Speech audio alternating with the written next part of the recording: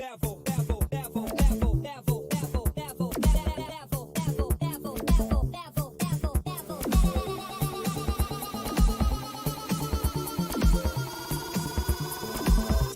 the next level.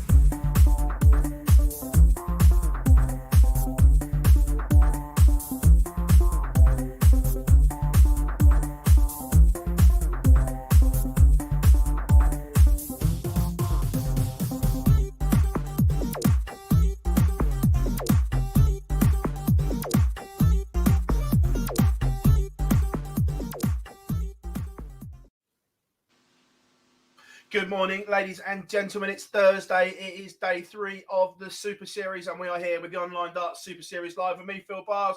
And today, making his debut, we have Henry Deacon. Henry, how are you doing? Very well, welcome, Phil. Pleasure to be here. How are you? I'm very well, mate. Very well indeed.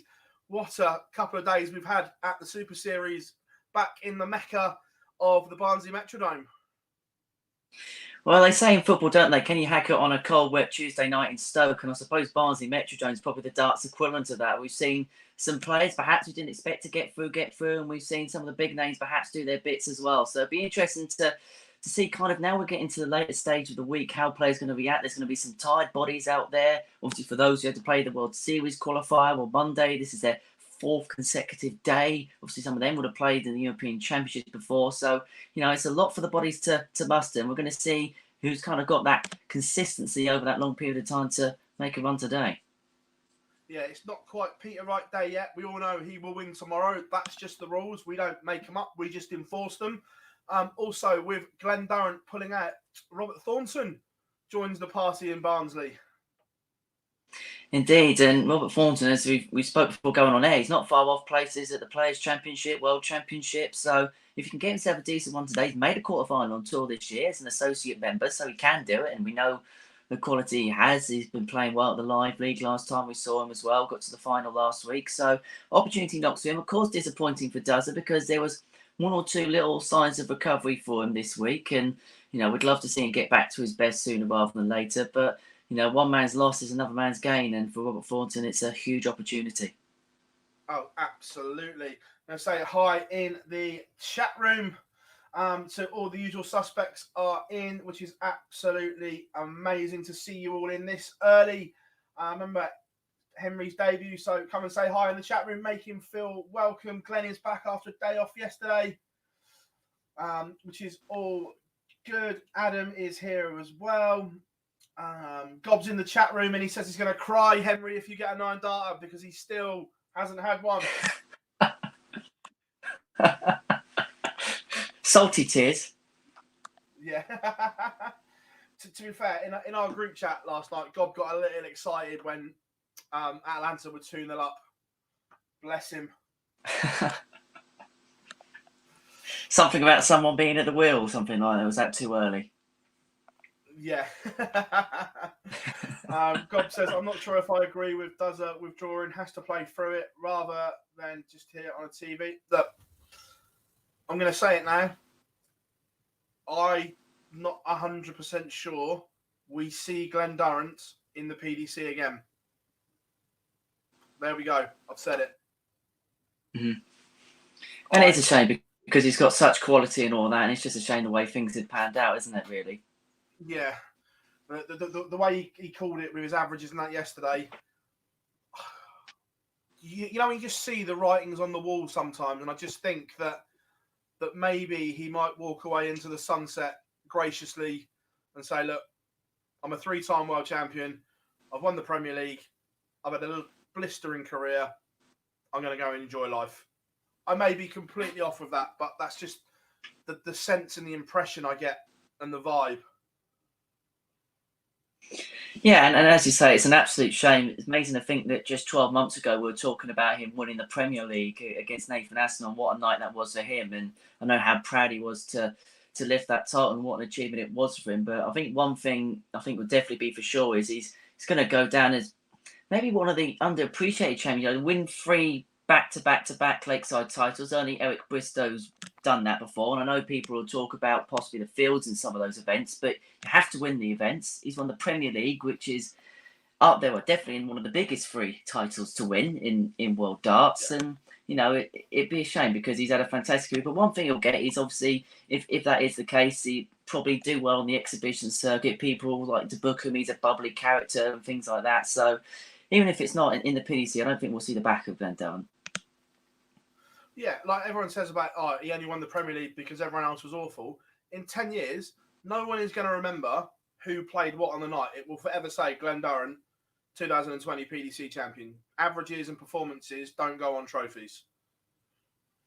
Exactly, and at the end of the day, there's many good players that haven't won that tournament, haven't won any tournament of any description. So he's put himself in the winner's circle, and sometimes you don't need quality in terms of averages to win things. You just need a few minerals at the important moments, as Rob Cross mentioned it on Sunday. You just need the big moments at the big times, and that's one thing he was always good at his pomp. He knew how to take out the big finish when it mattered. Yeah, absolutely, mate. We were just chatting off air as well, and we were saying the state of board 10 today. Good luck on that one. Christoph Ratajski against Willie Borland, Jamie Hughes against Christoph Kachuk, Nathan Aspinall, Adam Gaulas, and Gary Henderson, Jelle Klassen. Hold on to your hats. Someone's going to have to play well to get through that. I think that's probably the most obvious observation we're going to make all day, but that is brutal for a first round draw. Yeah, absolutely. It's going to be good. In the chat room, we're going to answer in a second. Who do you think is going to be victorious today? And again, Henry, we always do it early doors, finalist from each half, and who goes on to win, do we think? Now this is going to be interesting because obviously yesterday, Callum Reed, we could see that he had a run in him, but obviously Steve Brown came from nowhere to go deep.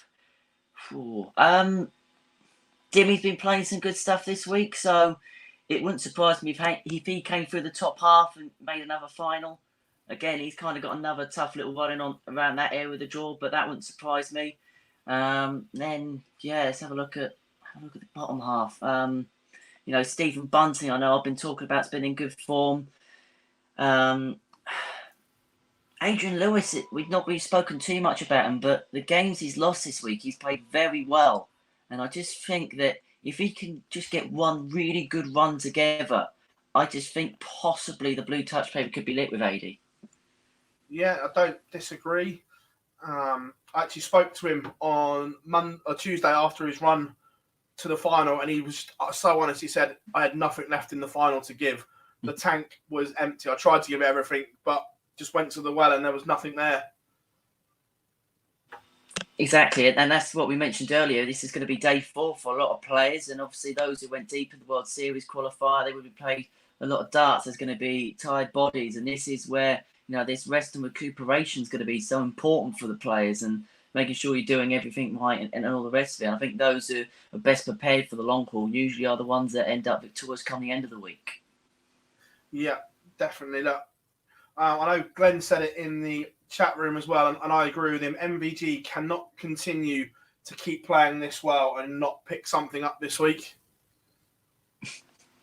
He just seems to run into that one person who has this inspired performance, or just something just doesn't quite work out. You just sense that at some point those odds have got to be wiped out the window, haven't they? Completely. Look, he must have looked. Dirk played sensationally to beat him. But then if you're MVG and you look at the results and you see Dirk's performances in the rounds afterwards, you must be thinking, oh, my days. And this was like it with Phil, wasn't it, back in the day? People would play their A game against him, get the win against him, but how many times in the next game would they probably have used all their energy in winning that one match and they end up coming up cropper in the next one? And that's the case now with the so-called big three, Gezi, Peter and Michael. Players will give absolutely everything to get the win over them, and it's a great one for their CV, especially if you're down the bottom end of the ranking list, and then you just have nothing left because you've got to play so well and expunge so much energy to beat these players. Yeah. It's another tough one for Matthew Edgar in round 1. When you're fighting for your tour card, you don't want Ross Smith in round 1, that's for sure. No, Ross Smith, the ever consistent player, isn't he? He's one of those players that you look at a draw and you think, no, Please no. You just know what you're going to get from you. You get a good performance, decent average, just all-round consistency, which is always going to be tough to beat. Yeah, completely. But I'm going MVG from the bottom half, and from the top half, I'm going to go.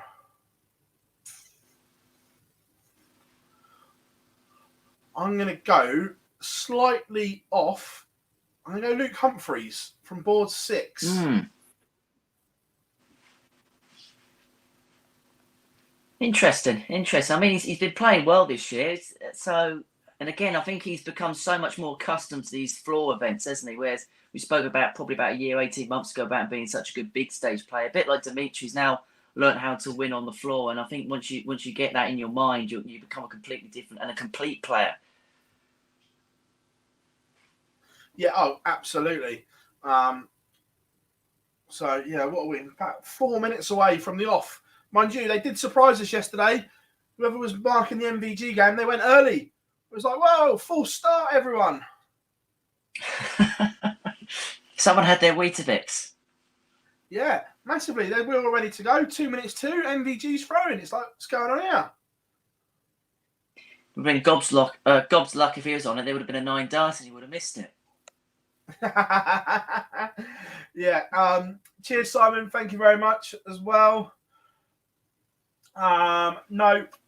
Johnny and Gezi. Well, I knew Gezi was out all week, but it doesn't look as if Johnny is playing this week. And hey, look, when you've played as much darts as some of them have, preparing for a busy time, a week off's not the worst thing in the world. Exactly, and this is the business end of the year, and I think in the modern game, I think especially if you're at the top end and you're playing Premier Leagues, World Series and all these other invitational events, I think you have to pick and choose so carefully and so wisely what events you're playing, because what you don't want to do is burn yourself out at this end of the year, because once you get to the end, what you don't want is you use all your energy playing in floor events, European tours and the other TV events leading up to the World Championship, and then players running out of steam at the World Championships. I mean, how many times have we seen players that kind of do well at the back end of the year, especially in the ITV events, and then when it comes to the World Championship, it just looks like there's nothing left in the tank. So I think the idea of picking the right events to play in, knowing you've got enough money on your ranking that you don't need to worry about defending things, if you can pick and choose on the basis of that, I think it's the wise option. Yeah. Oh, yeah, absolutely. We need to say Johnny is a little under the weather. Yeah, I didn't know if that was kind of common knowledge that he wasn't well or not, but I guess it's come out somewhere. So, yeah. There's no such things as secrets, Phil. You know that. Yeah, the thing is, obviously, I'm in a quite fortunate position where I get to speak to a lot of the players privately, and unless it comes out from them, some of it never sees the light of day, but I'm guessing it's come out somewhere. Little moles somewhere, little moles somewhere. Oh, they're everywhere. Ollie is in, says he's got to go to work. Hope you have a good afternoon. Not a problem. Spud King is in, as always. The Aussie contingent is there, like always, which is good. Ryan Searle, Mikhail Unterbuchner in the opening round, and Mikhail's going to have to play better than he did yesterday for the first leg against MVG. I think he only averaged 46. Welcome to the Dog and Duck B team. I'd fancy my chances of 46 average, you know. Yeah, but then I think this is kind of where Mikhail hasn't kind of played as much darts as we expect him to have since he's been in the PDC. I mean, we've seen how good a player he was back in the BDO. You don't make consecutive World Championship semi-finals, You don't make World Trophy finals, and you don't do what he did at the Grand Slam as well. Obviously, when he was a BDO representative and he got through to the knockout stages. So we know he's got the quality, but at this level, it's a completely different thing. If you don't play week in, week out, it's going to be at your detriment. And because of that, and the standard of disrespect is so much better, what would be a game that would get you through and perhaps an open event, it's not going to get you through the first round in these sorts of fields. I know, absolutely. It's just that the standard is through the roof. Oh, they've gone early again. Peter Wright was underway before 12. Someone have a word. I had it at 12:00:01 on here, so I reckon they were just immaculate. There'll be words. VAR? Yeah, it's going to Stockley Park. To be fair, if it goes to Stockley Park, they'll get it wrong as well. Very good point. But we And don't are ask Peter Watt for underway, his everyone, in the Super Series Day 3 Players Championship 26. Hold on to your hats. But the janitor is underway, but it's not cleaning up day.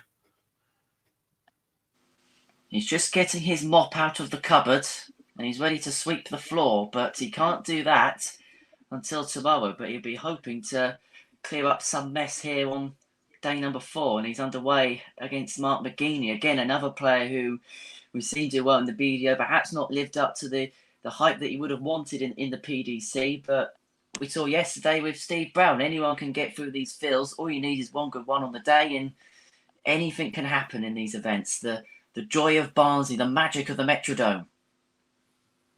Do you reckon Peter Wright chooses his mop like he does his darts? Today we'll go for the long handle one. Today the short handle one. Isn't he like Trigger? Hasn't he had the same mop with like 12 different brooms and all the rest of it?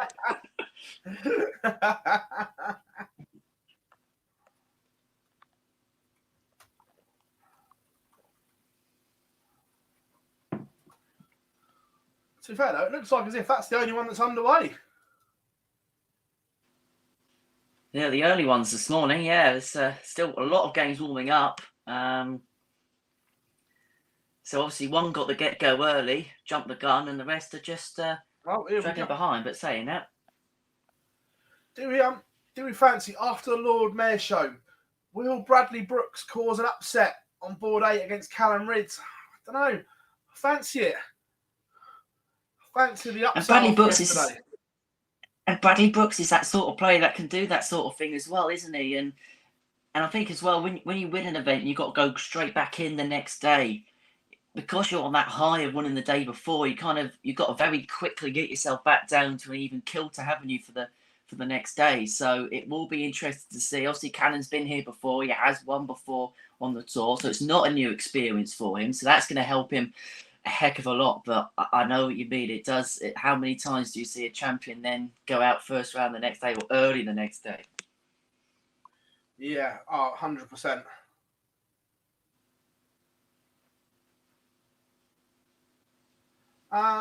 Luke, no, Matthew Edgar was in the draw and he had Ross Smith. So unless he's pulled out, which it's not showing on Darts Connect, so I fully expect to see Matthew Edgar playing. And look, when you're in his position, when every pound could count, you can't miss these events. No. If his local Super League team had ranking points, he'd be playing in it. Yeah, it's different at the top. 10 grand for a win, if you're in the top 10, doesn't make a huge bit of difference. Unless you're Dimitri van den Berg today, then it could. But in the main, it doesn't make a lot of difference. But when you're scrapping for your tour card, it makes all the difference. Yeah, it could make a big difference to Dimitri van den Berg alongside Gobbs, mate. Yeah, well, PDC have released the stream boards as well, and it is Callum Ridds board 8 that is on the stream, along with board 12, Dirk van Dijvenbode and Keane Barry kicking us off. Oh, that's a proper game of darts, that, isn't it? Blink and you will miss it. I'm not sure either of them were too happy when they saw that as their first round game this morning. I've got to be honest. Yeah.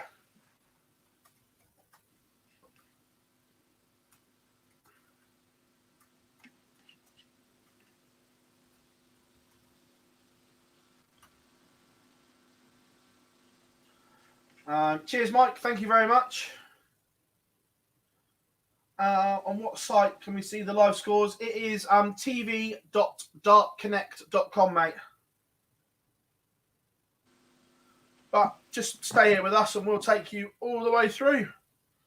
So you don't have to try and watch all the boards at once. We'll do all the hard work for you.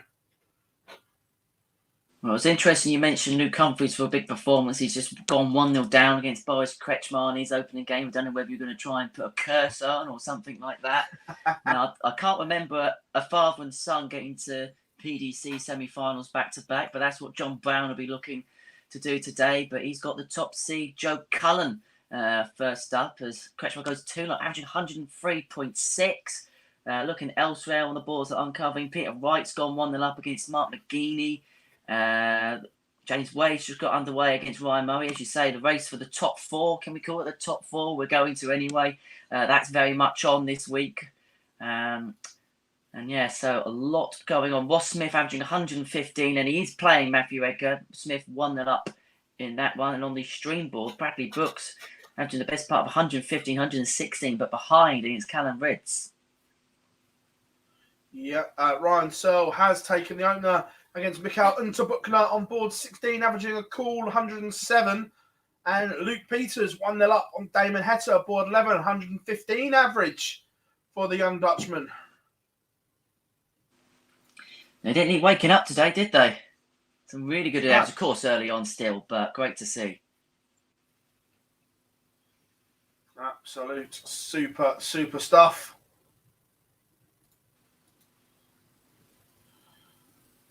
What else have we got floating around? Barry Van Peer has levelled up against MVG, 1 apiece. Bully Boy Michael Smith averaging bang on a ton to lead Gavin Carling 2-0. Carling played really well to beat Simon Whitlock yesterday. Indeed, and that's a good victory for Gavin Carling. I think when you're a player on the tour in the position that he's in, if you can just get these wins against these big name players, it builds you up with confidence. And when you're playing at this highest level, you've got to take every little crumb of comfort you can get, every bit of confidence you can get, and hopefully that will give, for his perspective anyway, give him the springboard. But he's got a tough task in Michael Smith, who's starting the day well. Yeah, and Bully Boy was knocked out of one of the Grand Slam spots. He's still at the moment going to get one on the order of merit, but with Callum Ridge winning yesterday, Callum Ridge takes the Pro Tour winners spot away from Bully Boy at the moment. Indeed, and that's what happens when you win events. You get yourself in very good positions. But again, Michael Smith, this is a sort of day where he could, perhaps we're not talking about him so much. He could just sneak under the radar a little bit, and potentially maybe he could go on and win it. You wouldn't put it past him, would you? He's the sort of player that will come up and win some. Just having a look on board 3, Dimitri Vandenberg and Rowby John Rodriguez getting underway. First of all, it's amazing to think that RJR one of 175,000 is not a tour card holder, and I think Dimitri would have looked at that and thought for a first round again. I wouldn't have minded putting my chances of going back in the hat again. Yeah, completely.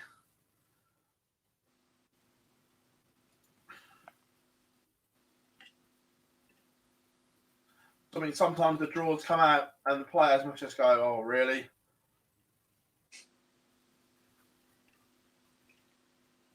But that's the beauty of it, and I think nowadays that's probably more than ever. You talk about 5-10 years ago, you'd have a select list of players and potential outsiders, but now you look at draws. I mean, even in the first round, and you're gasping, thinking that's a tough draw, and that's compliment to the players for the improving standard, and obviously now with more events, they're only going to get better. So it's great to see, and there's just something especially in Britain, we love a bit of an underdog story. We like it when the big guns get upset, don't we? So the more Massively. These little upsets, the more players get better. It's great for the sport. Yeah, completely. Love the underdog in the UK.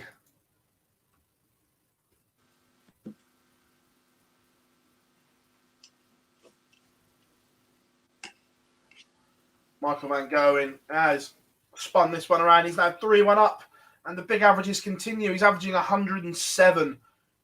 Like we said earlier, Henry, these averages, these performances can't keep going without him winning something.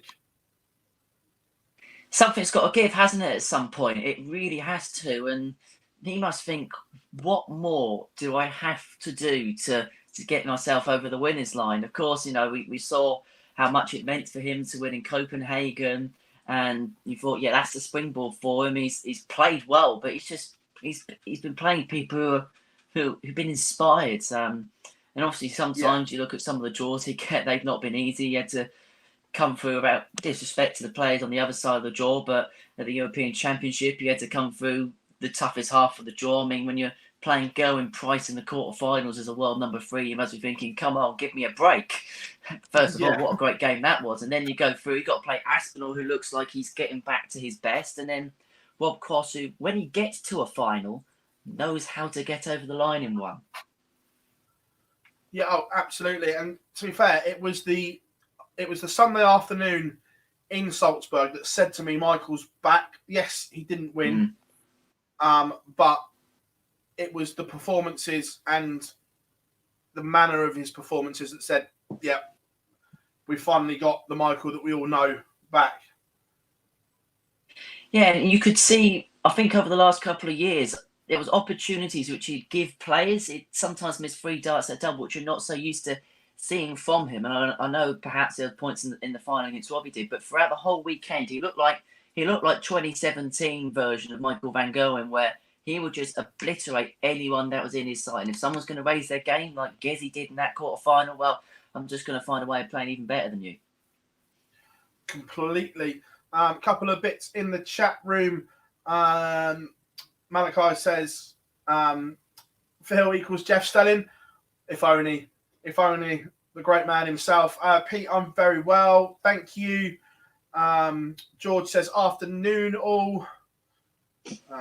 What else have we got? We need to thanks very much for that.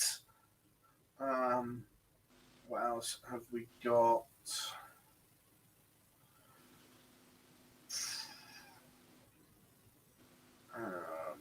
Ross Smith, 6 perfect. He went close. Averaging 101. Are we going to get one today? I mean, you look at the standards so far, there's got to be something in the air. I'll tell you what, Barry Van Peer's just won back-to-back legs. It's now 3 apiece. MVG averaging 105. Barry Van Peer averaging a ton. Very good sound, and I've got a soft spot for Barry Van Peer. I think everybody in the world of darts has a soft spot for Barry Van Peer, and it's good to see him playing as well as he is. Just having a look elsewhere, Brendan Doan against Andrew Goulding. I suppose that's the matchup of the finger celebrations, isn't it? The helicopter up against the finger point. It's Brendan Doan who leads 3-0 in that one. As you say, Ross Smith getting close to a 9-darter. He's 3-2 up on Matthew Edgar. We mentioned a moment ago how big a few weeks it is for Matt Edgar. He's really on the edge of keeping or losing his tour card, so he needs a big one here. Board 8, Callum Riz, that's on the stream. He's 4-1 up on, Bradley Brooks, averaging the best part of 97. Is the champion from yesterday. James Wade's averaging 107.2 against Ryan Murray, leading 4-1 there. Very good start to the day by the machine. Peter Wright looks like he's just getting the job done and trying to conserve energy in the tank. And I say that as he's averaging a ton against Mark McGeaney. He leads 4-0 there. And on board 3, we said that this could be a close one. Dimitri Vandenberg against Rabi John Rodriguez. Vandenberg's averaging 98, Rodriguez 82, but we were at Desmond in 2-2 in that one. And on board 1, Joe Collins just bringing the average up leg on leg against John Brown. It started in the 70s and rose to the mid-80s. We're now towards 90, but he's getting the job done as things stand. 5-0 up on John Brown. So the day very much taking shape. Going back to the man you fancied to do really well today, Luke Humphreys. He's 4-2 down on Boris Kretschmer, who's averaging the best part of 96. Yeah, cursed him. Absolutely cursed him. Done a Boise. Well, I went for Dimmy as well, so I think we both had a bad luck on predictions today. Yeah. Afternoon, Kieran. Hope you are good as MVG retakes the lead against Barry Van Peer. Someone asked if we had any noble legs yet. No, not yet. But Ross Smith and Matthew Edgar could be edging that way. Michael Smith is 1 away. He's 5-1 up on Gavin Carling. And we have a first result. The Polish Eagle soars as he beats Willie Borland 6-1, 104 average from Ratajski. Tidy. Start as you mean to go on, Christoph. And we said in that tough part of the draw, you're going to have to play well. Well, Ratajski set his stall out for the day, has the 104 average. The first win of the day, the first man through. He can sit down, have a sigh of relief, and now get himself ready for the next round in that big game on board 2. We'll go to that actually in just a second because Callum Ridds is our second win of the day, the first on the streaming boards against Bradley Brooks. The curse of the champion is not the case for him. And on the big battle on board 2, it's a big one for Matthew Edgar. He's 4-3 up on Ross Smith. On board 1, we've got our first bagel of the day is Joe Cullen slices apart John Brown 6-0, averaging 90. And just having a look elsewhere on the boards 1 to 8. James Wade 5-1 up, averaging 108 against Ryan Moe. He's averaging 94 himself, so it's not too shabby. And Peter Wright is still in front of his Mark McGee 4-1. Yes, and Dirk van Dijvenbode, Keane Barry locked at 3 apiece on the stream board. Good game, this one. MVG's edging towards the victory line. Probably about to go 5-3 up, but wouldn't count his chickens just yet. We won't talk about board 6 just yet. Mickey Mansell, 3-2 in front against yesterday's finalist, Gabriel Clemens. What else have we got? And Damon Hetta 4-2 up on Luke Peters, and Ryan Searle is 1 away against Mikael Unterbuchner. But you've got a result on 6, Henry, and it's not one that I like. No, Boris Kretschmar threw 6 legs to 2 against Luke Humphries. We just felt that potentially Luke Humphries could do something today, but Kretschmar, the steady 95 average, gets himself over the line 6-2, and Luke Humphries, the man that you were tipping for the title today, has been eliminated from the competition. Yes, he has. I've done a Boise.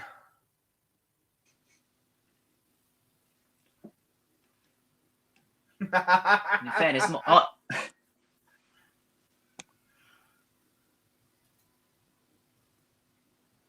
fairness, neither of our tips are doing too well today, are we? Because Ravi John Wadri has now gone 4-2 up on Dimitri. Dimitri's averaging just under 105, but yet Rodriguez is just finding a way of getting those legs in.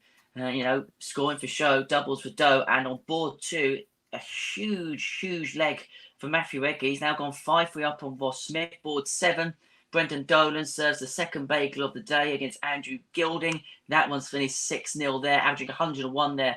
The Northern Irishman, James Wade, he's through by 6 legs to 2 against Ryan Murray, averaging 106 himself. So some steady stuff that from the machine. And again, he's another one of those players that you can never rule out, can sometimes come from left field and win tournaments. Absolutely. MVG threw away the last leg, but he's in front on throw here. And this is a weird game. This is a game that MVG is dominating, but can't shake off Barry Van Peer.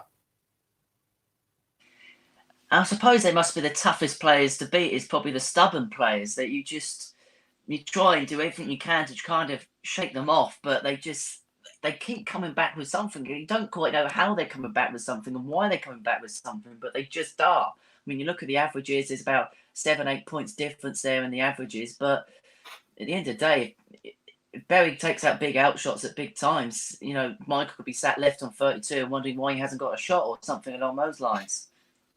Absolutely. Stuart Callum Ridds has won his first game, mate. Beat Bradley Brooks. And MVG does. He's 1 away. Barry Van Peer needs to be perfect. Matthew Edgar, who of course is looking to keep a hold of his tour card, so it's a big few days for him. He's 5-4 up, but Ross Smith's just taken out double 8, so it's now 5-4 in that one. Edgar has the throw in the 10th leg to see the game out, and he's hit a 131 to start, so he's got a very good chance there. He needs to win this game, you feel, and get on a run either today or tomorrow at some point very, very soon to keep hold of his tour card. But Smith comes back with a ton 40, so it'll be interesting to see how Edgar responds. Yeah, we all know that Edgar's one that looks at rankings, looks at social media a lot. Mm-hmm. When he's in that situation, Henry, that he's probably going to have to get to the world somehow to keep his tour card, and maybe even have to win that first round game. Is that a help or a hindrance, knowing all the time what you need to do? And when you fail, you start thinking about it. I think to a certain extent you have to know what the scenarios are. It's I think how deep you look into it. I think you've got to know what you need to get, or roughly a ballpark of what you need to get. But plotting it step by step, I'm not sure whether that sometimes is the best. But again, I think that depends on the sort of player you are, type of personality or age. You say he needs a big one in one of these events, gets the World Championship, big bowler still, and of course he has got that second option potentially if he can get through the Grand Slam qualifier. Now that would be huge for him because obviously that's a guaranteed couple of grand. You know, if he finishes bottom or third, and of course if you win a game at the Grand Slam potentially, if he can nick a 5-4 or something like that somewhere and maybe get himself through, then that's crucial money on the ranking. So there are options, but he's got to make sure he plays himself into that sort of form to get those options completed. But he's got, he's left himself on 25 for the match, but Smith fine now wants 45 for the Noble, leads himself on double eight, scored 29 to Edgar 25 for a huge win, huge moment, huge day for him as he keeps his hopes of being a PDC professional alive. I'm just waiting to see whether he's hit it. No, he's gone inside, left himself double four, so Smith is back forward to side, and Ross Smith will have the throw in the 11th and deciding leg. Should he pin this double eight? And does pin the double eight. Things are happening here. Michael van Gerwen missed 2 match darts, and Barry Van Peer takes out 108 to send us to a Noble.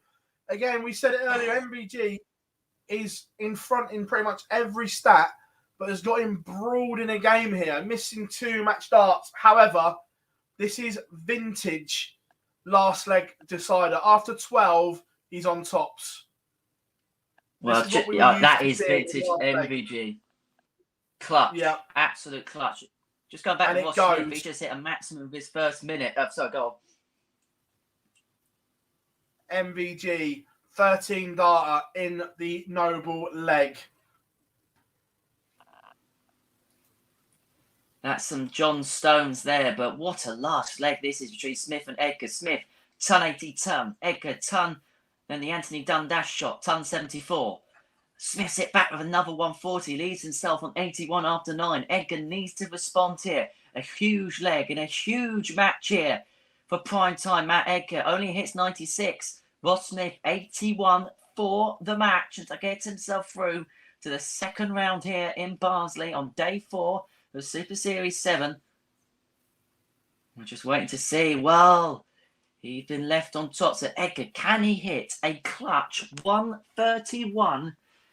What would be a huge win as he looks to keep hold of his PDC tour card, but only hits 55, leaves himself 76. So Smith tops for the match. And wait to see whether he's hit it. 40 after 12, but no score. All inside, so Edgar's got another chance here on 76 to break the throw to win the match, and a crucial win it would be as well.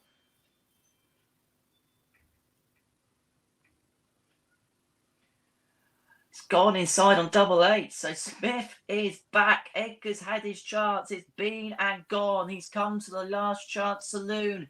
And has he come up dry?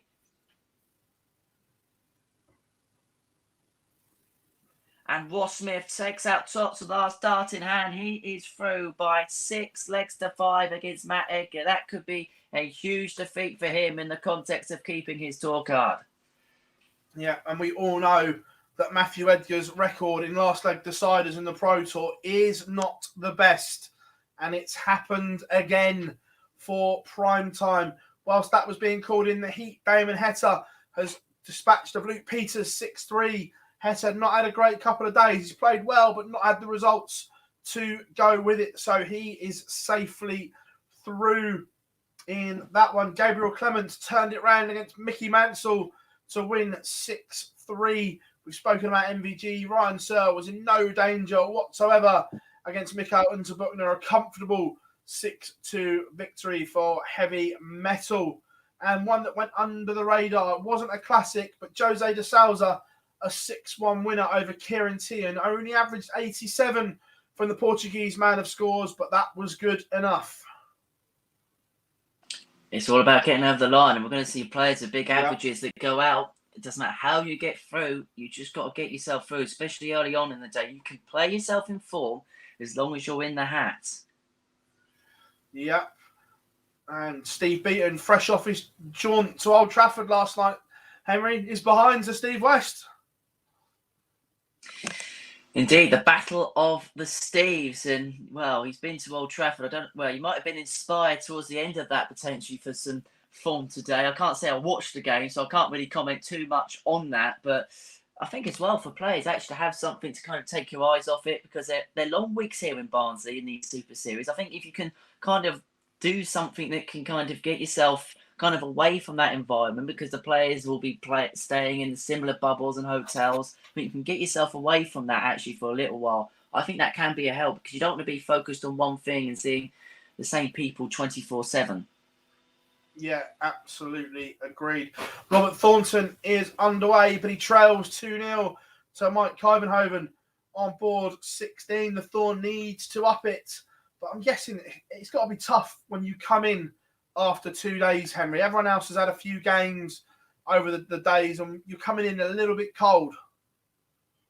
And as well, preparation-wise as well, when you do get called up, especially when it's later on in these sorts of events, it is usually tend to be last minute. So you're having to make all the arrangements that you've got to make. It's not just the darts thing, it's getting your way up there, travelling up there. I know Robert doesn't have this problem, but for some players, there would be work commitments that they'd have to juggle alongside, finding hotels, because booking hotels at the last minute isn't easy, and everything like that. So it is a difficult set of circumstances, but Robert Thornton's been there, done it. He's been on the block for many, many years. So if anyone can possibly do it, it's Robert, but he has to up his game, as you mentioned. As Steve West takes a 3-1 lead against Steve Beaton. Colin asked, any word on the Danny Baggish game? He has just got underway against Louis Williams, mate.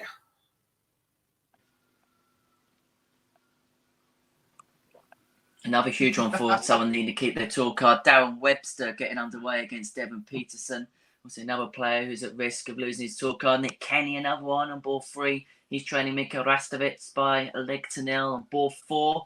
Carl Wilkinson, who we've seen a lot of recently, averaging just under 105 against Keegan Brown. 1-1 in that one. Board 7, a nice little European battle, this mainland European battle. Howard Leitiger up against Karl Sedlacek, and it's the Austrian that leads by 2 legs to nil, averaging just under 86.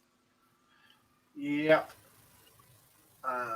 What else have we got floating around? Yoza, Jamie Hughes, averaging a ton again. He's 3-0 up against Christoph Kachuk. Well, they're both averaging a ton. But it is Yoza, the man from the Black Country, that is in control. Jake Jones, a man that only won his tour card this year, yet to really hit the heights needed, only averaging 72 as he trails Josh Payne. Again, a man that is probably going to be at Q School, barring some Rachel Riley type equation.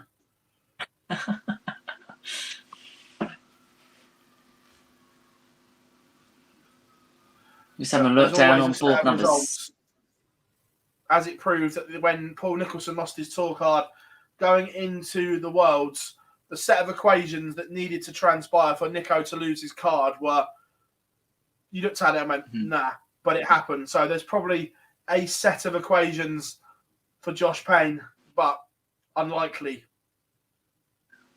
Paul Nicholson had to commentate on that moment as well. I dread to think what that moment must be like. But ultimate professional, because you wouldn't have realised that his card was on the line whilst he was calling it in. And that's why I'd love Nico to get a break with one of the big TV companies, because I just think he's superb at what he does.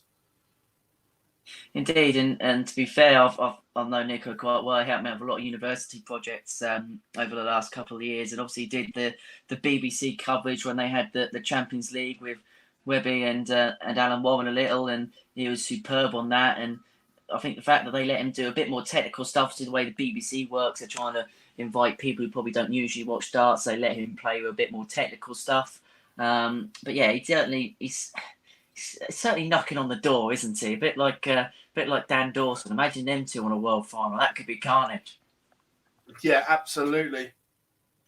Just want to get your thoughts on the WDF world. I know Little Richard has spoke about it recently, about the crossover with the PDC, and I still can't get my head around the crossover. Why would you do it for your first World Championship, not just in terms of people, all eyes are on Ali Pali, but in terms of broadcasting and media, that the broadcast team they want probably aren't going to be available for that Saturday as well. When it's your first one, your showcase one, I just don't get it. Yeah, it is a difficult set of circumstances, and I was lucky enough to be down in Selsey a few weeks ago for the England Open, which I must say was a great event to see all the players back. I think a lot of the time, I think when you're involved with broadcast negotiations, at least what they've been saying anyway, I think you sometimes can go at hand behind your back. I know January, February time for Eurosport's probably their busiest couple of months. So they've got the Winter Olympic coverage, haven't they, coming up in February? Obviously, snooker season's at its highest point around that time. Also, they have the Masters, home series events, and things like that. So I can imagine a lot of it will be slotting into those times. As we know, broadcasters will only give you a certain slot, and if you don't want it, well, we're not going to televise your event. Of course, the venue's going to have a huge say in that. Although I can imagine the Lakeside possibly would have a bit more flexibility because it is such a showcase event for that as a venue. So it's a tricky set of cards, and I don't think it's an ideal situation for everyone, especially being the first World Championship. I say if they had their first say we were in this situation last year where we were back with crowds and things like that, and they had the World Championships last year and there was no clash, and then they go into this year's and there's a bit of a clash. I think we're definitely having a different conversation about things. Obviously, they've had their first one under the belt. They've had that headline attraction and things like that. But I can imagine, there being in areas frustrations about there being things. But in terms of contracts, obviously sponsors as well, I can imagine there's a lot of scenarios which you've just got to mix in the air a little bit. And I think sometimes when you're trying to put everything together and throw so many balls in the air, I think sometimes you're going to hand behind your back. And as well, maybe being the first World Championship, doing something that seems familiar and it has worked in the past, felt like the safest option. Yeah, for me, I just think that I'm not saying it would have been possible, but I think moving it to an Easter slot would have been better because you're not competing with anything else darts-wise at that time. Yeah, I think the only thing potentially maybe would be Premier League, but I don't know whether possibly there could be considerations that maybe like it'd be around maybe the week after Rotterdam where they have the double bill or something like that where possibly, I mean, obviously with Easter as well, it's a great time to have a darts tournament anyway because you've got Good Friday, Easter Saturday, Easter Sunday, and then you've got Easter Monday. Bank holiday Monday. I think if exactly. So I think if the Premier League wasn't in that part of the year, that would be fantastic for an event over the course of a weekend. Imagine Butler's Minehead for the UK Open on Easter weekend. I'm just going to throw that out there.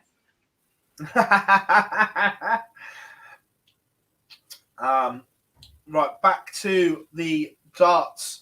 And Alan Suter is absolutely handing it to Kim Huybrechts 3-0, 4-0, and his average has plummeted to a measly 113, where it was at 119 for Suits. Not good enough. No, poor. Is the Salza playing today? Dan asks. Yeah, he's won his first round game comfortably, mate. Colin says, okay, Phil, hope Danny gets through. Yeah, look, he's a great player.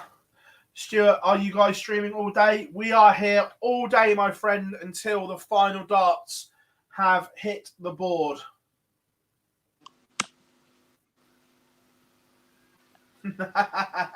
Sorry, Glenn, making work for you. Well, the results just come in on board number 8, and it's a big win for Steve West, another player who's not had the best of seasons and looking to keep hold of his red-kitted tour card. He beat Steve Beaton by 6 legs to 2. So not a good start today for Steve Beaton. Maybe he left at half-time at Old Trafford last night because there was no inspired comeback for the bronzed Adonis this afternoon. And the only wheel he'll be on is in the car back to the hotel and getting ready for tomorrow. Elsewhere, Neil Zonneveld, he's 4-3 up on Brett Claydon, averaging 92.7. Ball 4, Keegan Brown, he's turning the screw against Carl Wilkinson. He leads by 5 legs to 2. High quality game that. Brown averaging 101. Wilkinson 100 himself. Board 7. Carol Sedlacek getting the better of Howard Lightinger. I don't think it's going to be remembered as the game of the day. The averages in the late 70s, early 80s. But Sedlacek as well, just getting himself through. That's all that matters. Thornton 4-2 down. Aaron Beanie, someone that we haven't mentioned too much of over recent times. He's leading Andy Hamilton 3-1. Another player who's in danger of potentially losing his status as a professional. So plenty going on that race with tour card as Michael Rastovitz pulls one back against Nick Kelly. That one is 3-2. Yeah.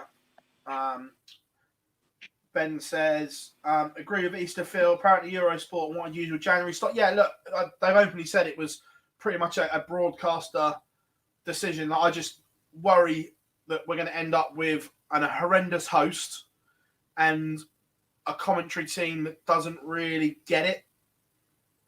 Where if you waited, you could have Nico back in there and people like that. And I remember one of the criticisms of the BBC was the host when she went, "How'd you get a 9 data? 180, 180, 180," and it's been laughed at ever since. And I just wouldn't want that to be tarnished with the very first WDF one as well. Something schoolboy like that.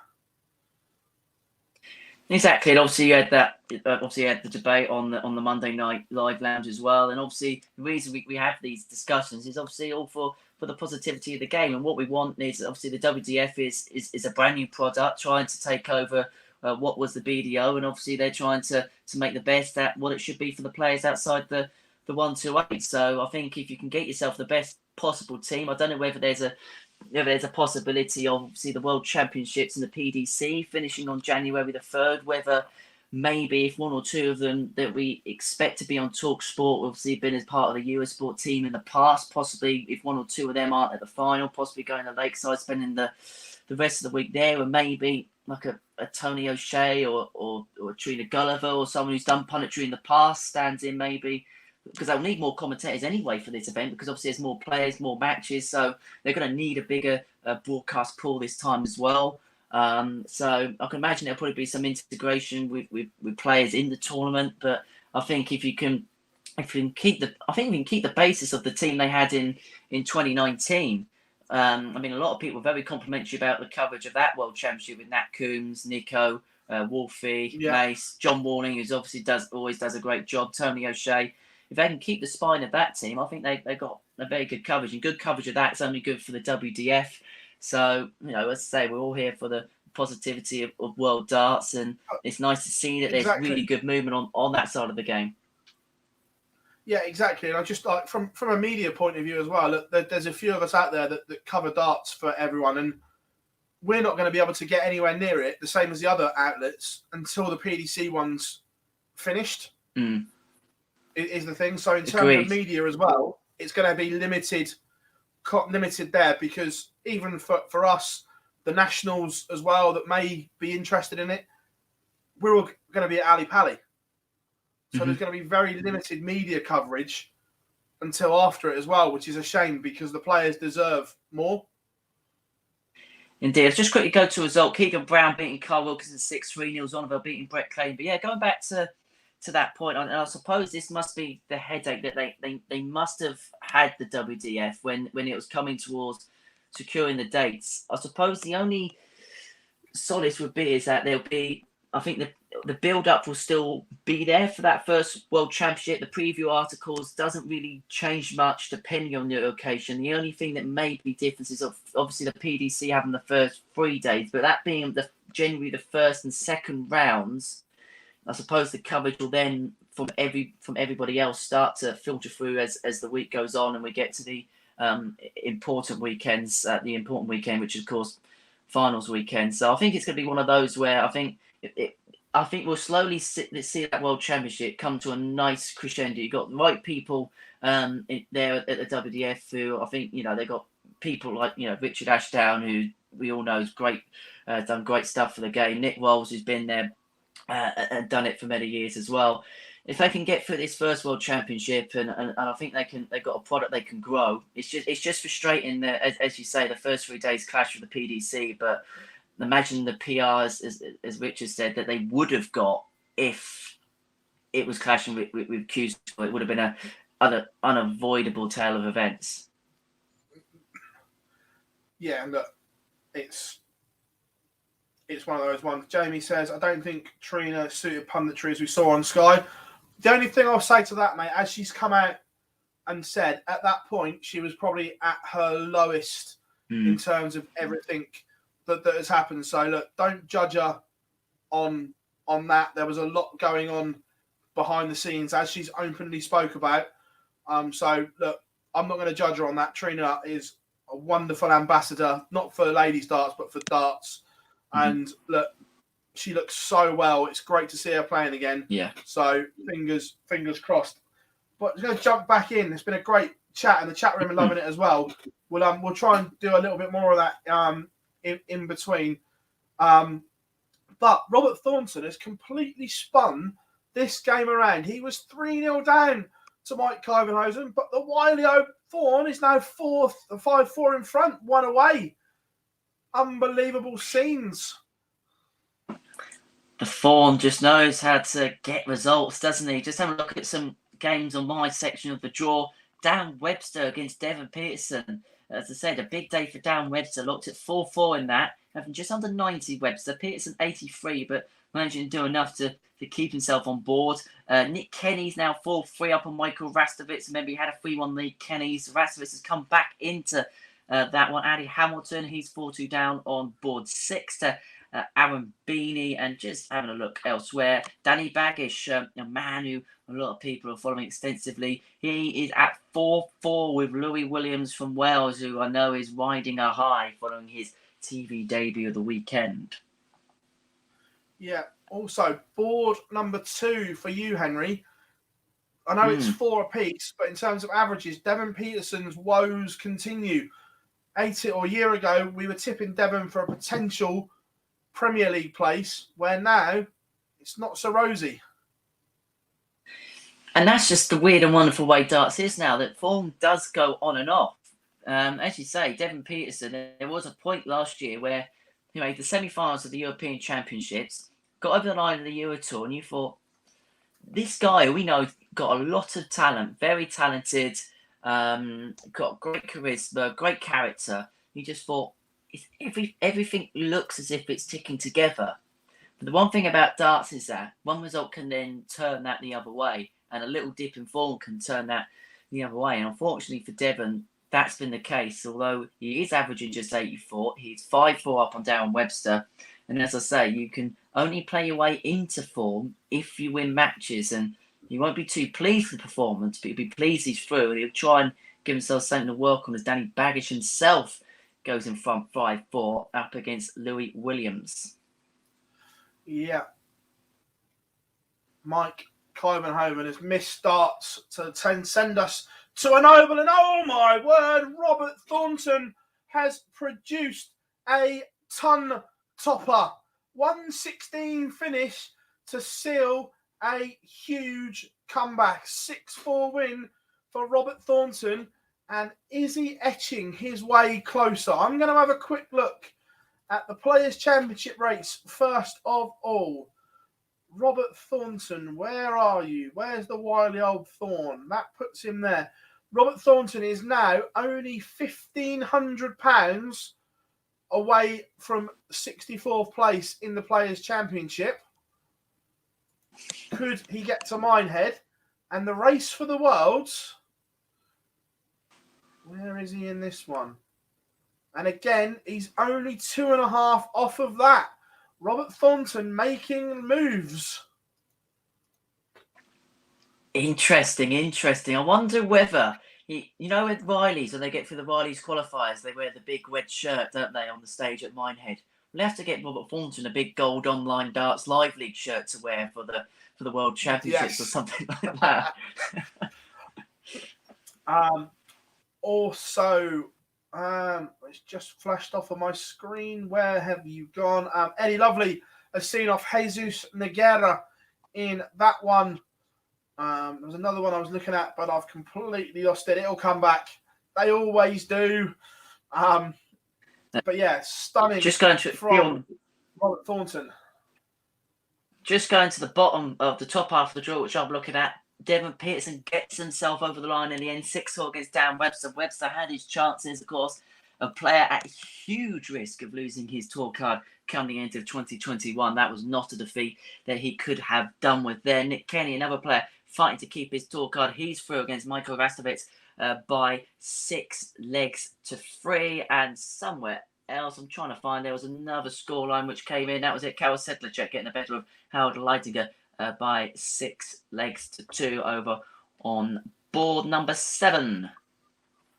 And Danny Baggish just got over the line for you as well, Henry. Much needed win.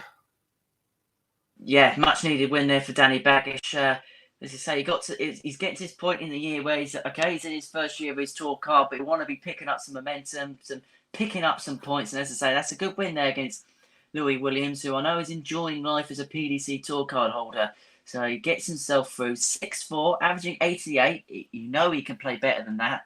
But as I say, just got to play yourself into these games when you get the victory. The W is all that matters at this moment in time. Yeah, and I found the one I was looking at. It was a victory for the barber, Ryan Meikle. He had a fabulous day yesterday, got himself back on the right side of the lines in terms of all the order of merit. He's back in the World Championships as it stands. I know a lot can happen between now and then. And more importantly for him, he's back on the right side of the 64 line to keep his tour card. So big couple of days for Ryan Meikle. Also, we're going to jump into the chat room. Saldor is in. Where was the other one that I saw? Joe says, afternoon, guys. Good afternoon, mate. Jamie says, Phil, who do you think are the other names interested in sponsoring the World Championships apart from William Hill? Right. Obviously, working in the gambling industry, I'm quite lucky that we get info that perhaps the PDC doesn't want us to know. So 2.5 years ago, William Hill was sold to the Caesars Group in America. And at that point, they were told no more, they weren't allowed to sign any more UK sponsorship deals. But recently, I don't know if it's gone through yet, but it's close to, that Caesars are selling off the William Hill European part of the business. So we don't know where that's going to end up, or if it has yet. There's rumours, but don't want to say who they are just in case they don't happen. But working in the industry, we hear bits like that.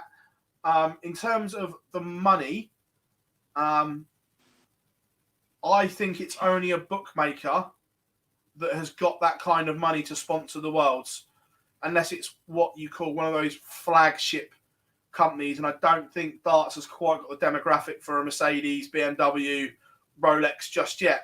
So I would expect the World Championships to be another bookies, Henry. Do you agree?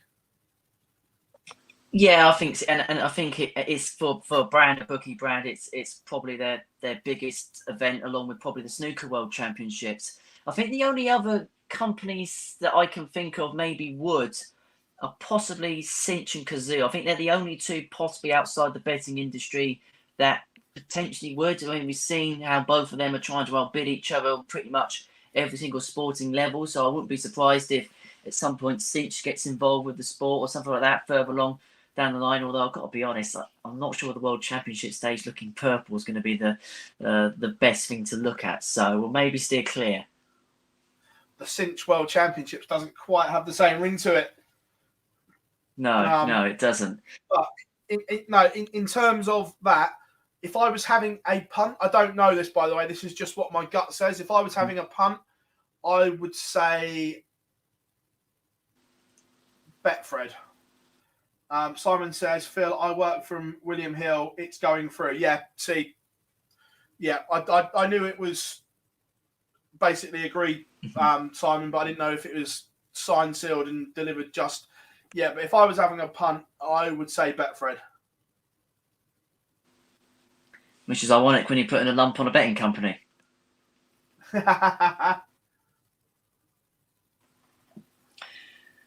Just having a look at some of the other games on the stream board. Scott Mitchell up against Vincent van der Voort. Scott Mitchell 3-1 up there against the Dutchman. Mitchell, obviously, first-year tour card holder, so doesn't have to worry as of yet about tour card status against Vincent van der Voort. Dave Chisnell, he's 2-1 up on Matt Jackson. That's over on board number 4. The second of our Rodriguez's we are going to see today, Rusty Jake, he's 3-1 up on Jermaine Watermina. Some interesting games warming up as well. Danny Nopper and Dirk Telneckers, they're warming up on board 2. Mervyn King on board 3. He's always a player that's got a chance in these sorts of events, hasn't he? Up against Adam Hunt, who, again, another dangerous player to go up against. So it's starting to warm up really nicely here on Thursday at the Barnsley Metrodome. Yes, they are indeed.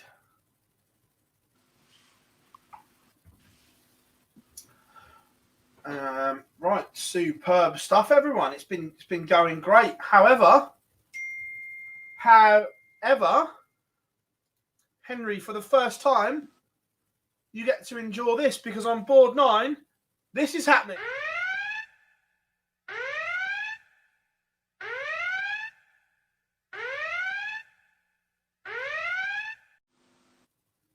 The Barney alarm is off. Raymond van Barneveld taking on John Michael on board number 9. The Barney alarm has sounded.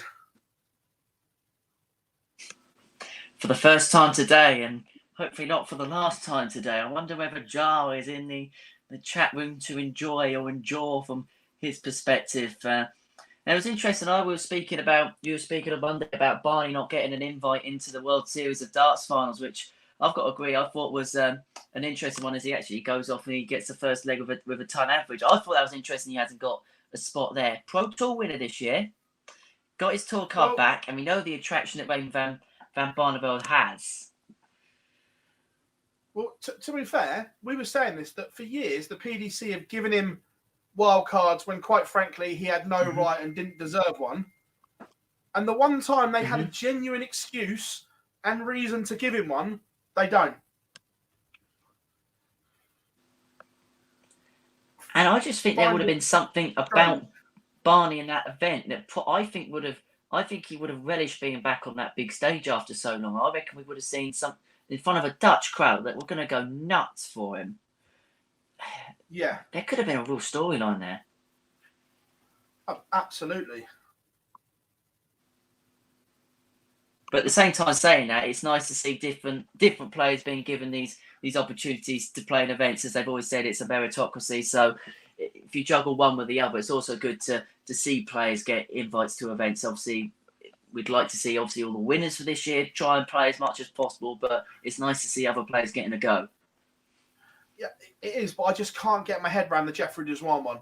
I just can't see the thought process, the sense, when, quite frankly, he's throwing a bag of spanners at the moment and has been for 18 months.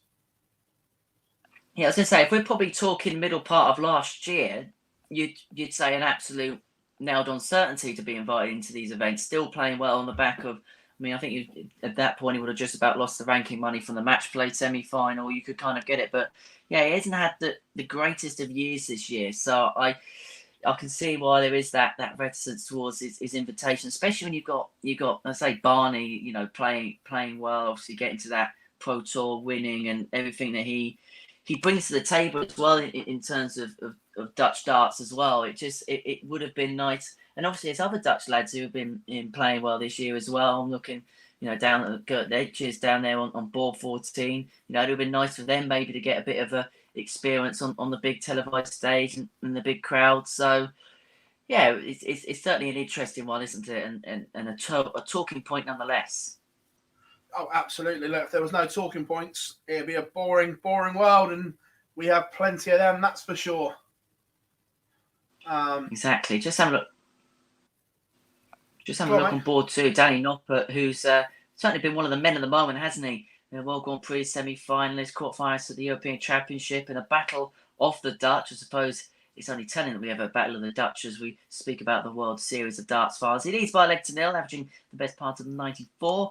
Gordon Mathers, the Aussie, he's 2-1 up on Martin Kliamaka over on board 5. And I think one of those games you look at the draw and you thought this could be a good tussle between Mervyn King and Adam Hunt. There's nothing separating these two so far, 1-1. But King, surprisingly, averaging just 77 in that one. Max Hopp, board 7. He's leading Ryan Joyce by 3 next to nil. It's a huge few weeks coming up for Max Hopp as well. And Dave Chisnell was 2-1 up on Matt Jackson. He's now 3-2 down. And you have got a result, Phil. Yes, I have. And it is Gert Nench's 6-4 win over the now Scotsman Andy Bolton. Bolton not had a great couple of days at the Super Series, and that continues, beaten by the young Dutchman. What else have I got floating around here? Daryl Gurney, Super Chin, only averaging 79 as he trails Jason Lowe 2-0. Worrying times if you are a Chin fan. Also, Nathan Aspinall 2-0 up on Adam Gowlas on that board of death on board number 10. Mensur Sulovic has taken the opener against Rapid Ricky Evans. And as I say that, he goes into a 2-0 lead. Good stuff from Rapid. Also, Adrian Lewis, 1-1 with Jonathan Worsley. Averages aren't great in this one. Both need to pick it up. Indeed, you go back. What is Mitchell's chances of Ali Pally? I think he's almost there. I think Mitchell's done enough. And again, Mitchell's one of those players that enjoys playing on the big stage as well. I think he'll like playing at Ali Pally. I think you'll possibly see the best of him on that stage. How far he goes, I'm not sure, but I think nonetheless you'll see good stuff. I'm interested in you talking about Daryl Gurney. Obviously, a big few weeks of him. He's kind of in a similar position to what Rob Cross was before winning the European Championships, where he had such a good 2019, where obviously he was world number 3 at that point, and he's got to defend so much, and so much is coming off. And at this time of the year, that's where the most comes off of your world ranking. He's going to have to pull out some big performances to stay in that top bracket of players. Absolutely. What else have we got? Barney 2-1 now. But also Martin Schindler, a man who's had a very good couple of days. He's now 4-1 up on Peter Hudson, The Rock. Some really good stuff in the chat room as well. Simon says, do you think the Grand Slam will go back to 8 WDF invites for 2022, taking them from the BDO? I don't think next year. Look, long term, I still think the PDC want the amateur invites, but I think it will take longer than just a year of needing to prove themselves before they give a commitment like that. Agreed. I think there's different avenues now, isn't there, as far as players outside the PDC can get invitations to the Grand Slam of Darts. Obviously, I know the WDF and PDC have been talking for a while, so there is a communication there. I think we'd like to see the world champions, the male and female world champions, represented in the Grand Slam, but you've got other slots now. Obviously, World Senior starts, obviously, in 2022 over at the Circus Tavern. Obviously, MAD having a World Championships next year. So there's many different competitions. There's many different avenues where there's opportunities for players outside the top 128 in the PDC system. So I don't think it'll be like it was before, where they go to the BDO and they have a meeting with them every year discussing the 8 representatives that both sides want in the competition. I think it'd be a case of picking maybe the world champion in the WDF for both the male and female, maybe the number 1 ranked player possibly, or the next couple of players that maybe the WDF invite. The MAD World Championship, which is going to happen in a couple of years, maybe a couple of players invited for MAD, and then maybe you'll see the World Seniors Champion or something like that maybe introduced. So it'll come from maybe a few different bodies instead of a straight 8 from the BDO like it was before. Yeah, I agree that they don't very rarely get it wrong. No. And like we were saying on the live lounge, when you've got different organisations with different world champions, it's like, look, how do you differentiate? It's one of them. In the amateur game, I don't think it'll ever happen, but I'd like MAD and the WDF to work together so there's only one amateur world champion. But look, I don't think that'll ever happen personally. But we can hope. Yeah, exactly. We can hope, and I think the difference is now compared to what things were like before. We got a load of they're all on the same page, but obviously with different organisations, they want to have their own world championships. But it would be nice if everyone could possibly bash their heads together and we have one unified world champion from the outside the 1-2-8 game. How you go about it, I don't quite know, but. One thing is for certain is I don't think I've seen the game outside the PDC be in such a strong shape as it is now. Yeah, no, it's good. Brilliant for the amateurs at the moment. Barney is one away, 105 average from Raymond at the moment. Far too strong for John Michael. What else? We've got Mensur Sudovic is 3-1 up on Rapid Ricky Evans. Nathan Aspinall's average plummeted, but he's still 3-1 up on Adam Gowlas. Stephen Bunting, Gary Blades getting underway as we speak. And Daryl Gurney has won back-to-back legs. He's now level with Jason Lowe. Also on your board 8, has Vincent been brilliant to turn it around, or has Scott Mitchell pressed the self-destruct button? I think it's a little mixture of both. I think Vincent's kind of been playing around that level all game long, whereas Mitchell, I think, as you say, probably has just dropped off the ante a little bit. Obviously, Vincent's more used to winning on these sorts of occasions. Mitchell's had good spells this year on the tour, but he's been a little bit probably on and off. Obviously, we're now in leg 10. Mitchell on throw, ton 45 for him at the start of the leg. Van der Voort scored 97 to start. But yeah, it's one of those where I think Vincent's just hit the right buttons at the right time. A couple of interesting games elsewhere on my boards. You've got Dave Chisnell, Matt Jackson. Well, Chisnell now 5-4 up on Jackson. That one's been swinging both ways, really, throughout. On board 7, Ryan Joyce has brought it back against Max Hopp. Hopp was 3-1 up. Now Ryan Joyce is 4-3 up. He was behind in that game. He's now 4-3 up. Max Hopp, who needs a good couple of months as well. He's now one of those players who is at risk. Now, Mervyn King had more than turned the screw against Adam Hunt. You may remember earlier on, we were talking about him averaging 77. He's brought the average up by 12 points to just under 90. He's 5-1 up, and you have got a big result on board 9. It is a huge result, and it is a ton-topping average for Raymond van Barneveld. 6-1, 103.35. The Eye of the Tiger is on a march, and how good will it be to have that soundtrack blasting around Alexandra Palace in December?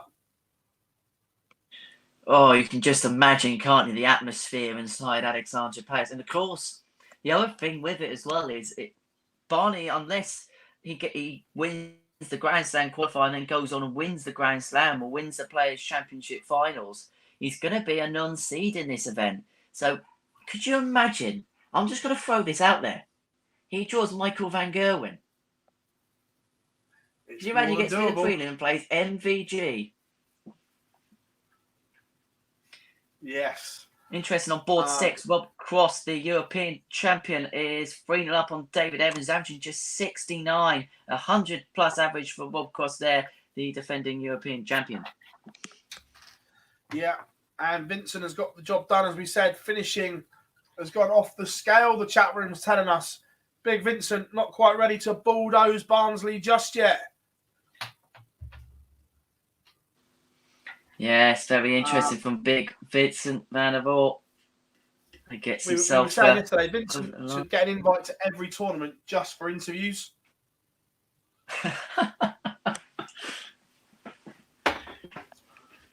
Yes. Should invite him to every event that's at the Winter Gardens. We just play it. You know how snooker was in Milton Keynes last year, where every event was there and Ronnie O'Sullivan hated it. We'll just move every event for 1 year, Milton Keynes, and Vincent van der Voort's the main attraction every night. Oh.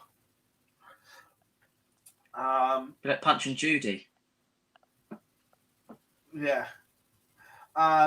Jamie says, talking of Scots, did Waite leave it move too late?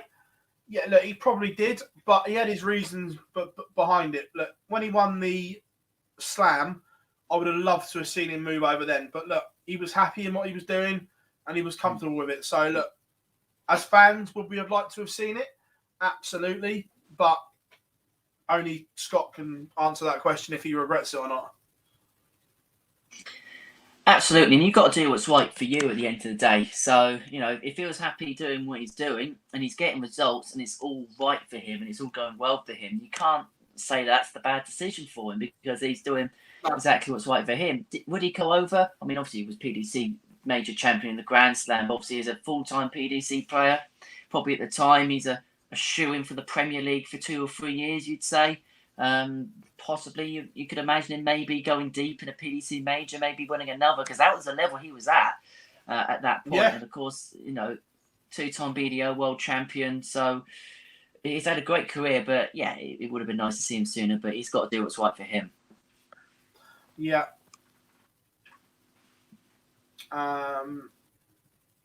Jake says, what chances have the players got left to get into the Pro Tour Order of Merit for the Worlds? So there is today, tomorrow, and one more block at the beginning of November. So time is running out for the Players' Championship Order of Merit.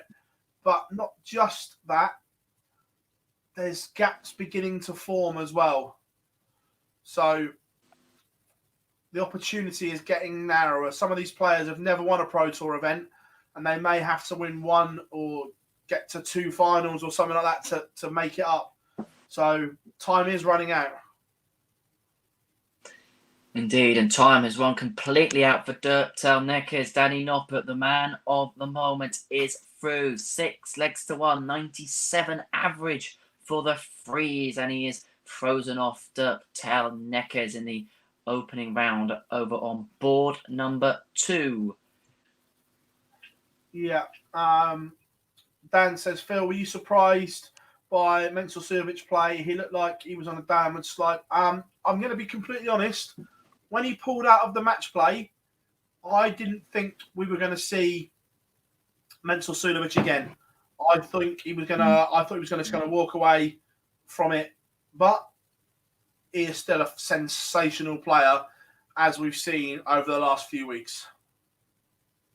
Exactly, and what's it they say about form being temporary and class being permanent? And that's something Mentor's definitely got. And as far as an all-round game, he's a fantastic player, and the entertainment value which he provides as well is off the scale. As we get a result on board 5, Martijn Kleermaker for against Gordon Mathers 6-4.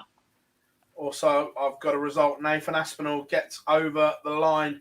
Wasn't his best, but has done enough on board number 10. 6-1 win over Adam Gaulas. 91 and a bit average. Only 86 from Gaulas.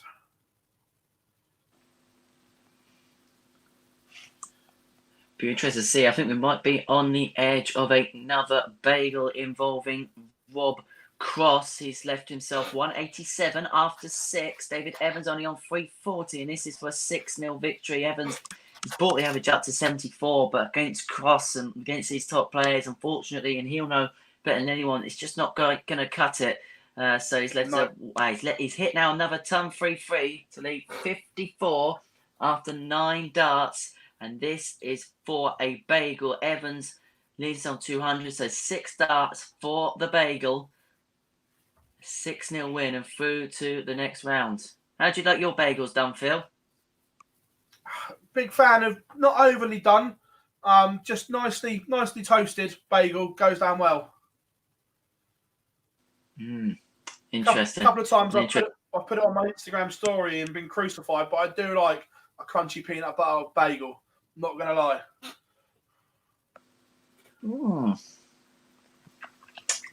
I can see the merits in that, but I can also see why people would go the other way. Can't go wrong with, as Cross hits it into the double 18 to seal the 6-0 bagel victory. I don't mind a bit of bacon in my slice it in the middle, a bit of bacon in. Can't go wrong with that, right. I don't think. No, I love big fan of that.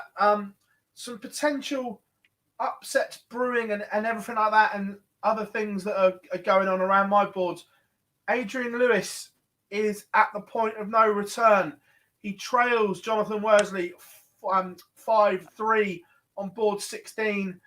Jackpot is only averaging 81 in this one. And Daryl Gurney has won 6 consecutive legs. He trailed Jason Lowe 2-0, but Super Chin's got his average up to around 91 and a bit from where it was. That is very, very good. Also, Rapid Ricky Evans fighting back against Mensur Sudovic. They are tied at 4 apiece.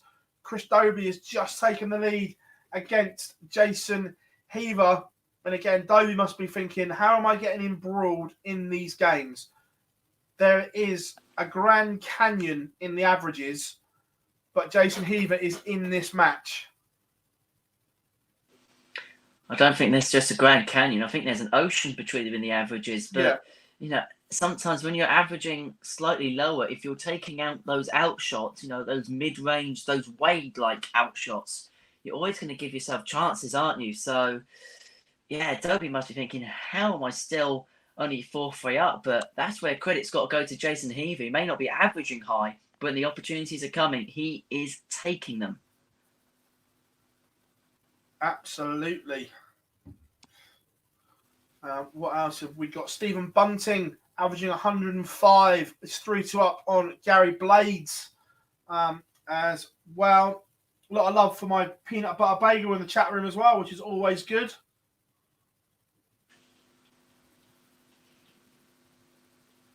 Not quite peanut butter jelly time, is it? I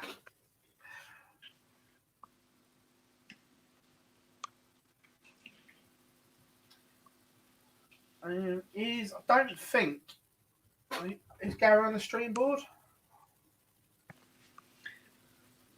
Let's have a look.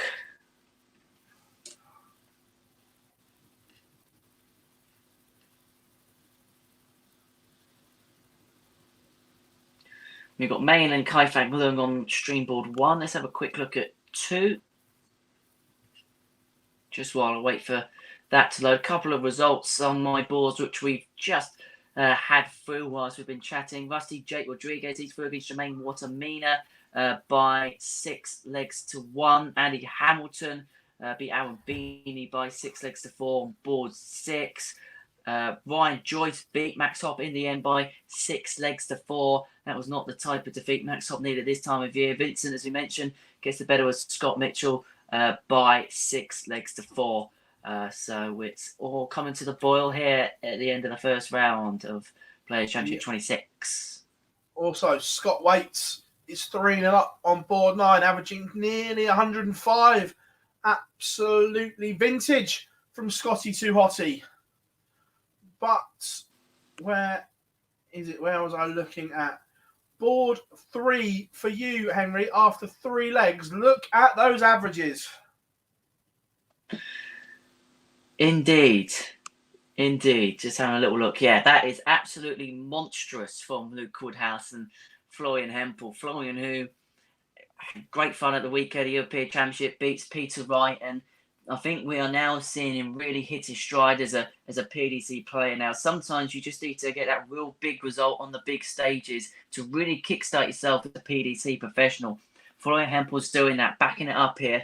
It's Luke Woodhouse, who's averaging 115. I'm just going to have a little delve into how things are going with Dark Connect. Woodhouse has kicked off this leg, tum 40, and at 57 looks like he's miles back now, Hempel. And that was after a tum 40 with his opening visit. The standard there is absolutely ridiculous. Anything under a ton looks measly and poor.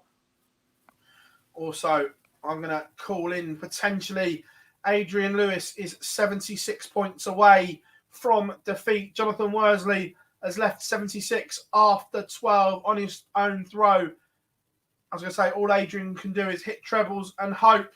However, he hasn't. So, Jonathan Worsley, what would be a huge, huge upset in the opening round of Players Championship 26?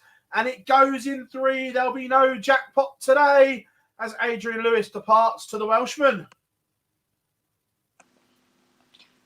Big win there for Jonathan Worsley. Just having another look at some of the other boards in action in and around me as Luke Woodhouse gets the 4th leg against Florian Hempel.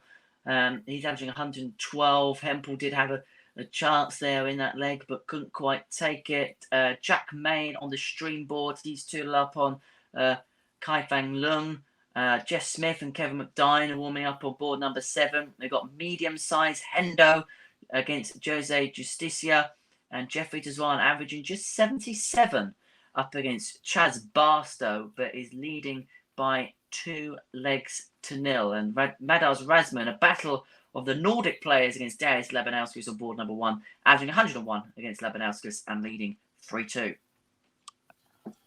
Absolutely. Gary Anderson averaging 103.66 as he's 2-0 up against Jelle Claesson on board number 10. Simon Whitlock has taken the opener against Gert de Vos as well. Board 13, Super Ted Everts is 3-1 up on Joe Mernon, who is just Joe Mernon now. There's no Midnight and there's no Shaggy anymore.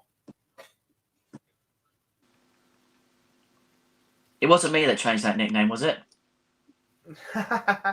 Also, Dobie departs. Jason Heaver has somehow won this game. He has bridged the gap in the averages to see off Hollywood. Sometimes I have no idea about this sport, how it works when things like that happen. But Jason Heaver, huge result for the Berkshire man. What did Alex Ferguson say once about football? I think you can probably say the same about darts, can't you, sometimes? Yeah, absolutely.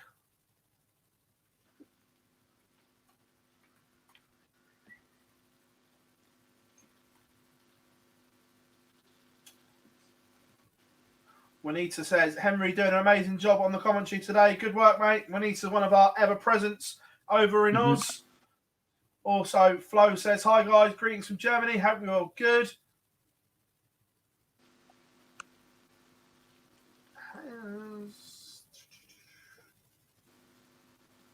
Missed one. Let's have a look.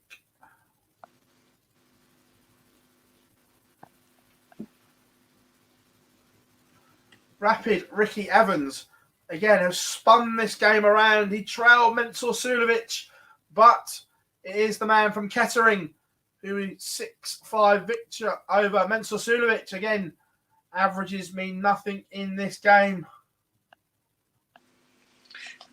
And there's some ridiculous averages on some of the boards I'm looking at. Henderson, 116, left himself 206 after 9 against Justicia, who has 88 after the same amount of darts. Really good saying that. But Henson's just hit a 38 to leave himself on a bogey outshot. So Justicia is going to give himself 6 darts to get himself back level, back in the game between Hempel and Woodhouse. The standard is ridiculous. Hempel leading 3-2. The average is 112, 115. Woodhouse has left himself 85 after 12, but Hempel's got a 164 outshot here. Leading himself on 75. It would have been a shock if that went, knowing the standard of this one. Yeah.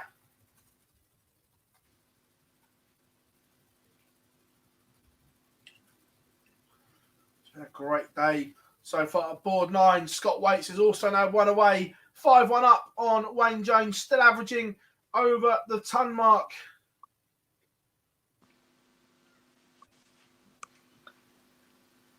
And just having a look at the top of our screen, Phil, board 7. Have a look at that. Jeff Smith, just under 116 so far against Kevin McDine. Started really well, 2-0 up. He started ton 40 at the start of leg 3 as well.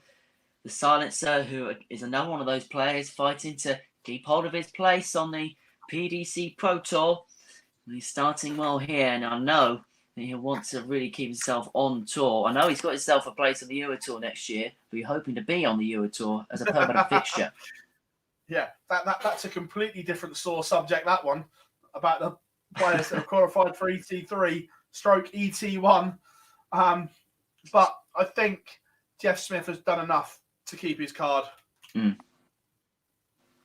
I hope he does keep it as well. He's a quality player, is Jeff, and obviously with the pandemic, getting your tour card in 2020, being a player who comes from Canada and back, it's an impossible situation for him. Obviously, he's had to miss out on some really big events as well over the past 18 months or so, and to juggle family, COVID, obviously the situation out in Canada's much different. He's got to stay in government-sanctioned hotels for a fortnight or something like that every time he travels over to play in events. So everyone obviously gets it based on a meritocracy, but if someone deserves to keep their tour card on the basis of the last few years, I think Jess Smith is certainly one. If he can get himself back to normal life, I think you're going to see the best of him. And I think the interesting thing for next year as well, he will have a travelling partner as well in Matt Campbell, which could make a huge difference. Exactly, and to have somebody there that's alongside you as well, who can, someone you can just spend time with, obviously practice with, share hotel rooms with. I can imagine that the last few years, especially put COVID in amongst the equation, it must feel like when you go into a darts tournament, if you're Jess Smith, it must feel like a very lonely place because, okay, you got all the support in the world from your peers around you, but when you're traveling on your own on long haul flights, I've been to Canada a few times before, and they're not short flights down over from Canada back to the UK. So you can have someone there, and obviously, if you know there's going to be a lot of Euro Tour events, you're going to qualify for that. Potentially, you can strategically maybe stay in Britain for a couple of weeks and go back over to Canada, come back. So yeah, hopefully he gets himself back on the tour. As Hempel and Woodhouse, I was going to say the standards only dropped to 107, 108, but Hempel hits himself another 180. He's 181 after 6. He's leading Woodhouse by 4 legs to 3. Also, Scott Waits has got the job done. Absolute cruise control for Scotty Too Hottie. Gary Anderson 4-1 up on Yellow Class, and the average has plummeted down to 93. It was around the 105 mark from Gando, but he's winning. That is the important thing for him. Simon Whitlock is 2-1 up on Get DeVos on board 15. Again, not a classic, but Whitlock is in front. Mike De Decker has taken the opening leg against James Wilson on board 16. Alan Tavern, the Saint, is 1 up on Steve Lennon, and Lisa Ashton is underway on board 12 as the Lancashire Rose takes the opener against Peter Jakes and averages a ton. I'm going to say it, I might be wrong, but I think that's a battle of the roses as well. Isn't Peter Jakes Yorkshire? I know Lisa's obviously Lancashire, but Peter Jakes is Yorkshire, isn't he? I'm pretty sure, yeah. The War of the Roses. Yeah.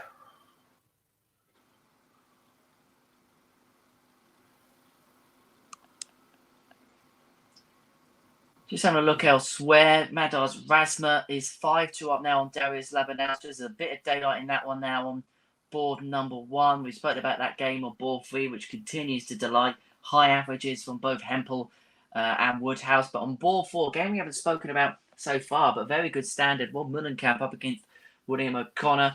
Mullenkamp, the Dutchman, leads by 4 legs to 1. And on board 5, Steve Brown, yesterday's semi-finalist, 2-1 down to Jim McCune, who we saw a few weeks ago on the Live League. Another regular defending champion, Chaz Barstow, who won't see at finals night. He is 5-2 down to Jeffrey Desvarn.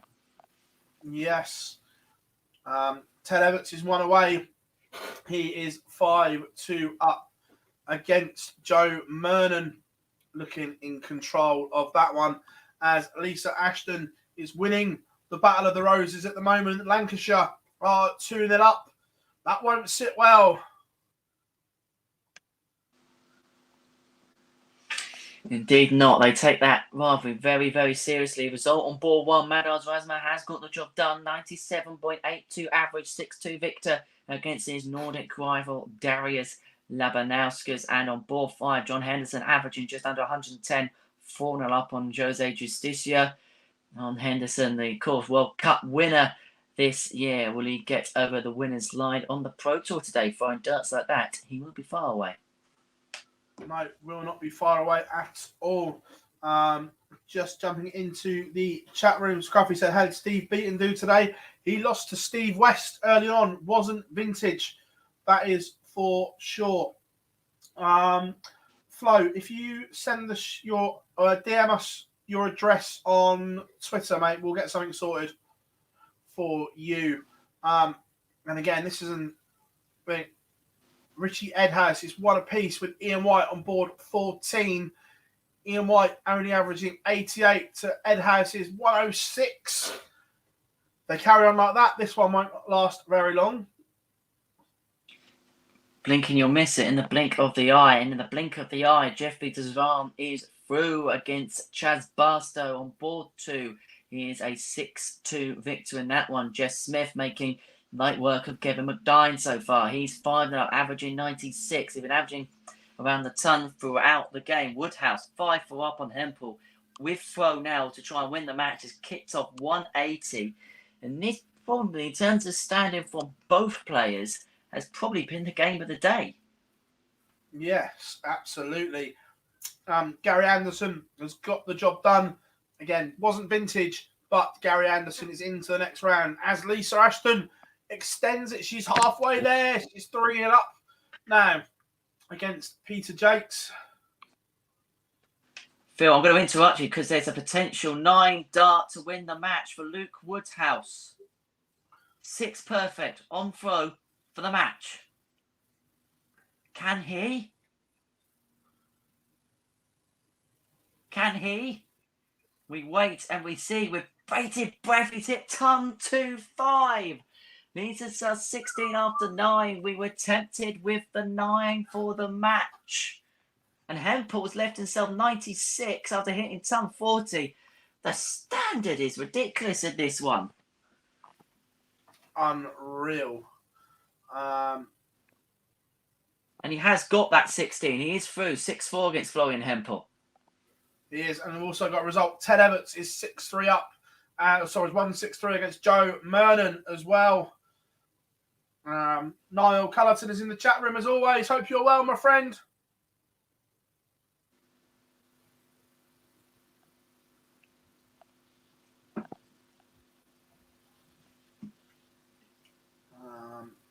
Where else are we? Mike Decker is in control now. There was a breaker throw in that game against James Wilson. It's 3-1 to the real deal.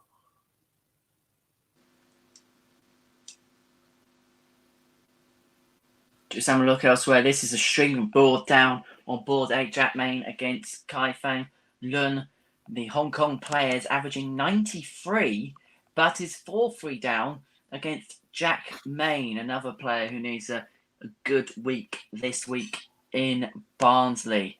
Jim McEwen on board 5 is still in front, 3-2 now, up against Steve Brown, who's averaging, again, another player is averaging a lot more on the averages, but is behind. It seems to be the story of the day so far here at the Metrodome. It does. Simon Whitlock has also broken the DeVos throw. He leads 4-2 on board 15 as well. The Oldham Grand Hopper says, no Glen today. No, mate, he put on his Twitter yesterday. He pulled out of today and tomorrow. So, no, does-er. But it's nice to see in the warming up the last 64 games. Yes, good to see. We are getting through the field very, very quickly here in Barnsley, which is always good to see. We're going through to I think we're in the last of the streaming game, certainly in my section of the draw as well. So we'll be getting the picks for the next few rounds, of course, coming up very shortly too. Jeff Smith is on the verge of victory against Kevin McDine over on board number 7, as is John Henderson. And speak of Jeff Smith, he is through 6-1, comfortable and assured. The silencer silences Kevin McDine. He is the victor with a 97 average into the last 64, winner by 6 legs to 1. Yes, indeed. What else have we got in the chat room as well? Done that one. Jake says, thoughts on Klassen's chances of keeping his tour card? I would say slim to 0. There's always a chance, but I just don't see it. Do you, Henry? I think there was a video, I think that Matt Edgar put about, I think he put like a percentage rated, didn't he? Or something based on certain, what he's got to keep and what they've got to lose. And I think he was very much on around 99% or something on his predictor or something like that to not keep his tour card. It'd be a shame to leave Jella Klassen off the tour. Obviously, ex-world champion, great player, but I imagine it'd be one of those, bit like Robert Thornton, will go away, play in other events and try and work his way back to tour card status as John Henderson nails top to the third dart to beat Jose Justicia by 6 legs to 1.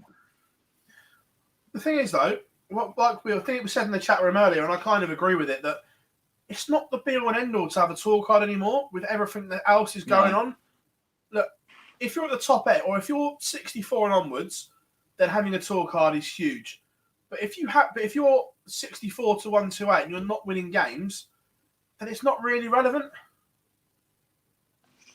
Yeah, agree, because obviously now, as we mentioned earlier, and obviously we had the conversation about the WDF and the organisation and MAD, and obviously work's being done with the Online Darts Live League. You know, everyone's putting things in place for players outside the top 128 to make sure they can actually make a good earning as a darts player. Obviously, we hear all the time, obviously, the advancements with the Online Darts Live League, which, you know, for players that's going to just drop off the tour, some of them obviously will get invites to that, so they'll still get a chance to play streamed darts in a competitive environment. Obviously, the WDF, there's opens all around the world, so regardless of where you are in the world, you can still play in events there. Obviously, MAD is up and coming as well, so there's plenty of opportunities for players now who drop off the tour to get themselves back on tour. So of course you want to be a part of the elite area of the game, but if not, it's not like it was before, where it was either you're in the top 128 or you get one big week a year at the World Championships.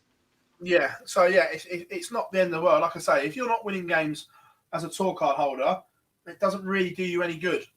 So plenty of opportunities.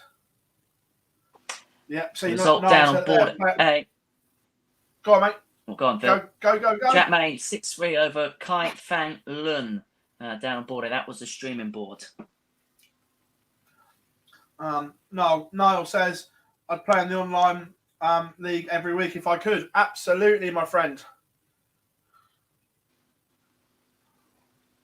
And of course, and it's something else for the players to aspire to. And imagine if you are 65 to 128, I wonder whether there is just not jealousy, because you are part of the PDC, but you're thinking the opportunities now that players have got, playing the live league, you're playing on stream every midweek day, playing on the actual TV at night, obviously playing for really good prize funds, obviously MAD doing what they're doing, obviously, you know, players at the WDF World Championships are playing for a £50,000 first prize in the men, 25,000 first prize in the women's half of the draw as well, and you look at the way those championships have been in the past. Okay, Glen was very dominant for a number of years, but anyone's got an opportunity to win those events, and 50k, 25k, it's life-changing money. Absolutely.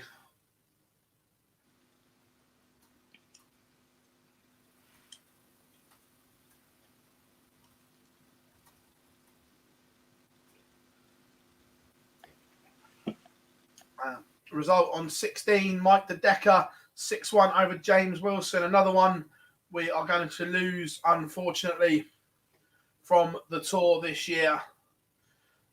Lisa Ashton's now 4-2 in front against Peter Jakes. The gap in the averages is now swung in Jakes' favour, but big moments there as Lisa Ashton goes 5-2 in front. She's at the point of victory. Jakes, no room for error. Good to see the Lancashire Rose hitting top form there today. Just having a look again at some of the other games going on. We haven't really mentioned Mullenkamp against O'Connor so much today, as Mullenkamp gets the victory against the Irishman by 6 legs to 3. He's through to the next round. Decent standard. Both players averaging in the 90s, warming themselves up for the day. But one player who now in the top 64, second round, Joe Cullen on board number 1 is 2 up on Neil Zonneveldt. He's averaging the best parts of 105 in that one. Yeah, couple in the chat room as well. Simon says, really does show how good the Online Darts Live League is to players who have just missed out on a tour card. Still get players reserve and practice. Glen says, Burnett equals no tour card. Probably made 10 times more money this year than most tour card holders at the bottom. Yeah, completely. And of course, the biggest thing is exposure as well, isn't it? I know obviously the PDC always try and get different players in on the streaming boards, don't they, on the Players' Championship days? But obviously, players that are playing in that get alertness every day of the week, so they are prime and centre. Whereas obviously the players further down the system who aren't getting the results, they get the odd day on the streaming board, but unless you qualify for the TV events, then you're not going to get that big exposure. But then that's the meritocracy that the PDC try to provide. You play well, you get all the things you need to get, but you've got a result, Phil. I have. Lisa Ashton has got the job done. She is a 6-2 victor over Peter Jakes, and it's another good day for Lisa. She picked up money yesterday, and she is back on the hunt today at the Lancashire Rose, getting the better of Yorkshiremen. Also underway, the last 64 games are coming thick and fast, and bully boy Michael Smith is wasting absolutely no time. He's raced into a 2-0 lead on Josh Payne, averaging 103.65. He's got his lunch on the go, hasn't he, Michael Smith? He has. And also, we've got a comeback win. Get DeVos has spun it on its head. He's beaten Simon Whitlock 6-4 on board 15. Whitlock was in control. However, that control didn't last as Get DeVos books his place in the last 64. And that just seems to be summing up Simon Whitlock's time at the moment. He's not getting the rub of the green, is he, at the minute? Could just do with that one day where things go in his favour. And a result down on board number 5, Steve Brown. Yesterday's semi-finalist departs at the opening hurdle. Jim McEwen, 79 average. The associate player is through. He beats Steve Brown by 6 legs to 2. Yes. Colin asks, when's the cut-off point for those on the 2-year cycle? It is after the World Championships, mate. If you are outside the 64 after the World Championships, you lose your card and have to go back to Q School. Again, valid point as well. Make sure you give us a thumbs up. Only 40 likes, guys. You can do much better than that. Over 300 of you currently watching, and only 40 likes. You know what you got to do? Just press that little button and give us a thumb.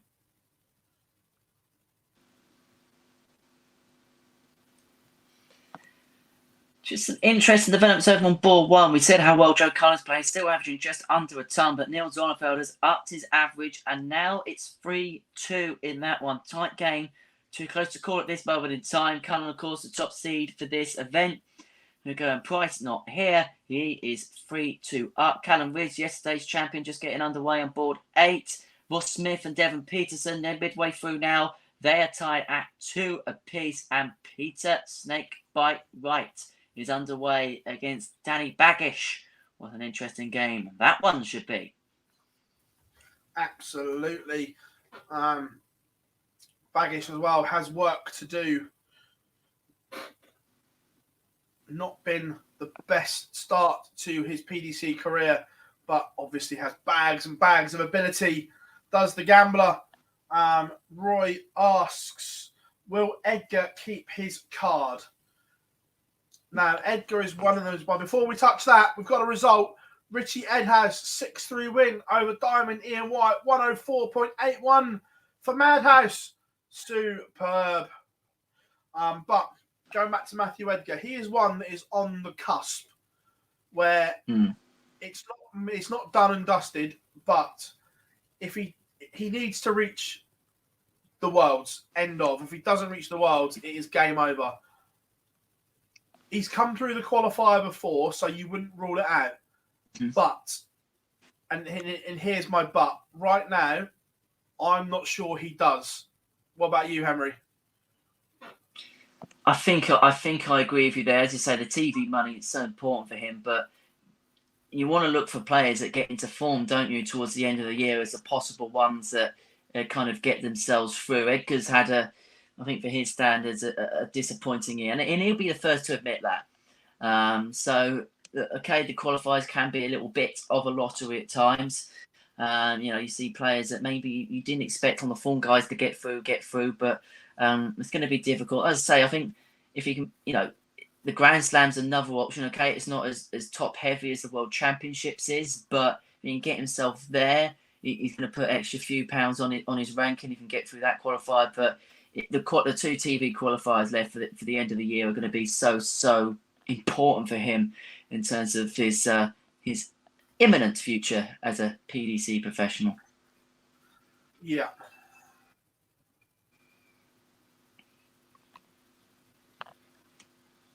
Completely agree.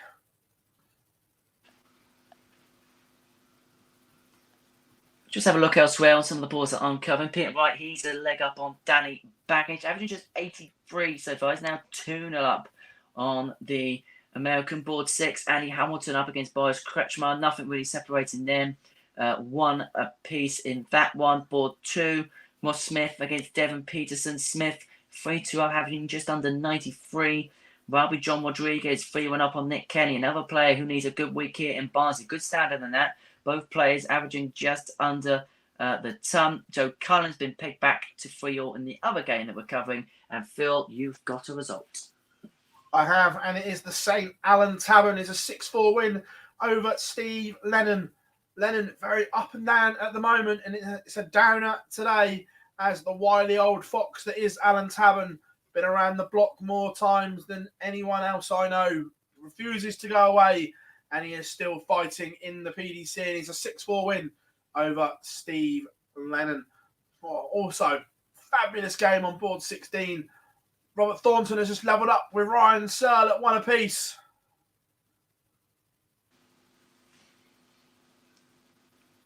Very good standard in that one as well.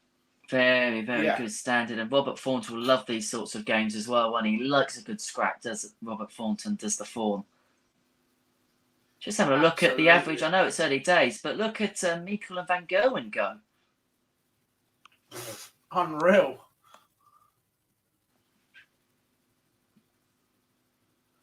Absolutely unreal. And again, Ryan Meikle, he's done the... Look, he's probably not expecting to win this game, but at least he won his first round game. It's another 500 quid on his order of merit, which is the important thing for him. Money's money. You just got to get it on that ranking, that order of merit as often as you can and try and take advantage of every opportunity that you can. Board 8, Steve West has pegged it back against Callum Ridds. Peter Wright is 3-0 up on Danny Baggage, still only averaging in the 80s, but it's just more than enough for Snakebite at the moment against the American. Yeah. Exactly.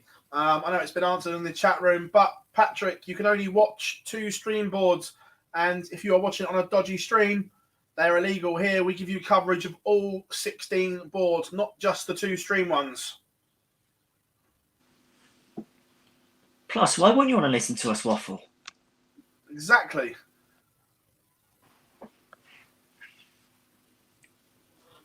What else have we got floating around? Dirk Van Dijvenbode and Kim Huybrechts getting underway. That's a belter as well. It's another one of those boards, isn't it? Board 12, where there's some really meaty games early on. And Kim, who looks like over recent weeks is back to some of his best form against Dirk, who I think it's fair to say has had good moments, but he's been boiling on and off so far in 2021. Just have a look at some of the other games.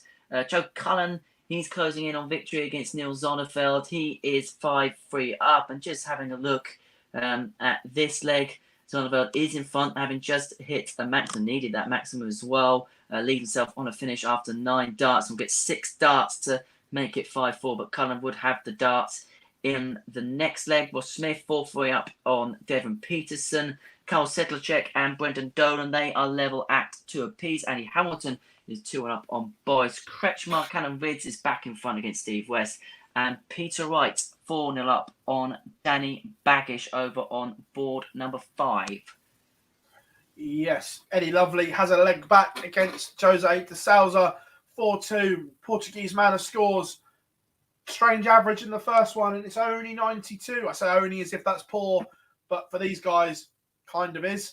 92-77, we expect more. Robert Thornton, still level 2 apiece now with Ryan Searle. What else have we got? Going. Oh, Michael Smith has absolutely railroaded Josh Payne. 6'1", 103 average for the Bully Boy. I'm guessing he's got a Nando's reservation in between games that he needs to get to. Talking about reservations, any Wagamama reservations this week, Phil? Not this week, because unfortunately, where I live, we haven't got a Wagamama's near. So that's why I kind of make the most of it when I'm away. Because I think the nearest one to me is Basingstoke, and that's like 25 minutes away. Literally, I'm gutted. So always when that's the we're one in in the town Southampton, centre, isn't it? That's it, yeah. Yeah. So Southampton, when we're at the Live League, there's always one. And lucky enough, apart from Blackpool, which is disappointing, most of the other cities that the PDC have darts at do have a standard Wagamama's, which is always good. Yeah, the one in Southampton's down in West Key, isn't it? You go up that elevator, it's like the 5th floor up, isn't it? And it's next to... Yeah. I mean, they put a new chicken place in there, which is quite nice, actually. But anyway, enough of that. We'll talk about our reservations at another point. Exactly. I've spent enough time in those establishments at uni, so as I can tell. That's the only thing about the lifestyle, the working in the media, is that you don't get to eat at normal times because there's always work going on. It's the thing, so it's always something on the go. Especially when you're away and you're on your travels and you've got a nice journey home at God knows what o'clock. Yeah. Simon says, Phil, I saw somewhere that you were streaming the qualifiers for the World Series. Is this true? We are going to be streaming the quarterfinals onwards each day, mate. It's impossible to do it all, but from the quarterfinals onwards, yes. And Gob will be on site in Reading for us. I will be in, I was going to say sunny Wolverhampton, but I'm not sure that goes together. But I'll be in Wolverhampton, and Gob will be in Reading. Wintry Wolverhampton. We've got a noble on board one involving Joe Cullen, and he's in a bit of trouble here. Needs a big score. Zonneveld, Ton for it leads 1-6-1 after 9. Cullen's led 1-4-5 after 9, but it's Zonneveld on throw who gets the first stab at it. Let's see whether he can get out the big shot. No, he can't. Leads 96. So Cullen for a roof raiser of his own to send the Metrodome wild at 1-4-5. Can he hit it? Well, leads himself on 41. So 96 for Zonneveld for the match to knock the top seed out of the event here at Players Championship 26. 87 leads himself 9, so he's gone inside on the double 18. So Cullen to break the throw to win the match and to save himself for match darts. 41. Schumi goes 9-16. He did go 9-16. He's missed 2 match darts now. Zonneveld has 9 to win the match to knock Cullen out.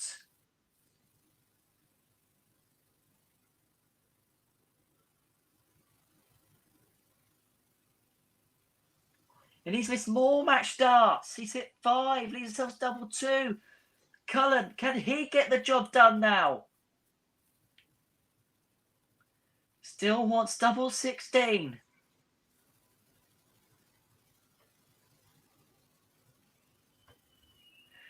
And with the last start in hand, the Rockstar eventually hits the right notes. He beats Neil Zonneveld after a scare, having survived numerous match darts by 6 legs to 5. And on board 2, Ross Smith also through during that madness against Devon Peterson 6-4. Absolutely. Michael Van Gerwen is 3-1 up on Ryan Meikle, currently averaging 110. And it now goes 4-1. As we said earlier, surely these gigantic averages can't continue without winning a title. Ryan Searle 4-2 up now on Robert Thornton. The Thorn giving it a damn good go, though. But Eddie Lovely is back in this match with Jose de Souza. It's now 4-3. And the Portuguese man of scores is not playing his brilliant best. James, welcome along, mate. Glad you have joined us. What have you missed what are the big stories? Dimitri van den Berg going out in round number 1 was one of them. What else? Luke Humphreys as well joining that list. Probably they're the biggest ones I'd say. Kim Hybrex turning it around against Alan Suter. Alan Suter was 3-0 up and 4-1 up, averaging about 115 at one point. But Suits departs, but it's been a damn goal. Adrian Lewis crashing and burning as well. Didn't play well against Jonathan Worsley, so he departed. But, is this the renaissance for Steve West on board 8? Henry won his first round game against Steve Beaton, and he is leading Callum Ridds as well. And Callum Ridds was in front at the start of this match as well. Steve West has had to come back from behind to get himself in front by 4 legs to 3. Ridds with a remarkably higher average in this one, but behind 4-3, the defending champion is on 170 after 12. West is not on a finish. This is against the darts as well, so Ridds looking to get the break back and bring it back on throw in what will be a best of 3, but West has hit a ton 3-4 to leave 82. Now Callum Ridds, can he reel the big fish in? And at this time, it would be an absolute whopper. 1-3-3, leaves himself 37, so I'm assuming he had a dart at the bullseye there. Steve West, 82 then, to extend his lead to 5-3 against yesterday's winner. Ryan Meikle was just taking out 107 just to hold throw. And even in that leg, MVG was on a double and his average goes up. It's now 111. Silly standard. And Steve West took that finish out in 3. He leads 5-3 against Callum Ridds. Ridds comes back with a 1-2-5. But just have a little watch there on board number 5, because Peter Wright was 5-1 up on Danny Baggish, the American. It's now 5-3. Could we potentially see a huge comeback win? We're about to find out. Let's be fair. It wouldn't be the first time we've seen Danny Baggish do it. More comebacks than Lazarus. You've got a result on 16, Phil. Yes, I have indeed. And it is Ryan Searles 6-3 over a gallant Robert Thornton, but 103 average from Searle. Heavy metal goes through a little bit too much in the tank. Also, while I'm here, Dirk van Dijvenbode is now 4-1 up on Kim Hybrex, averaging bang on a ton. And Jose de Souza, 6-3 win over Eddie Lovely. Not his best, but that doesn't matter. He is through, is the important thing. Also, Krzysztof Ratajski in the Polish derby, the Polish battle, is 5-0 up on Krzysztof Kachuk. But we're going to come back to you on board 5, Henry. Funny things are happening. Weird turn of event, because Danny Baggish has pulled it back now to 5-4. He was 5-1 down, 4-0 down. He's kicked off leg 10 with the darts with a tongue 3-4 as well.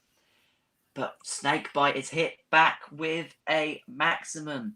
Weird things going on board number 5 as Baggish comes back with a ton. White would have the darts if Baggish can hold in this leg in the decider. Just elsewhere on some of my other boards, you've got James Wade and Keegan Brown, 3-3 in that one. Neither player kind of hit the heights in that one so far. Andy Hamilton and Boris Kretschmar in a low-key affair. Hamilton leads that one by 4-2. Brown has now gone 4-3 up on the machine, and Brendan Dolan now is on the edge of victory against Karol Sedlacek, although it looks like Sedlacek's going to win leg 9. He's left 87 with Dolan back on 303. We've got a bagel, and it is a Polish bagel served by Ratajski. He beats Kachuk 6-0, 96 average from the Polish Eagle. More than enough, but board 5, it's happening. You won't believe this. Baggish had just taken a 1-2-7 out to take it to 5-5. Peter Wright has the darts. It's only kicked off 95. The door is ajar here for the gambler. Has he played all his chips here? Or has he got one more final leg in him to complete the mother of all comebacks? He's kicked over with a ton. You can't separate these two. Right with a ton 40, so Baggish needs a Hail Mary shot here. As you've got a big result on your board.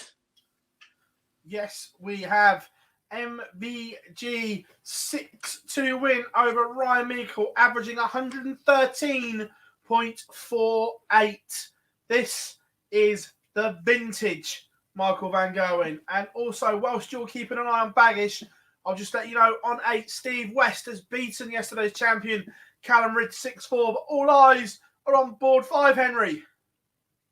And you cannot separate these two. Right, ton 181, Baggish 201. Both of it, ton 40s in this leg. Right with the dart zone now. He's at the hockey and he's hit a ton 2, 3. He'll have 58 to win the match and to hang on by the skin of his teeth. Baggish hits a ton. You expect Wright will have 2 darts now at tops to hang on to victory against Danny Baggish, who has pushed him right to the brink. 5-1 down Baggish was. He managed to pull a decider out of nowhere, and Wright has mismatched darts. He's mismatched darts. He goes inside, leaves 20. Can Baggish now on 101? He's now mismatched darts. He's at 81. So 20 now for Peter Wright. Both men on the same score. This is incredible here on board 5. Can Peter Wright now fall over the line, you'd say, against Danny Baggish, the gambler? Has he bitten off more than he can chew, Baggish, after going 5-1 down? Will Peter Wright miss more match darts? No, he won't. Last dart in hand on double 10. And Peter Wright was 5-1 up, was pulled all the way to a deciding leg. But it was Snakebite, the former world champion, the janitor, who sneaks through just about in the end. 96 average. Danny Baggish pushed him all the way, but Snakebite is through by 6 legs to 5. Absolutely. What a game that was indeed. And right, yesterday he couldn't finish his dinner, but today, not that problem in the deciding leg. Brendan Dolan finishes off his, though, against Karl Shedlacek. 6-4 winner there. Yeah, good stuff. Someone asked about Barney. Barney, yeah, he won his opening round, mate. Played really well, 105 average. I think also we were asked earlier, sorry, I can't remember who it was, do we think James Wade will ever win a world title? For me, no. Missed his opportunity in 2012. If he'd have stayed on stage, I've said it once and I'll say it again, if he'd have stayed on stage, he would be world champion. Yeah, and I think he would have got rid of him 6-1 as well at that point, because Adrian Lewis he was gone. His head was in a shed. Yeah, if he stayed on stage, that's it. He's world champion. We might remember him as one of the greats. He's one of those players who's got this uncanny ability to come out with a win, but to do it at the World Championships, it's a difficult thing to do over 16, 17 days, and an event maybe over 3 or 4. Yeah, I'm with you. Look, James Wade will win other TV tournaments, but I don't think it will ever be the world. I'm not sure he's a huge set play fan either.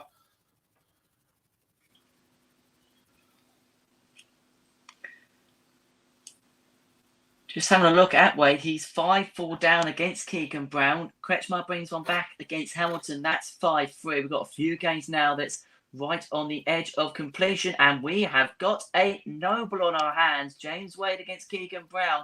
We're having the nobles everywhere on my side of the draw. Brown has to throw in the final leg. We'll keep an eye on that one. And there's a few games on your side of the draw, which is also coming up to the boil. Yeah, absolutely. There's a couple of questions as well. Dirk van Duijvenbode is 1 away against Kim Huybrechts. He's been in this position before, though. Huybrechts. Gert Nenches is 4-2 up on Gabriel Clements. Could we be about to lose the other finalist from yesterday, because Callum Ridge has also gone? There was, James said, is there a reason behind Josh Payne's stump fill outside of darts? Yeah, he's had some horrible things going on away from darts. I think he's occasionally put little bits and bobs on his social media, but yeah, over the last 2 years, darts has been furthest from his mind, and I think he's everything's on the right road now. So although he's going to have to go to Q School, I think he can go there and do it. But in all the excitement of what had gone on recently with the climax, we've missed the start of this one, so we're going to bring it in now, everyone. Board 9, you know.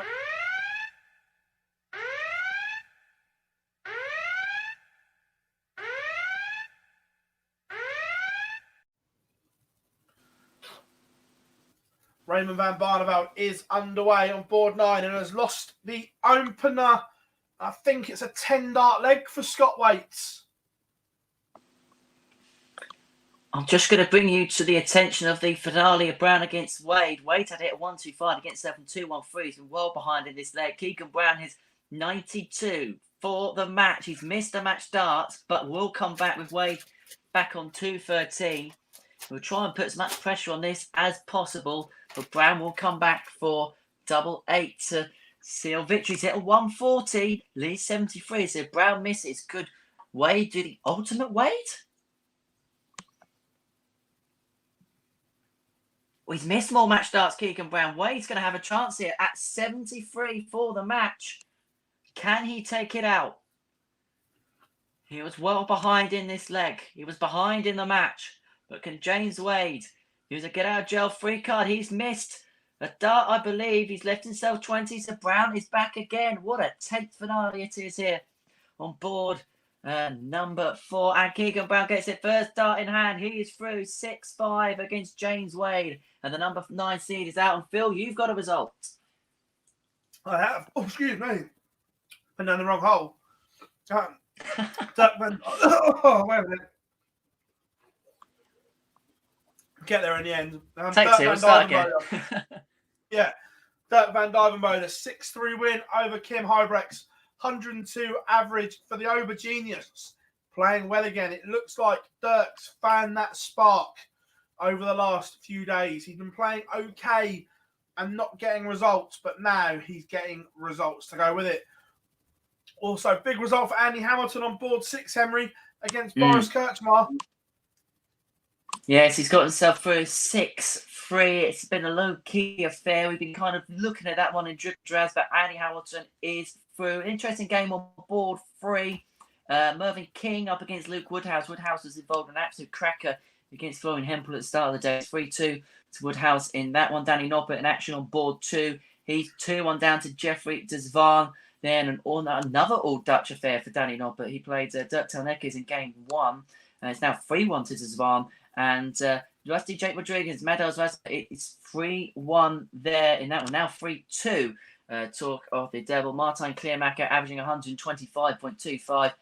Without disrespect, I think that's going to go down at some point against Jim McEwen. And we've got Vincent van der Voort and Jack Main, and Ryan Joyce and Jess Smith warming up on board 7 and 8 respectively. Yeah, also we've got Kevin Dowitz is on the verge of beating Damon Hetter. He is 5-2 up. Gabriel Clements is still fighting against Gerten Enches, although he needs to be perfect from here. No room for manoeuvre whatsoever. Martin Schindler and Ted Everts are tied at 3 apiece. And as I said that, Clements has one back. It's now 5-4. Nathan Aspinall is 2-0 up on Gary Anderson. Gary not really at the races, only averaging 90 to Aspinall's ton. If this carries on, this could be another disappointing day for Gando. What else was I looking at as well? I think that was about it. Oh, Barney leveled up against Scott Waits. As I say, that Scott Waits has just done the 3rd leg. So there we have it. It's all boiling along nicely. And the matches are coming thick and fast. We've had some tight ones as well today. It's been a good standard so far. We did mention, didn't we, at the start of the day, whether the fact that a lot of players are being day 4, obviously those who played in the World Series qualifier on Monday, whether there be a little bit of tiredness in there because there have been 3 long days already in the players' tank. Could they manage to keep hold of that and keep that momentum going? But it seems like they are at this present moment in time is on one of my boards. Mervyn King down on board 3 levels up against Luke Woodhouse. It's 3-3 in that one. Jack Main has taken the opener against Vincent van der Voort. The same with Ryan Joyce up against Jess Smith. And for me, I'm looking at that one. I'm thinking that has got Noble written all over it. Jim McEwen has levelled up against Martijn Kleermaker. There's a difference of nearly 30 points in the average, but that means nought at the moment. They cannot be separated at 1 apiece. Just have a look elsewhere. Rasma 3, Rodriguez 2, down on board number 1. Absolutely. And I have a result, board 11. Kevin Doertz has beaten Damon Hetta. Sorry for all our Aussie fans in the chat room, but it is the young Dutchman who goes through 6'2", 90, nearly 96 average, 95.90. Very, very good indeed. As Barney levels it up against Scott Waits, and he's taken his average over the ton mark as well. Both of them well into 3 figures in this one. And we've got another Noble. We thought this was done and dusted, but yesterday's finalist, Gabriel Clements, does not know when he is done. 5 all now with Gert Nenches. Also, board 10, Nathan Aspinall is blitzing Gary Anderson. It is now 4-0 to the Asp, 103.66 average for Nathan. Gary, only 93.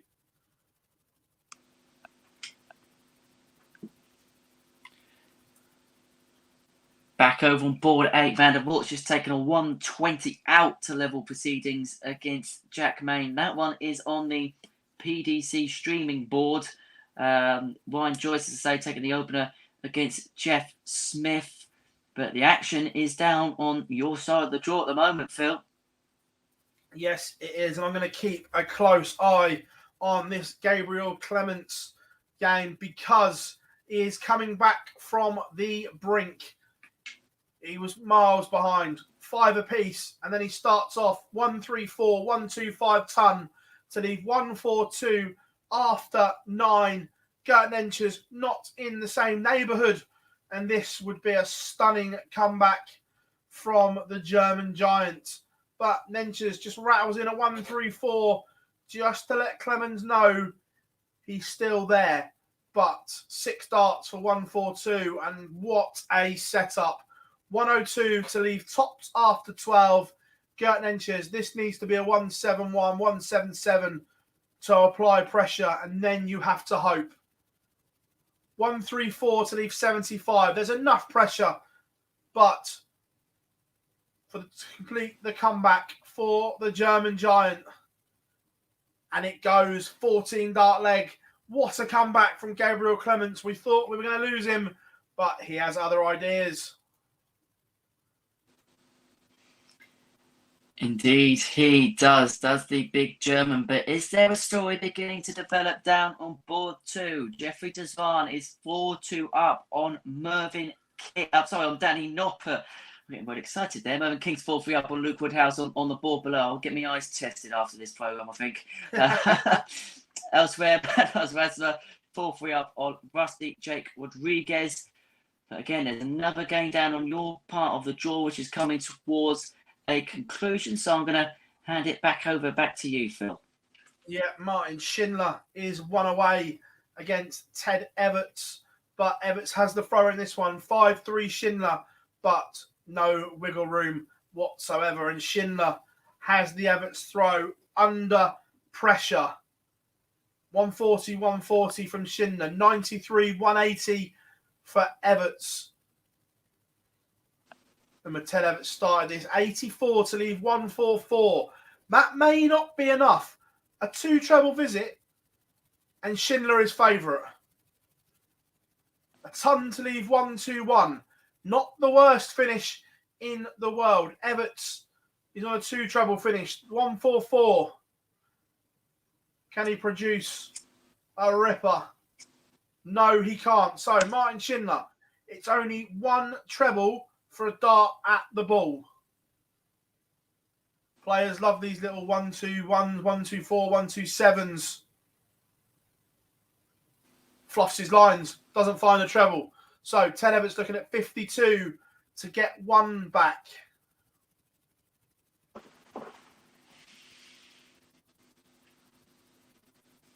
And he doesn't. He misses. Ted Everts has missed 2 darts to win this leg. Now, Martin Schindler, 72, should get at least 1 match dart. May get 2. He's had 2 and he's missed 2. He hit the 48. He's gone inside 12s and he's gone inside 6s. So Ted Everts looking at double 8 to get back within 1.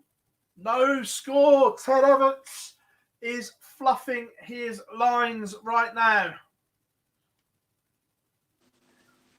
Will Martin Schindler pass up another opportunity? No, he does not. The wall beats Super Ted 6-3. Also, Gary Anderson upped his game. Now, he's still a long way behind, but he's up around the 97 average mark now against Aspinall. But 1 away is the Asp.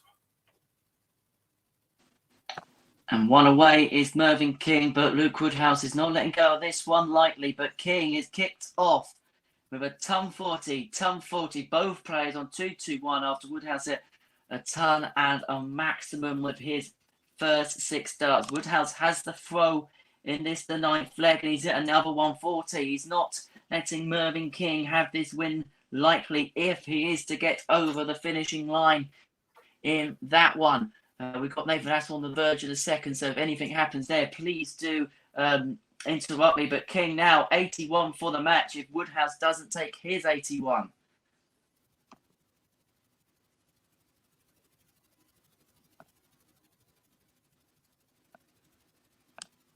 And it goes last dart 5-4 now. Mervyn King has the darts in leg 10. Also, board 9. Scott Waits has edged in front of Raymond Van Barneveld again, 4-3. Daryl Gurney is also in front against Gert de Vos, 3-2. Little rivalries, little battles developing here.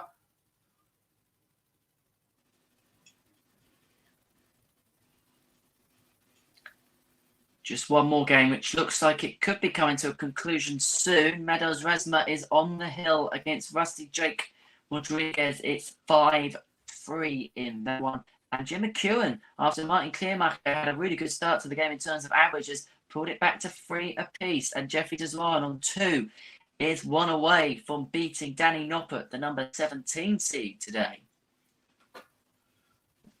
Yeah. Ricky Evans is 3-1 up on Lisa Ashton on board 12, averaging 95 at the moment. Bunting and Ed House just getting underway as well. But Gary Anderson has 1 back. It's now 5-3. And Barney doesn't know when he's beat. He's leveled it up as well. Plenty to be keeping an eye on here. And just down on board 1, Phil, Meadows Rasma has just beaten Rusty Jake Rodriguez 6-3. That's on board 1. Nathan Aspinall has the fish to see off Gary Anderson. That would be ironic. Oh, he's missed the ball. Nathan Aspinall has hit the 25, going for the big fish. But will come back. And Anderson is a long way behind. 25 goes into the Flying Scotsman. He has been grounded by the Asp. 6-3 to Nathan Aspinall. But I'm going to go back to the Barney Waits game. It's tied at 4 apiece.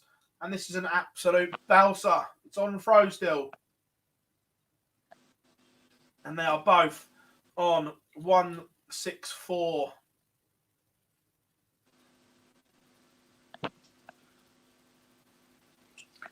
Who will blink first?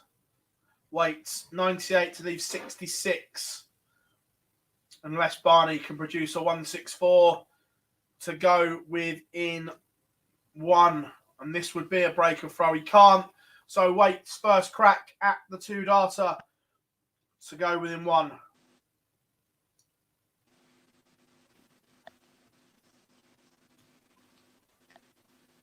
Will this go? And it goes. Scott Waits leads again. Barney now has to be perfect. Both averaging 102 and 103. Great stuff, gentlemen. Great stuff.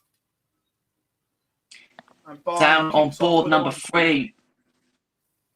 So down on board number Go on, 3, King and Woodhouse has gone to a no ball, but Woodhouse has kicked off with 260s on throw. So King, after starting 95, a big score put him in charge of the leg. Jack Main has gone 4-3 up on Vincent van der Voort, and Ryan Joyce has served a bagel on Jeff Smith. 6-0 victory there for Ryan Joyce up against the Canadian Silencer. Will play no further part today, and one game which we haven't really spoken about so much, but it's such an intrigue one at the top end of the draw. Rob Cross up against John Henderson. That is currently 2 apiece in that one. Rob Cross winning that last leg.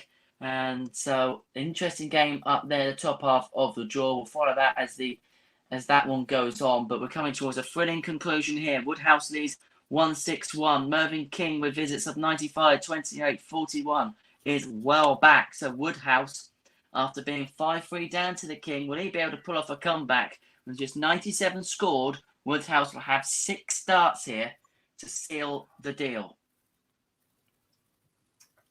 Barney is on 1, 2, 2. Oh, he's missed a dart. But we'll come back for double 9 unless Scott Waits can produce, I was going to say, an absolute barnstormer, but he can't. So we are level. We have a noble. Raymond van Barneveld, Scott Waits, both averaging well over a ton, and it's come down to 501 points for a place in the last 32. Just so you're aware, Jeffrey Desvan is through 6-4, so Danny Noppert departs the scene here at Players Championship 26, and Luke Woodhouse is on 16 for the match, but King's just hit a 160 to leave double 10. Nitty gritty here. Right at the end of this one, but Luke Woodhouse takes it first start. He is through 6-5 against King. All eyes now on Barney Waitsville. Just waiting on this score, but Barney has taken the darts. Back-to-back 140s in a noble. It is advantage Raymond van Barneveld. Scott Waits, not enough. He's gone ton, 30, ton. Barney, 140, 140. Raymond, all you need... Oh, Raymond. Only a 41 to leave 180. No finish for the Dutchman. Is that a mistake? It will only be a mistake if Waits punishes and doesn't. So, Barney has 6 darts to get rid of 180 points. Oh, no treble again. This is getting edgy. Barney started brilliantly, but has he handed the momentum back to Scott Waits? We will find out after this visit. Not really. Only 60. Waits is on a finish. Barney, 136.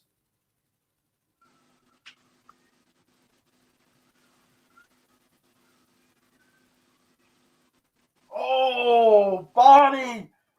He's gone inside. He's missed a match start. Scott Waits needs 164 to save his skin. Otherwise, Barney will have 3 darts in hand at double 4.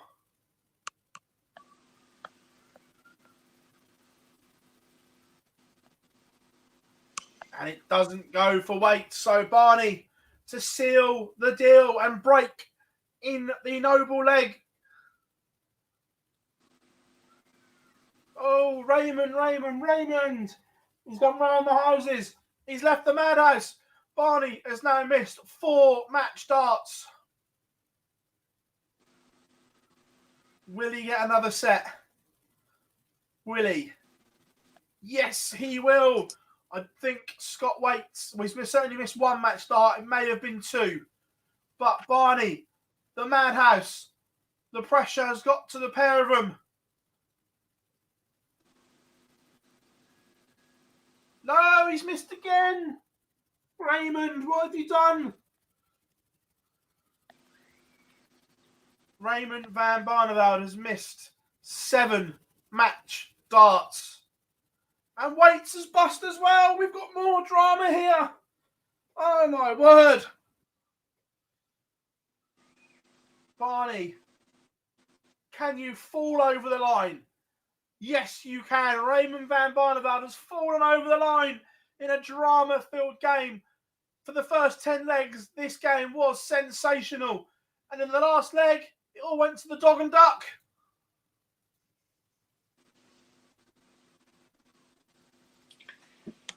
Incredible win for Raymond van Barneveld, but at the same time, a big win for Vincent van der Voort, 6-4 over Jack Main. So a big win there for Vincent there.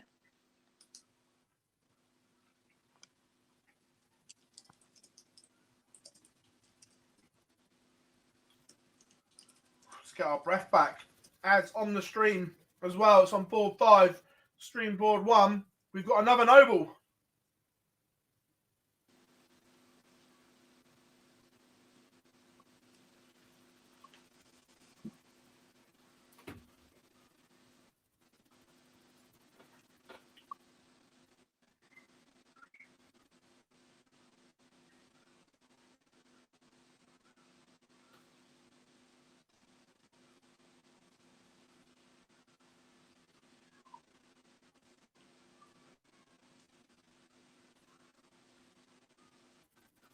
Yep, the Barney alarm is still going to be used, and we've got nobles all over the place.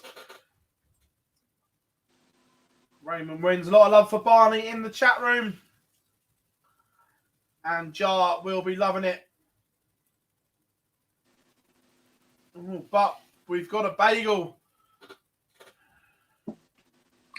Yes, we're down on board number 4 for this one. Dave Chisnell getting the better of One Mullenkamp by 6 legs to 0. Been a bit one of those low-key games that we've just been looking at in the background.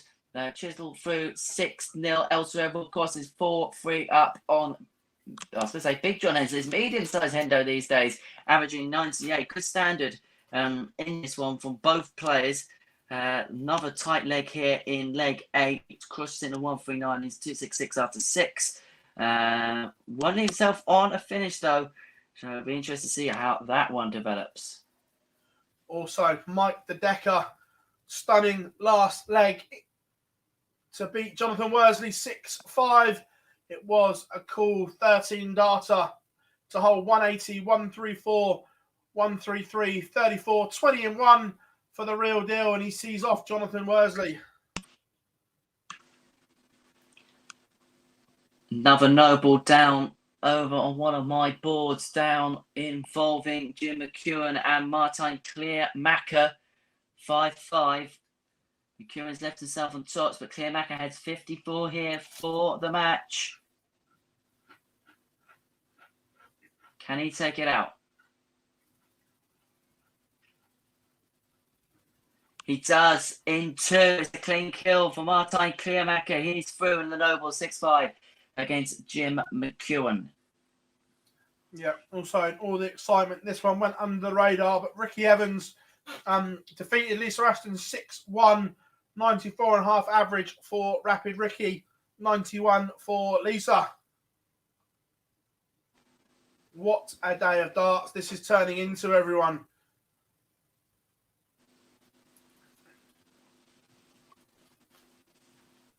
Right now, has anyone's opinions changed on who they think is going to be victorious? Absolutely, Craig. Been some belters.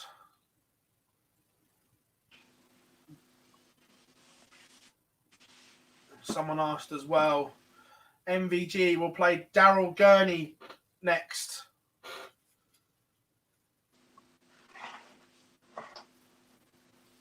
And just like that, Glen tells us that MVG Daryl Gurney is one of the stream games.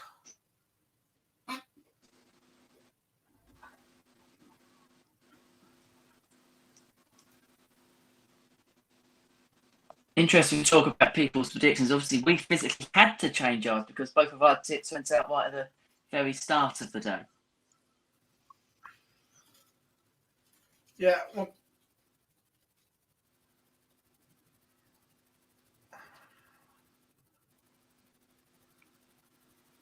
John Henderson has one back against Rob Cross, Henry. Yes, Henderson's just upped his game a little bit here. It was a decent, steady leg that from Hender. The average has now gone up to 87. Cross is around 99. Cross starts 140. He's got the darts here in leg 10, so he's throwing for the match. And it's interesting to see now how John Henderson can respond here. He responds with a ton 40 of his own. Really, really good standard in this match. Can Cross hit another one of those big scores and try and put himself in command of the leg? Well, there's your answer. He hits a maximum to leave himself on 181 after 6. He's looking to run towards the finishing line in this one. Can Henderson have another counter-attack of his own? He only hits 32, so the ball is very much in Rob Cross's court. 181 now. He's going to have 6 darts at least for it. So it was a huge slip there from John Henderson. As he hits 105 to leave 76, Henderson can only leave a score to put some pressure on, but Cross knows he will be back for 76 to seal the game. Only 93. So 6 darts here for Rob Cross to win the match. He'll have 6 at it, but can he do it here? First time of asking. He hits 58. I'm assuming he's had a match start, missed a double 18 to go inside on double 9. He will come back though. Henderson back on 2, 3, 6. And it's 95, so he has 141, but Cross now to win the match. And gets it first dart, 6-4 victory there for Rob Cross up against John Henderson. No messing about, no glitching there. I like my internet connection at the moment. Yeah, Alan Tabman is fluffing his lines here. He's missed multiple darts to go 4-2 up. Jason Heaver has also missed. So can the Saint undo the damage? He started the leg 140, 180, but couldn't finish his dinner in the last couple of visits. And he busts again. Disaster for the Saint. Henry's just going to reboot his internet connection.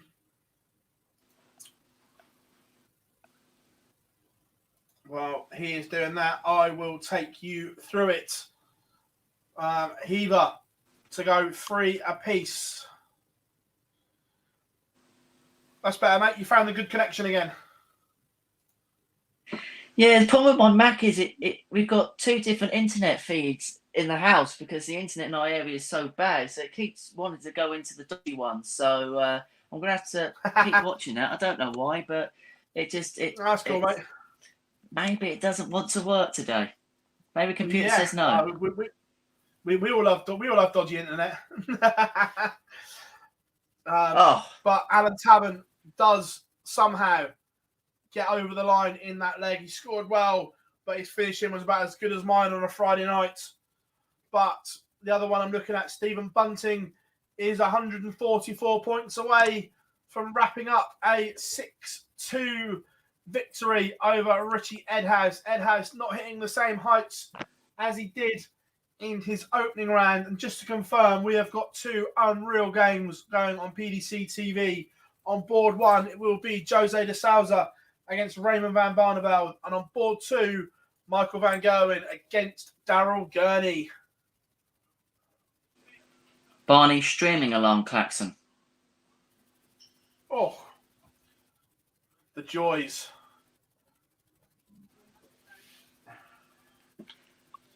Well, I've finally got some action underway. It's all you at the moment, Phil, on your boards, but Ross Smith and Jeffrey Desvan. This is the top 32, last 32. And Brendan Doan and Ryan Joyce getting underway. We really have got through the fixtures quickly, haven't we, today? Oh, absolutely. And Ed House has held. It was an unlikely hold, but Bunting's average is slowly dropping in this game. It's down to 90, where it was high 90s early on, and starts trebleless. Things going on in this game. Is the tide turning? And someone asked in the chat room, I think it was Cobra, says, do you guys think MVG will win another world title? For me, yes. I'm not saying he wins multiple or anything stupid, but I think he does win another world title. Yeah, and I think I've got to agree with that as well. I think the big question maybe is how far to the 5 does he get with Barney? But because the caliber of players is so good now that anyone can win a world title. It's not, you even look outside the big three. There's players like Dimmy and players that on their day and during the tournament can get something. I think he's definitely got another one in him. Whether we can match Barney or surpass Barney, I think that's going to be the big question mark that we all will have around him. Yeah, I still believe he can match Barney. I think he can win 2 over the next 5, 6, 7 years. But anything more than that would be going some, I think. Indeed. I suppose the one thing he will have is obviously, no disrespect to Peter, but obviously he's at a slightly older range of his career, towards the twilight of his career. You still think he's probably got another one in him, maybe 2 in him. Gerwen's not going anywhere anytime soon. So to win a world title, you've got to come through a brutal field these days. So it's by no means an easy feat or an easy achievement at all. Yeah, absolutely. Stephen Bunting, maximum to leave 8. Richie Edhouse looking at 109 to break the throw. Otherwise, he's going to have to watch Stephen Bunting with 3 darts in hand for the match. Does this go? Oh, Richie Edhouse. We've got a tongue topper for a break of throw. Stephen Bunting hit the maximum to leave double 4, but it was irrelevant because Richie Edhouse found a 109 finish, and he's now throwing for 5 apiece.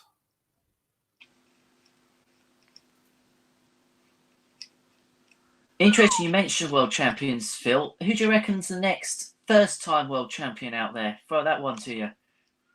Oh, I think if you're doing it on current form right now, you would probably say Johnny Clayton is the one that you'd fancy to go on and win the world the way he's playing. But I think if he doesn't win it this year or next year, then maybe the clock's ticking because of his age. But looking at it, Dimitri has the game to win a world title. Then you're looking at in that group of players, your Aspinalls, your Michael Smiths, your Joe Cullens in that area.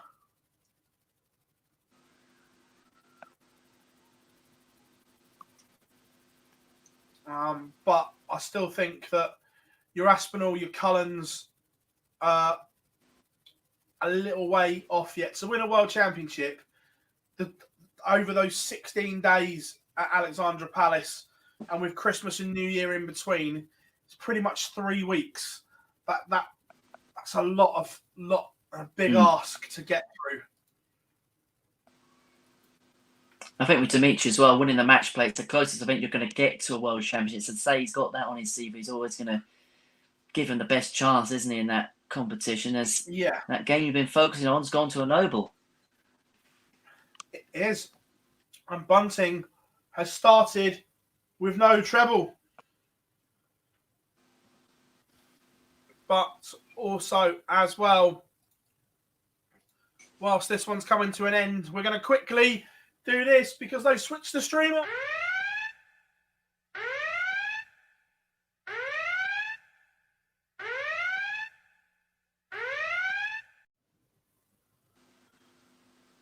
Barney is underway against Jose de Souza.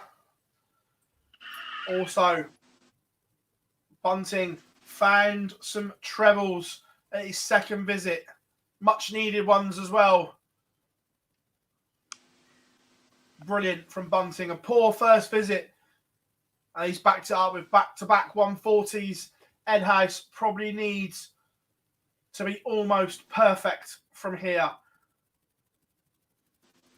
So 161 for Bunting, and has 6 darts at this because Ed House is not on a finish. 85 to leave 76. So Stephen Bunting should get at least 1 match start, maybe 2.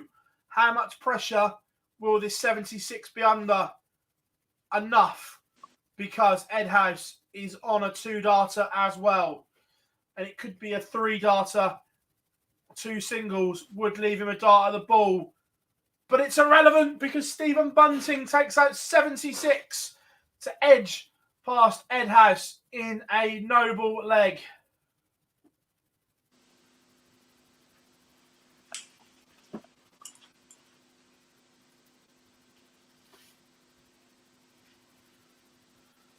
So a big result that for Stephen Bunting. Let's have a look then elsewhere. What's going on? Joe Cullen level at 1 apiece against Madars Razner. That's a really intriguing tie that for the top 32. Board 7, Brendan Dolan up against Ryan Joyce. 2 on that to Brendan Dolan. Board 2, have a look at Ross Smith's average there, 111.68. But it's only good enough for 2-2 at the moment against Jeffrey Desvan. Vincent van der Voort on board 8, 2-0 to the good against Steve West, averaging bang on a ton there. Peter Wright getting underway against Martijn Kleermaker over on board 5. Board 4, Dave Chisnell against Keegan Brown. Chisnell averaging 108, but he's a leg down against the Needle, and Joyce brings it back to 2-2 against Brendan Dolan as Masmar just very quickly goes 2-1 up, and it's the number 1 seed, Joe Cullen. Absolutely. Aspinall was in absolute cruise control against Ratajski, but the Polish Eagle is fighting back. That's now 4-2 to the Asp. Michael Smith, I reckon someone told him that Callum Ridge had knocked him out of that position at the slam. He's 3-1 up on Martin Schindler, averaging over a ton. Again, Bully Boys played some good stuff today so far. MVG Daryl Gurney has started an absolute blistering pace. It is 1 apiece, both of them with huge averages right now. But MVG has a slight... Michael Van Gerwen has missed the ball for a 167 to break the Daryl Gurney throw. But Gurney is... Oh, Daryl Gurney! This is going to happen again. So we've said, how long can Michael keep putting these astronomical averages and losing? It's happening again. He missed the ball for a 167. Daryl Gurney takes out 122 to hold in a leg he was never in. And then Michael starts with the trebleless visit. It's going to happen again. Is there any ladders nearby, Barnsley? Because I don't think Michael's getting any luck. Just watching it now. 54, 54, and pins double 7. And now the MVG throw is under pressure.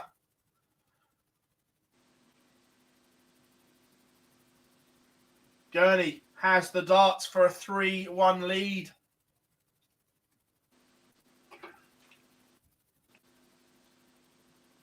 $81 after 9 for Daryl Gurney and a 3-1 lead.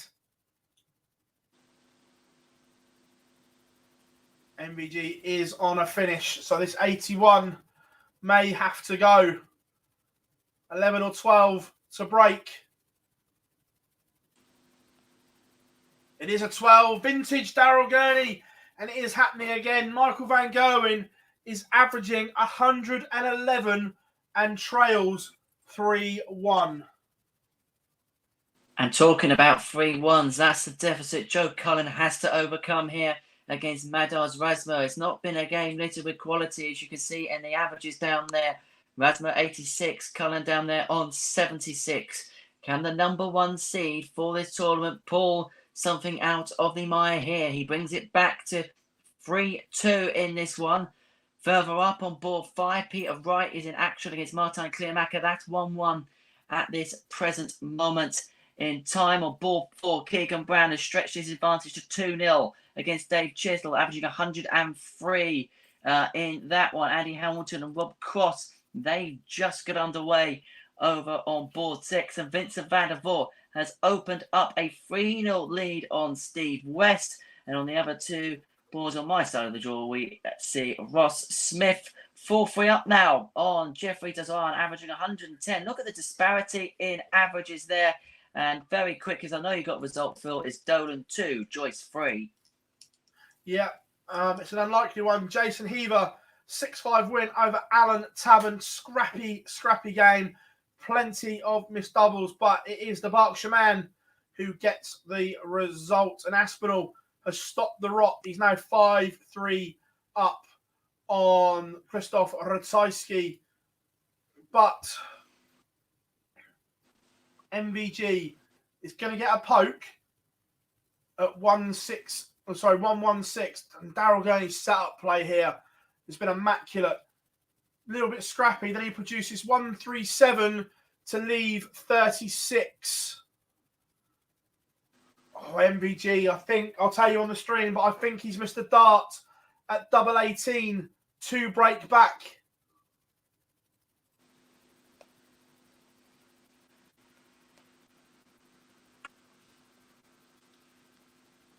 For 1, Daryl Gurney. Michael Van Gerwen is averaging 107. I'll tell you if he misses a dart in a second at the double 18. I think he does.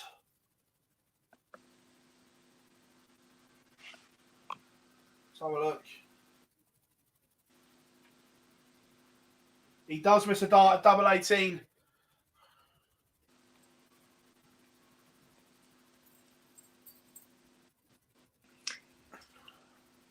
Elsewhere down, as you can see, there's a bagel opening on board 3. Luke Woodhouse is 5-0 up on Rowby John Rodriguez.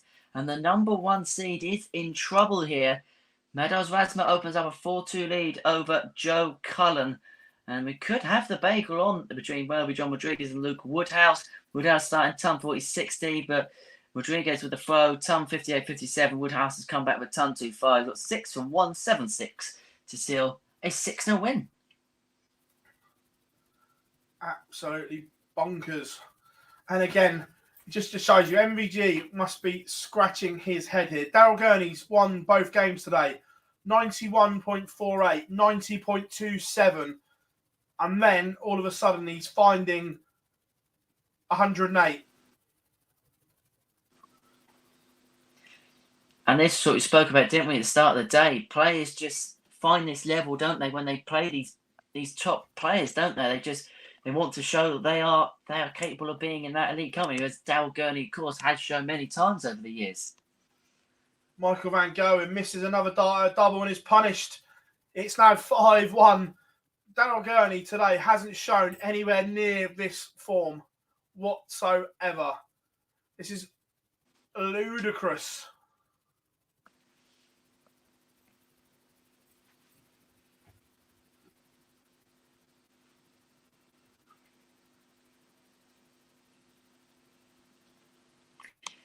And Luke Woodhouse has sealed the bagel over on board 3. Took out 20 with the last dart, with Rodriguez sat on 60. So Luke Woodhouse is through, and he's showing good signs here today.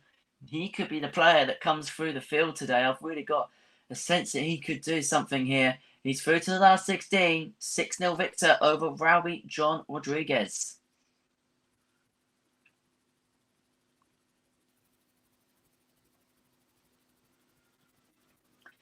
Elsewhere around my boards, Rob Cross, he's 2-0 up on Andy Hamilton, averaging just under 116. Keegan Brown and Dave Chisnell, they are trading blow for blow over on board number 4, and it's Brown who leads by 3 legs to 2. Peter Wright up against Martijn Kleermaker. It's the match play champion in a bit of trouble. It's 2-2 in that one. Steve West has pulled one back against Vincent van der Voort. No bagels there. It is 4-1, but Madars Razma is a leg away from knocking out the number 1 seed in this event, Joe Cullen. He leads 5-2.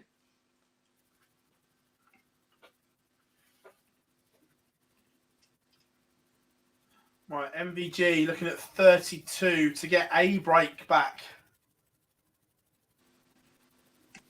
And gets one back.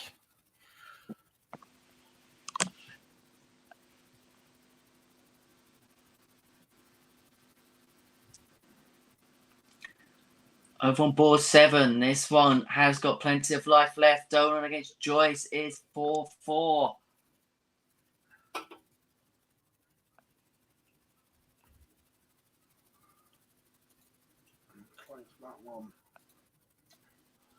Ryan Searle averaging 103. He's now 5-1 up on Mike De Decker.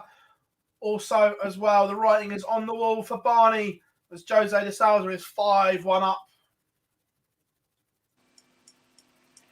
And Desvan is gone altogether. A 6-4 defeat for him against Ross Smith. Averaged 106 in that one. His quality gets him over the line in the end. Joe Cullen, scrapping for his life, has pulled out a maximum when he needed it most. Rasmus just had a bit of a slip on the finishing line. 134, 133 for Rasmus, been followed by 44 and 83. Cullen has 66 to bring it back to 5-3. Oh, well, this is it. Michael Van Gerwen holds, puts his average to 109. But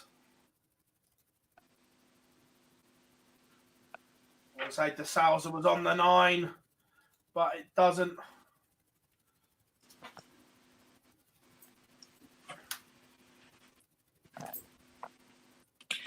Down on board 1, Joe Cullen has been eliminated. Rasmus taken out a 107 finish to knock out the Rockstar 6-2. And elsewhere, we've got Vincent van der Voort also through. He's just come through in the last couple of seconds against Steve West. 96 average there for Vincent, playing some good stuff today. He's through 6-1. Yeah, I'm going to stay with this one. Michael's trebles have dried up and the writing is on the wall. Daryl Gurney is in control of this leg. And it's 3 visits without a treble for MVG.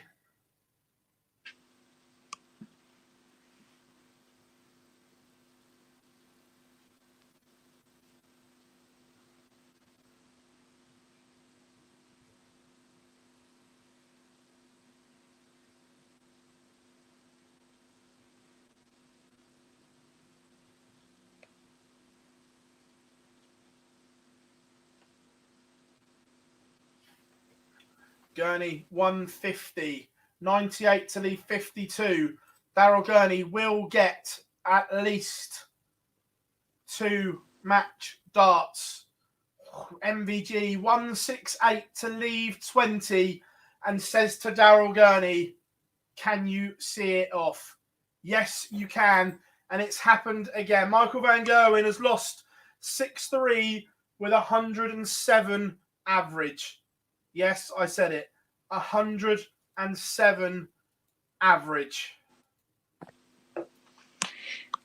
You know how the dictionary defines wading as getting your way over the line and getting big outshots and all the rest of it? Can you call losing with a big average now the MVG? Because how many more times can he be unlucky like this? I would love to see what Michael Van Gerwen's tournament average is for Super Series 7 right now.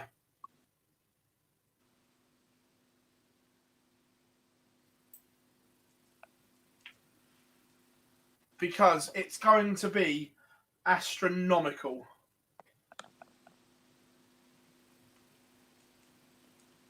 If you gave someone that on a blank piece of paper and you say how many events has he won, he'd probably say all 4.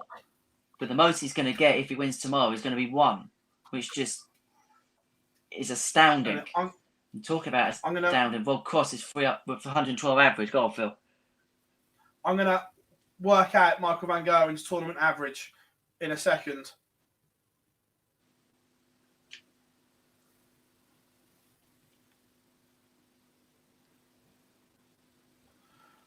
Because I reckon it's going to be 106, 107. Which just feels ridiculous for his return. Yeah.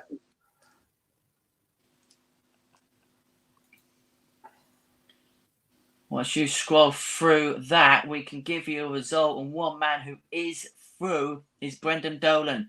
Victor over Ryan Joyce by 6 legs to 4. Dolan just under 100 average. Joyce himself 96. So the history maker is through to the last 16. And joining him could well be Peter Wright. He's on the brink against Martijn Kleermaker.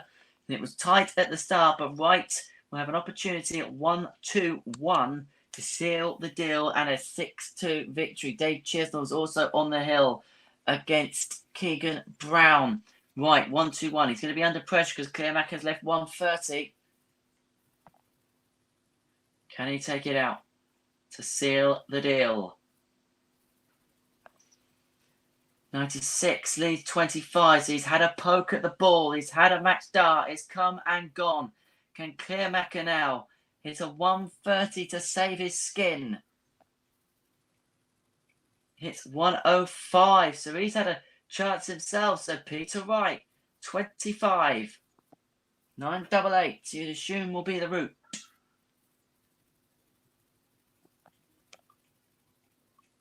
And he leaves 16. He's had chances now to win the match. He's had 3 chances to win the match. Kleermaker to make it 5-3 and takes it. It is 5-3 in that one.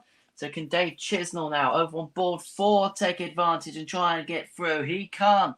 Keegan Brown keeps the match going at 5-4. Over on board number 4, Rob Cross, averaging 108, is in full command of proceedings against Andy Hamilton at this moment in time. And I just wonder how the abacus, that is Phil Barr's trying to organise Michael Van Gerwen's average for the week, is panning out. I can see I think you're WhatsApping Rachel Riley, aren't you, at the moment? There's some absolute huge numbers in here. It's unreal. Right, where's my calculator? Now I've got the digits. Let's. Not going to do it by hand then. My maths isn't quite that good.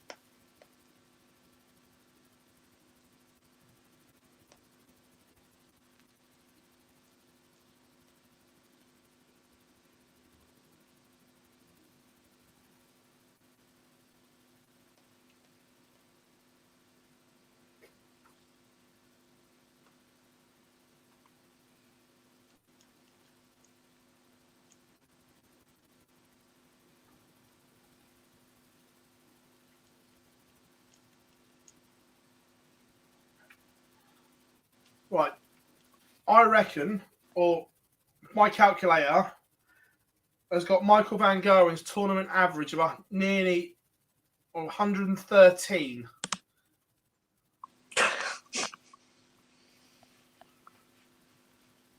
That's simply laughable, isn't it? It's incredible. What else can you say? Oh, that's Incidentally, bonkers. Daniel, nuts. Absolutely nuts. We've got a noble down on board 4. Dave Chisnell and Keegan Brown. They've been flying hell leather at each other all game long. It's now 5-5. Peter Wright, Martin Clearmacher. He's pulled it back here, Clearmacher. It's now 5-4. Peter Wright has had match darts in this one. They both come and gone. But Peter Wright now has 40. We'll have the chance at it as well. With Clearmacher back on 2-4-4. So you'll have a chance at tops as Cross goes 5-1 up. And Peter Wright is through to the last 16 of Players' Championship 26. He had to survive a bit of a scare towards the end, but he gets the better of Martin Clearmacher by 6 legs to 4.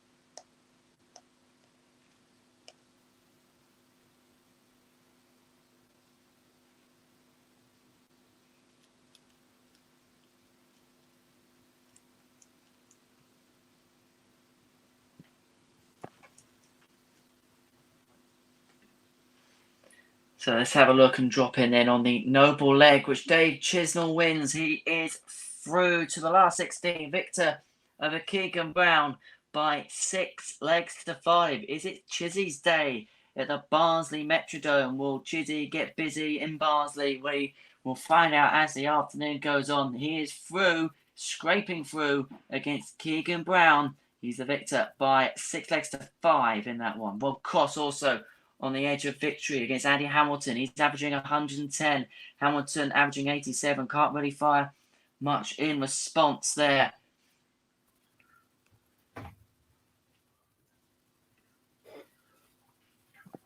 Yeah, I make it 113.74, his average for the Super Series.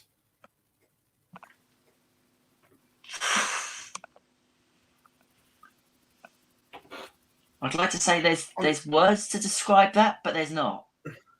Yeah. In the chat room, let us know as well if anyone else wants to work it out to make sure I'm right. But I think Michael Van Gerwen's collective average over the last 3 days is 113.74.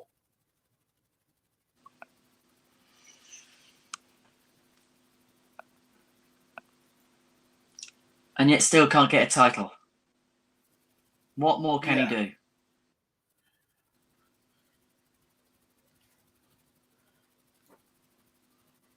Because I'm convinced he could have a 4th dart and someone's still throwing a monster average against him.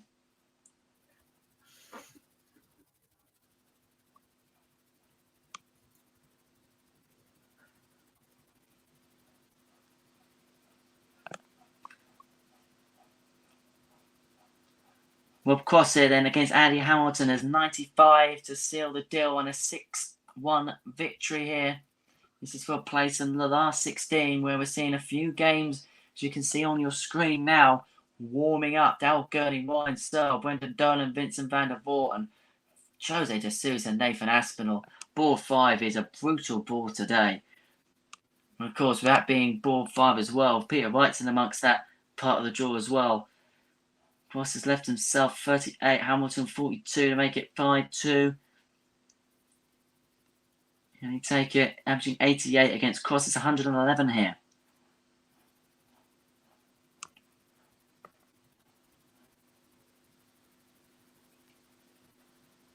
He'll wait the confirmation. Hits 10. So he's had chances. 2 dart miss. So Cross now 13. Now it'll be interesting to see if it goes in 2 or 3 because Cross may potentially want to split this. 6-16. This is for the match. A 6-1 win. 111 average. A good display from Voltage. Can he give us a final spark? 22 scored. So he has had match dart. So Hamilton the hammer to save it. 32. For 19, 20 or 21 dart leg. Incredibly.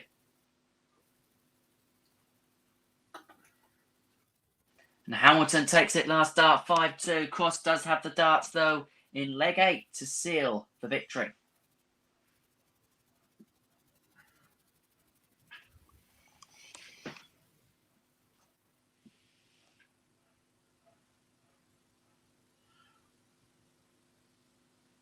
Also as well, board 11, Kevin Dotes and Jason Heaver tied at 2 apiece.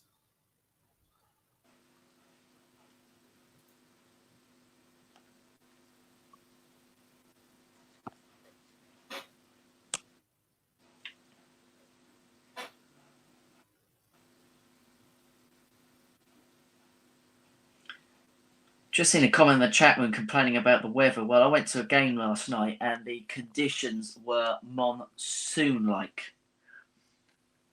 Got drenched through. Yeah, 113.74, 113. So yeah, the point bit I might be slightly out, but yeah.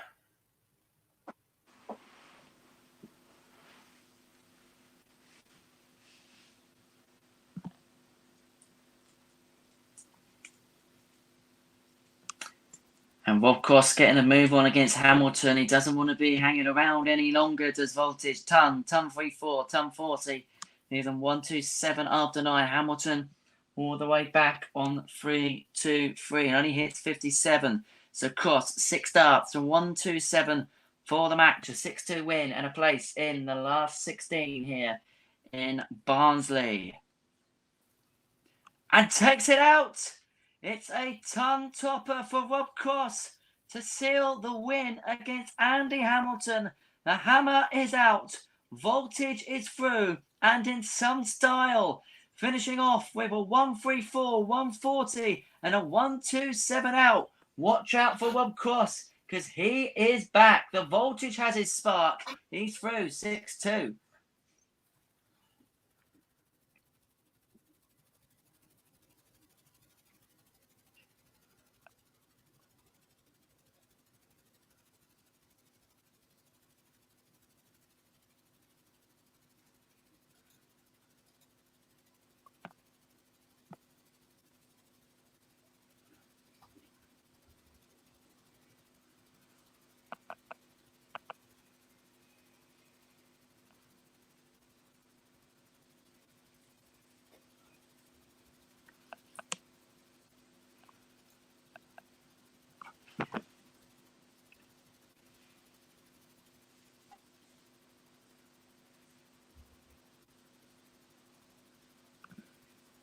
Gabriel Clements is also up on Stephen Bunting 4-3.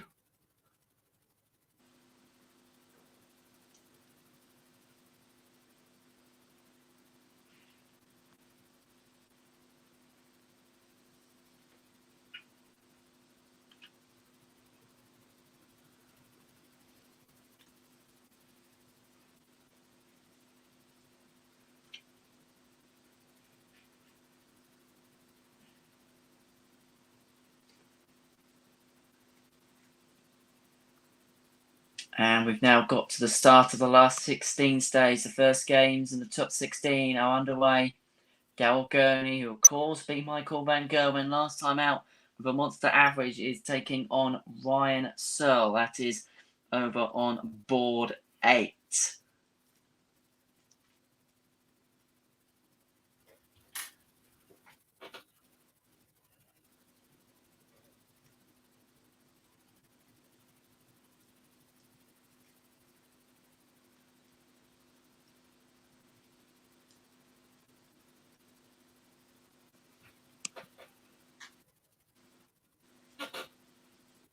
Darryl Gurney is just about to get underway, as Henry's just said, but Clements is in a position here to get in front. Doesn't really punish. So Bunting has an opportunity here to break back.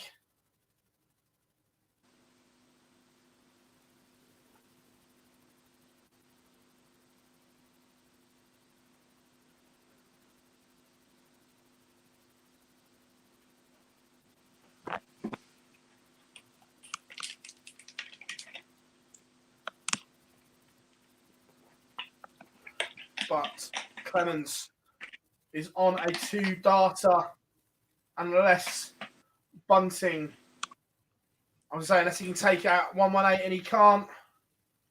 So Clemens 58 for a 2-0 cushion. A 2-leg cushion, sorry, Ewan. And he misses. So the opportunity is back with Bunting to level us up again at 4 apiece. If this goes, Bunting's dodged a bullet. And he has dodged a bullet. We are now back on throw. Clemens has handed the break straight back.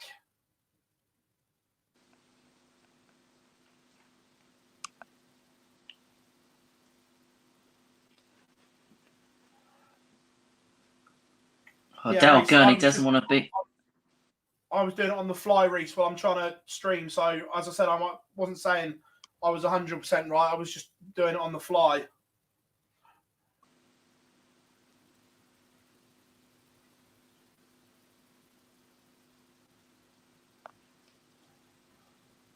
Dale Gurney in the first of the last 16 games is 1-0 up on Ryan Searle, averaging a ton. Of course, early days in this one, but Searle wins the second. We are tied at 1-1 in our opening last 16 game. Jose de Souza and Nathan Aspinall just underway as well in that one over on board 5, as you can see.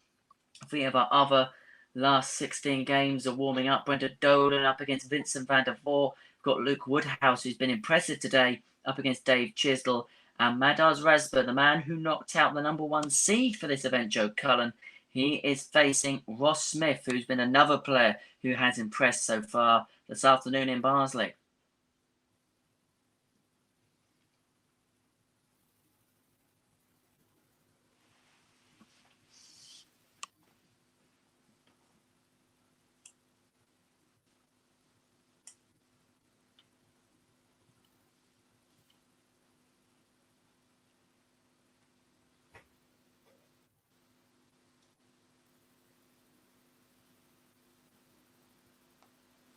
Bunting holds.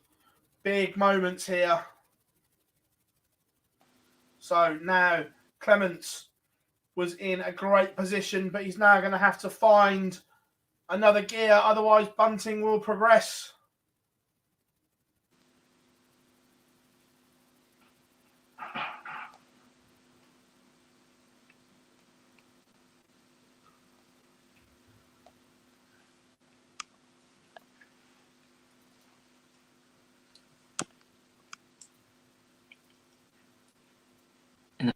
In the second of our last 16 games, Nathan Aspinall has taken the opening rubber against Jose de Souza. And then just warming up there in that one, 88, 93 averages respectively. And Ryan Searle, after losing the first leg, has bounced back to win the next 2. He's 2-1 up on Darryl Gurney, who, of course, knocked out Michael van Gerwen in a monster match earlier on this afternoon.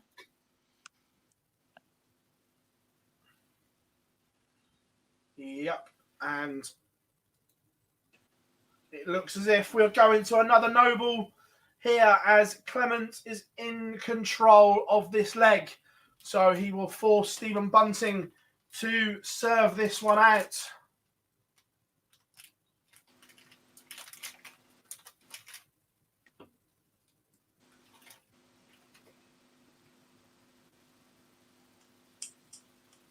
So 79 to send us to a decider.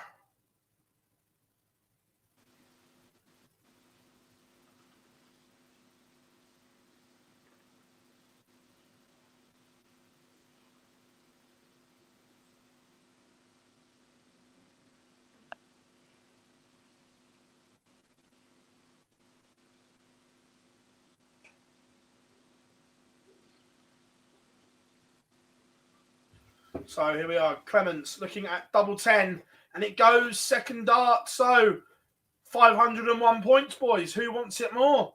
Bunting has the darts.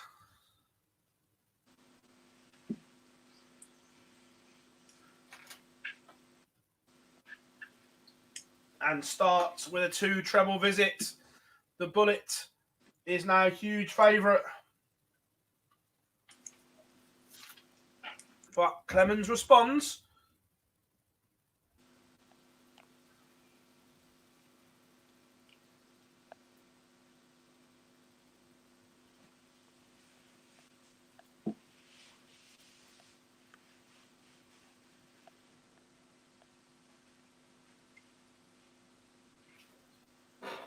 Finally poised this one. Clemens finds 96, but Bunting still with the advantage because he has the throw. And then he finds a maximum. It is now in Bunting's hands. That nothing Clemens can do about it. He needs a maximum just to apply pressure. Finds a ton. Not enough. When you've gone 1-2, 196 ton and it's not enough, you know your opponent has played well. Bunting 87 to seal the deal.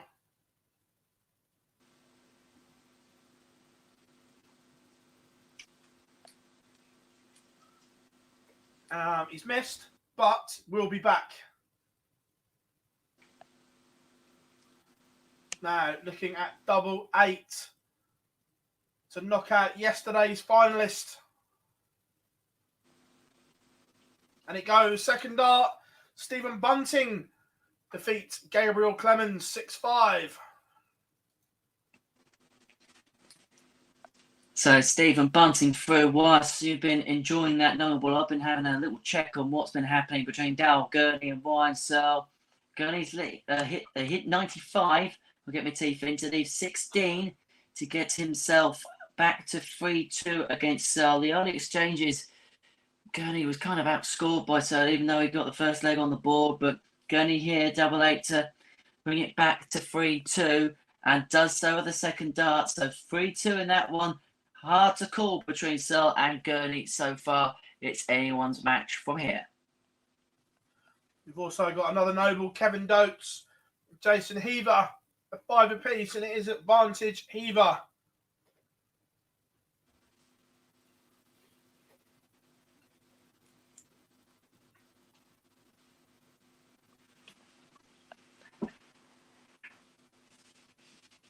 Elsewhere, Nathan Aspinall's opened up a 3-0 lead now over Jose de Souza. Both players averaging mid to late 80s and early 90s, but it's Aspinall who's hitting the out shots. He's the man in charge of that one. And the other two games, Woodhouse one up on Gisnell and Rasma one up on Ross Smith. And look who is warming up on board number 3. The stream board. It's going to be voltage against right, but Jason Heaver has seen off Kevin Dotes.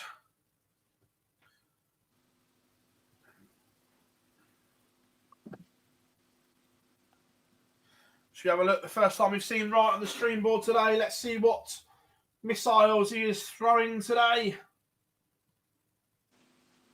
Oh, just normal today. Gold elements. Nothing outrageous today from right. Well, that's disappointing. Yeah, I was hoping to see a John Lowe type barrel with an extra long stem and a pear flight, maybe. I don't think I've seen that combo yet from him.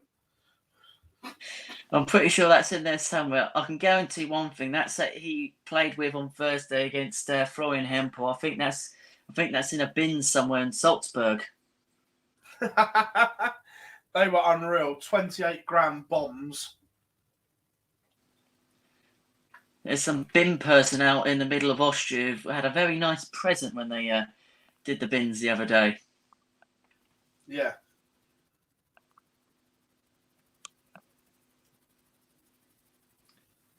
Meanwhile, Jose de Souza pulls one back against Nathan Aspel. 3-1 now to the Asp in that one. Both players very close in the averages. 89 plays, 91 in that one. And Darryl Gurney has brought it back to 3-3. He went 1-0 up, then 3-0 down, back to 3-3. They are exchanging blows, these two.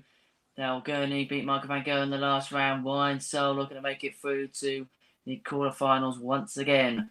This is Pro Tour Thursday. Is he coming up to the ball at the right time of the week? Yeah. Not yet, Reese. I'm going to try and ask him in Amsterdam. Well, that's the plan anyway.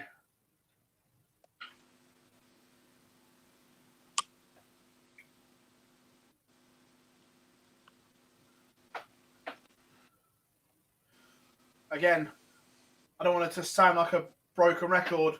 Daryl Gurney's average is back to 91.48.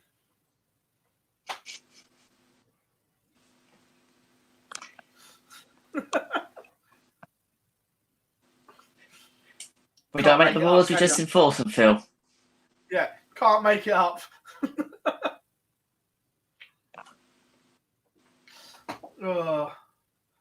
Shouldn't laugh, should we? It's a funny old game. It's a funny old game. I'm pretty sure Michael's not finding the funny side of it, though.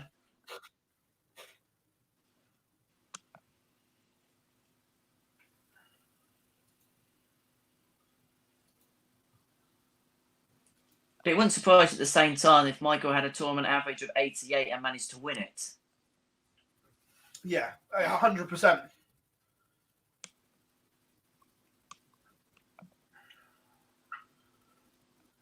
I'll tell you what, just looking at all the averages in the games that are underway now, there's some stinkers going on here.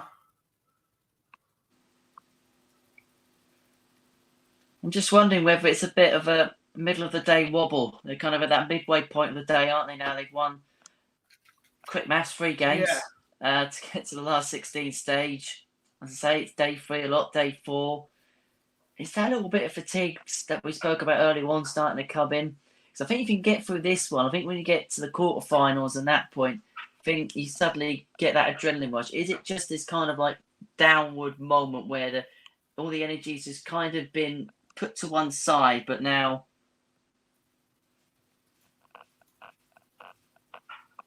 Yeah.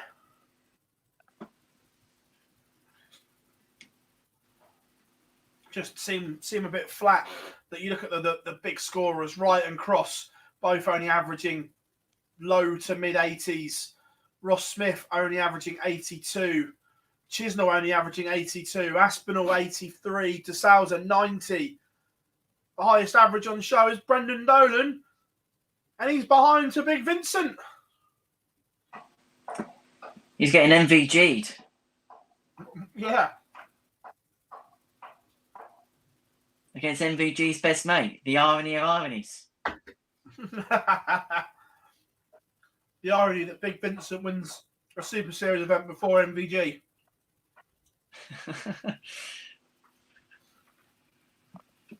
And still probably won't be happy with something. Bless him. Oh. He finds something wrong. Don't worry about that.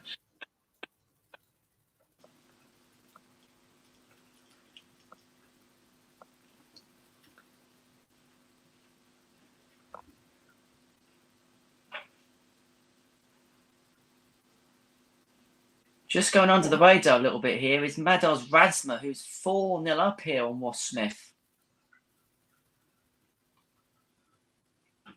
I'm not sure. Do we believe in fairy tales? Guess whose birthday it is today? And they're still in today.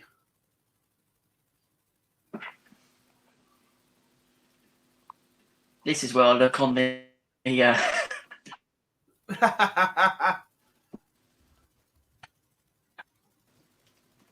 Depends what fairy tale you're on about, because some do come true, some don't.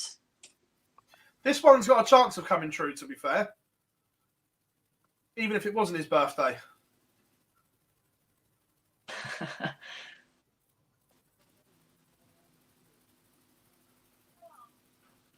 Ryan Searle is the birthday boy. Now that is interesting. Very, very, very interesting. Yeah. By 3 up on Daryl Gurney.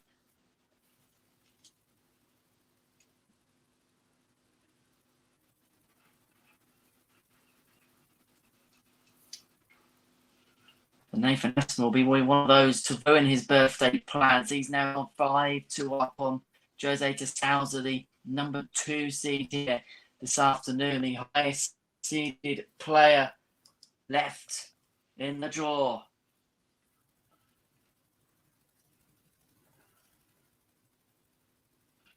Just looking at what is going on right now. Ryan Searle is one away from defeating Daryl Gurney, who's averaging 88 now after the Lord Mayor's show.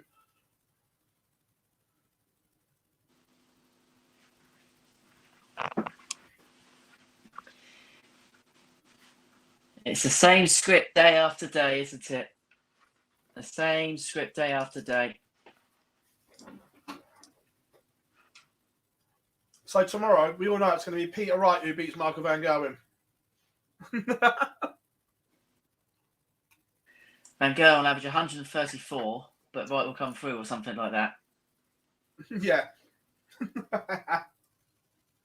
Yeah, the world record average, but will probably end up losing. The way his week's gone, absolutely.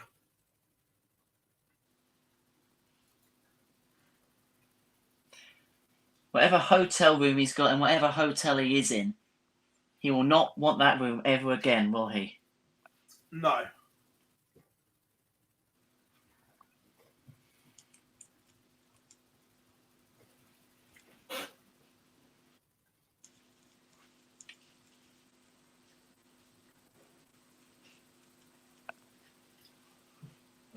Here's a good one from Ben in the chat room. If you had to predict the next debutant in the Premier League, who would it be? That is a good one.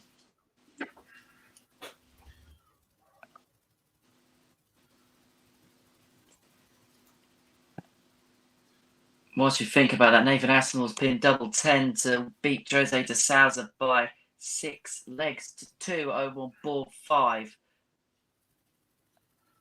I think, for me, there's 3 candidates for the next debutant. Ratajski, he's bordering on jumping into the world top 10. Joe Cullen, because he ticks most of the boxes. And Dirk van Dijvenbode. Right now, they would be my 3. It's a bit of an outside shout. I mean, Danny Moppett's made a semi-final of the World Grand Prix, European quarter-final. All he needs is one big performance. He could potentially be in that shouting. Yeah, I agree. Yeah, don't disagree at all, mate. The one man who definitely won't be in the shouting today is Daryl Gurney. Yeah, beaten by the birthday boy.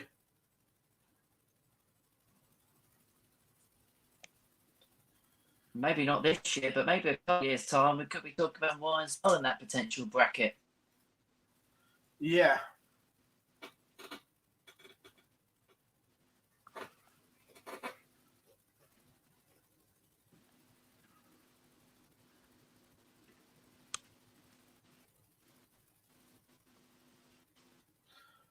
James, absolutely, I'm with you on that one. Look, Ryan is a top guy, but at the moment I would put him in that bracket that unless he's top 4 or wins something, may get overlooked a little bit.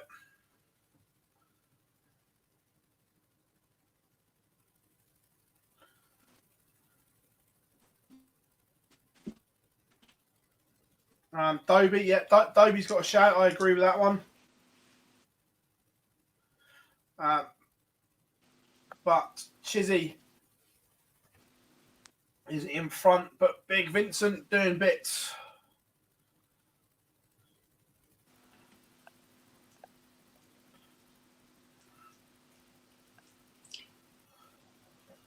Elsewhere, Mados Razma is on the brink against Ross Smith. He did have a 4-0 lead in this one. Did the Latvian up against Ross Smith, Smudger, the 16th seed here today. Smith has kicked off in this leg, though, 140. But Razma has been in some inspired form this afternoon. We will watch that one as thing goes on. But on the stream board, Peter Wright's pulled it back to 3-2 against Rob Cross. Cross averaging over a ton, Wright 93.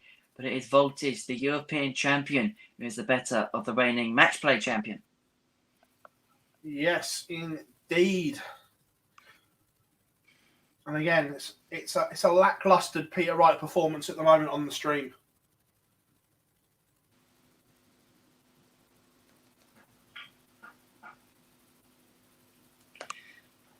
But he's saving it all for tomorrow, Phil. We both know that. Yeah.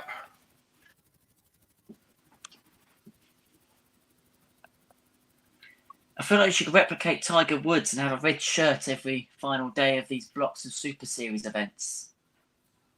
Yeah, I'm a fan of that. We were also talking. Oh, before we do that, the big Dutch destroyer has gotten rid of the history maker. Big Vinny's flying. Be scenes if Vincent won a Super Series event.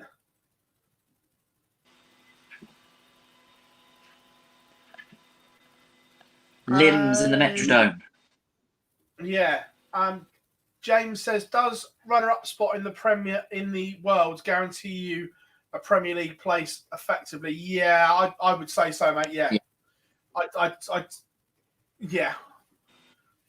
And unless you were playing in the maybe Ian White, and then Barry still wouldn't pick you up. But yeah, no, he could win it and still. Yeah, no, I would say if you get to the World Final that you'd be in.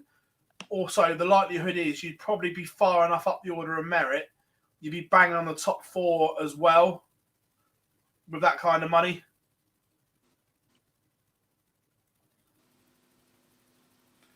And he played in the sports showpiece occasion, which is, being honest, we all know the darts match is going to be watched by the most people, so it's going to have the biggest publicity. Unless you're Kirk Shepherd, then you're going to be in it. Yeah, no, yeah, I'd say getting to the World Final pretty much puts you in.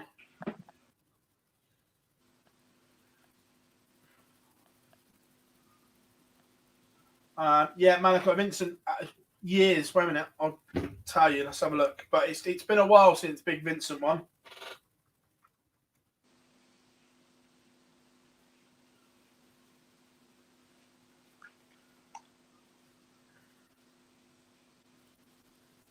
But we need more Big Vincents. Certainly up for more Vincents on tour. You just want it for the entertainment value. Yeah.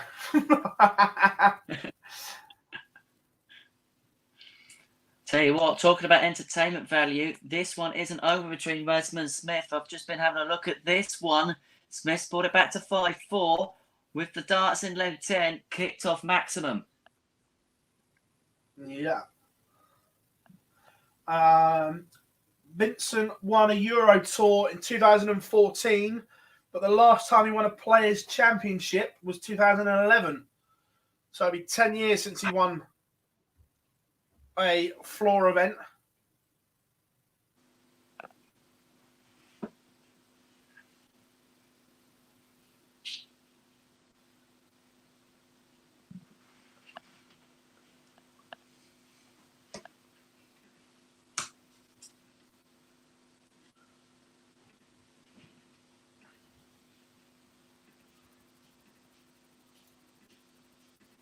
Pile of Sand says, Vincent for the Premier League.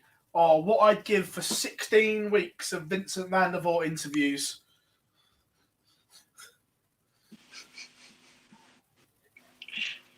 I'd love a Vincent van der Voort venue recommendation. You know, like Come Dine With Me, where they have to give the score out of 10 and all of that. Vincent on the taxi on the way back every week. 7? Yeah. Yeah. Yeah, Rose says Dutch viewers on RTL are lucky they get Vincent as a regular there. Yeah, absolutely.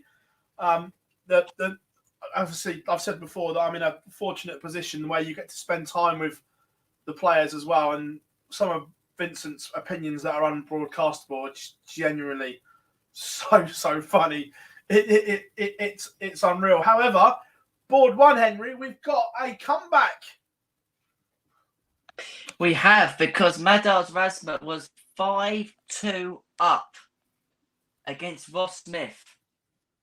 But Ross Smith has come back and won 3 in a row and now it's Rasmus with the throw in this last leg, and Smith has given himself an almighty opportunity to get himself what would be an unlikely victory considering where he was earlier on in the game. Can he take his opportunity now?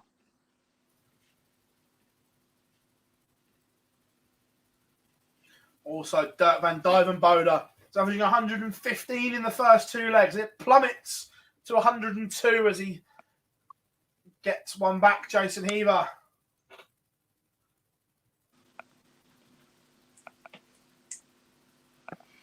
In that aside, Smith's kicked off 10-40-96. Rasmus 159. So Smith has the advantage, effectively taken the darts from Madars Rasmus.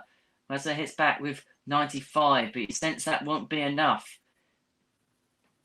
Smith should leave himself on a finish should he get a trouble from this visit.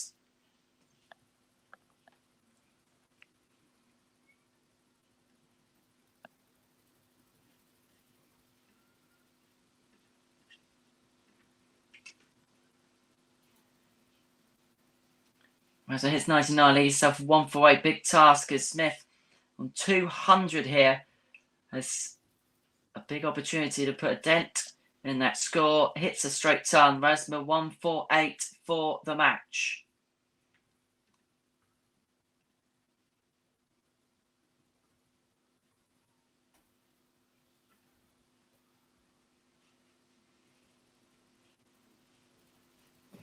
It's only 60, so straight ton for Ross Smith.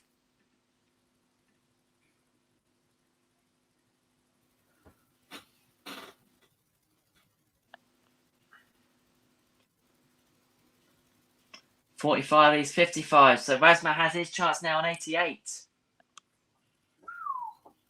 Which way is he going to go? Getting tense at the Metrodome. Rasmus take his opportunity. He was 5-2 up. He's been pegged back to 5 apiece. Can he fall over the finishing line, the Latvian, and get himself into the quarterfinals of Players' Championship 26? He does. 88 in 3 goes. He is through. He hangs on, surviving a scare against Smith. Pulled it back from 5-2 to 5 apiece, but gave himself too much work in the end. He's through 6-5. And it's not just him through, because Luke Woodhouse has hit 64 in 3 to beat Dave Chisel 6-4. The quarterfinal lineup is beginning to take shape. Absolutely. Right now, I'm not sure who I think's favourite.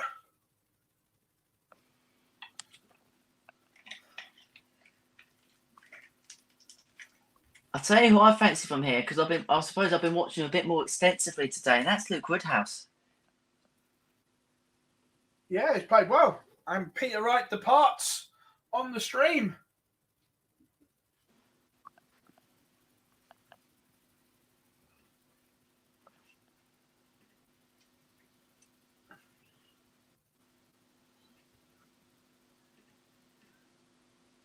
Also, as well, I've just caught out of the corner of my eye, I think we've just had a fish. I think Bunting has just nailed the fish on the stream. I may be wrong.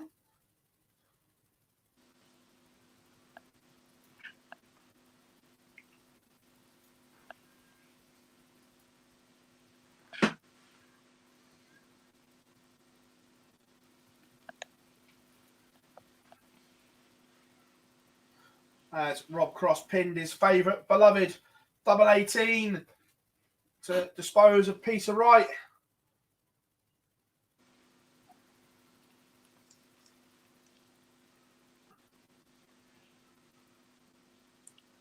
Elsewhere in the other last 16 tie, outgoing and still playing, Dirk van Dijvenbode is 3-1 up on Jason Heaver, averaging just under a ton in this one. And Dijvenbode looks good for 4-1 leaders. 48 now. Goes inside, so leads himself double 10. Heaver 104 to break throw and to bring it back to 3-2. Can he take it out? 88 leaves 16. So Van Dijvenbode for a 4-1 lead here. Well, it's double 10.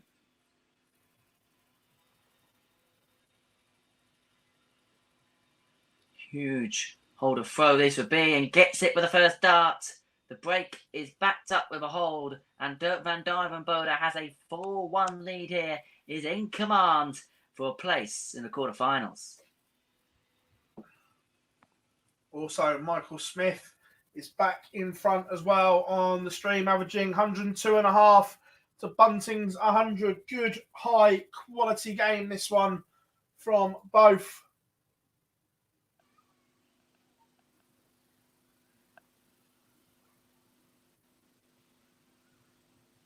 Seeing it the weekend as well the other day. I love ITV, but they put up a screen graphic of Michael Smith without a beard. Hilarious. Didn't quite look like Michael Smith, did it? Looked about 12. The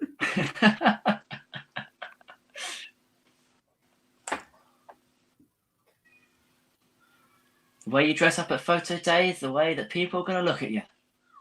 Yeah. Always get photo day right.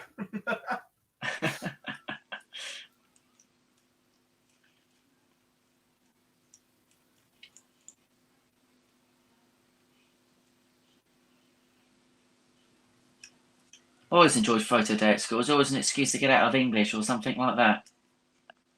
Yeah. Except from one year, we had... and have a supply teacher, because you can just pull the wool over their eyes. It's great. The best one was the supply teacher who's just there for the crack of it. That was the best ones. Yeah. We had one who couldn't care less. We spent one lesson just watching YouTube videos the whole time. Good effort. Bunting is level with Smith. This one's got no ball written all over it.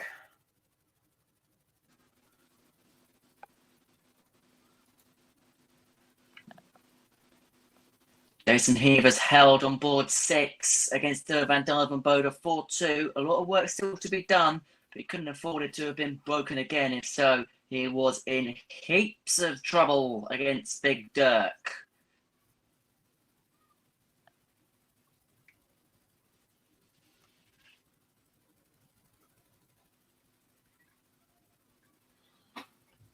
Also, Michael Smith has made a pig's ear towards the end of this one, presenting Bunting with the opportunity to break.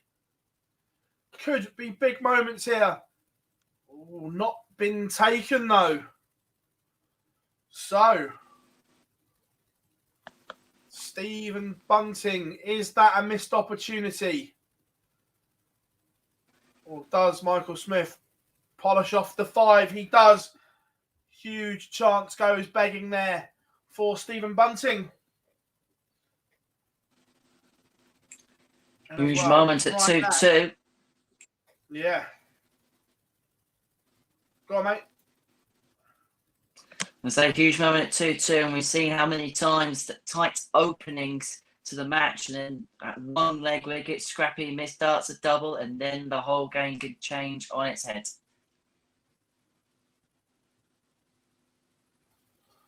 Also, as well, right now, Callum Ridds will be cheering on Bunting or whoever plays Michael Smith, because if Smith wins, I think he goes back in front of Ridds on the Pro Tour places for the Slam.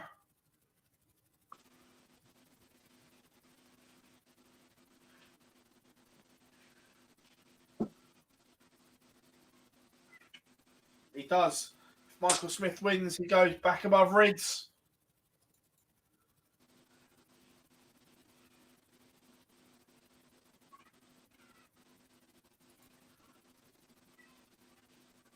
But this game looking as if it's going to go to 3-all. I said it a while ago. This has George Noble. The 11th and final leg. It's Michael to throw first. Game on. Oh, we may not see a Noble in the other game because Jason Heaver on 1-2-1. Probably needs to take it to save the match because Van Dijvenbode is back on 87 against the darts. 21 he has scored, so a ton less. So huge chance now for Dirk Van Dijvenbode against the darts to seal a 6-2 victory. 54 leaves 33. Glenn, not sure is the honest answer because they both will have won 2 each. So I'm not sure how they work that bit out.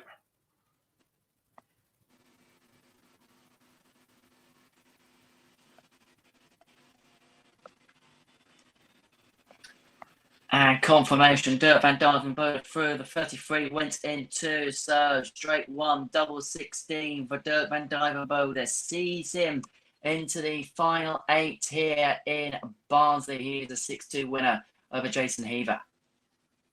Yeah. Ben says Dirk has been so good this week.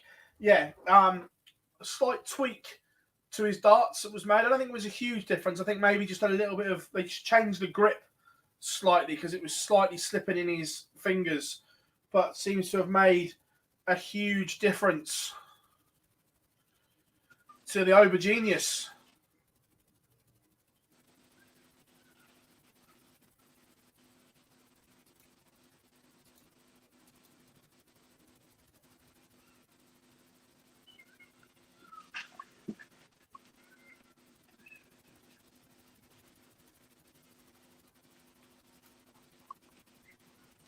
Well, the first of our quarterfinals are warming up. Rob Cross, the European champion, one of the form players today, taking on Vincent van der Voort. Is it destiny for Van der Voort? Is it the title?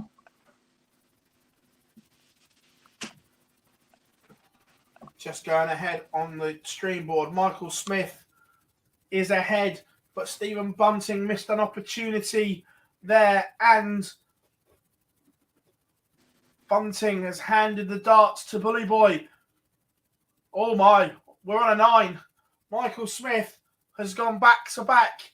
Let's not get too excited, but this would be for a break and a 9. Does this go yellow now, Michael Smith? Are you going to give us a fabulous 9, Willie? Can he? No, is the answer.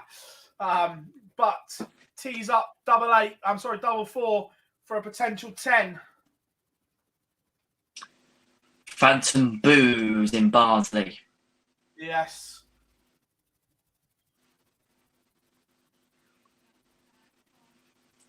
And it goes, break of throw.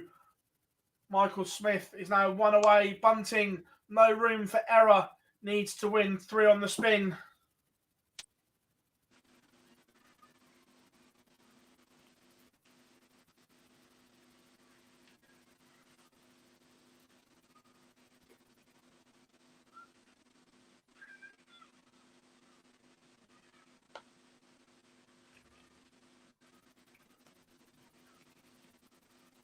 Someone in the chat room asked, is Dirk there? Not yes, he's not. No, there's still opportunities. There's still a qualifier as well, so not ruled out yet. But yeah, as I say, if he wins today, or still got the World Series, if he can get to a final or the qualifier, so still ample opportunities for players to get to the slam.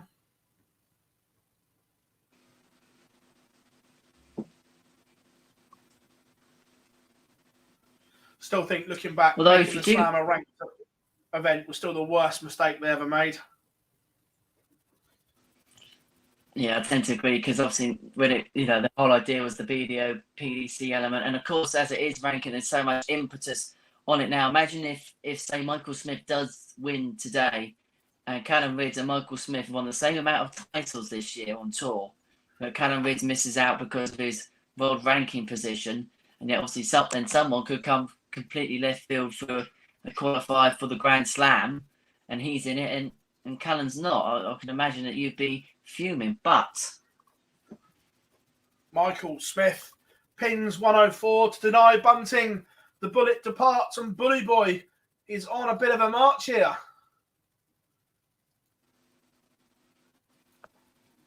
he is destined for Wolverhampton, potentially, Michael Smith.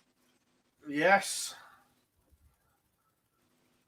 The Bully Boy doing bits as he moves into the quarter-finals. Right, Henry, we seem to finally have a suitable place. So we are going to grab a quick ad break, everyone, and we will be back in around a minute or so on the other side of these.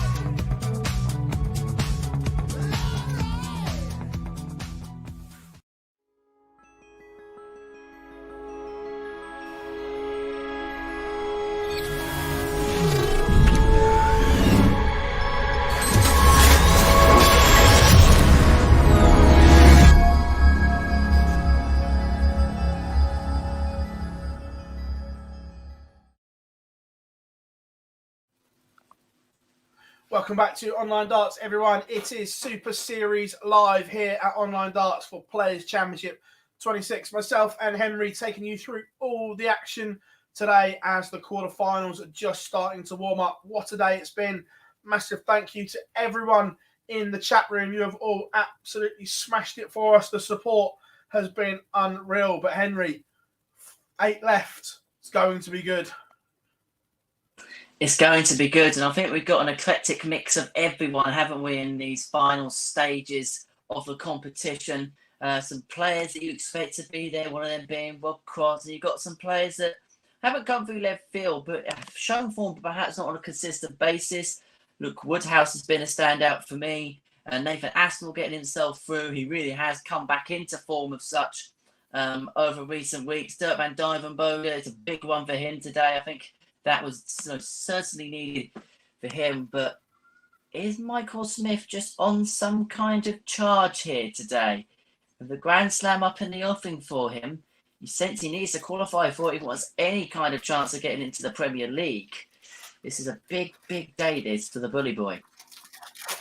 Yeah, and of course, Michael, if he doesn't get there, he's defending money from 2 years ago is the issue for Bully Boy, because he was there. So if he doesn't get there, then the Order of Merit takes a tumble. And on that Order of Merit, he's precarious at the moment because Rob Cross is within striking distance and Rob Cross is heading to Wolverhampton. So Michael Smith could find himself outside the top 10 if he's not careful. And we haven't said that about Michael Smith for a long, long time now, have we? No, agreed. Yeah. So that is very, very interesting indeed. I know they're both out today, but Dimitri van den Berg is within one win on the Pro Tour of James Wade. Oh, That race for the top four's hotting up. yeah, well, it's looking that way. If Dimitri can find a second title of the week.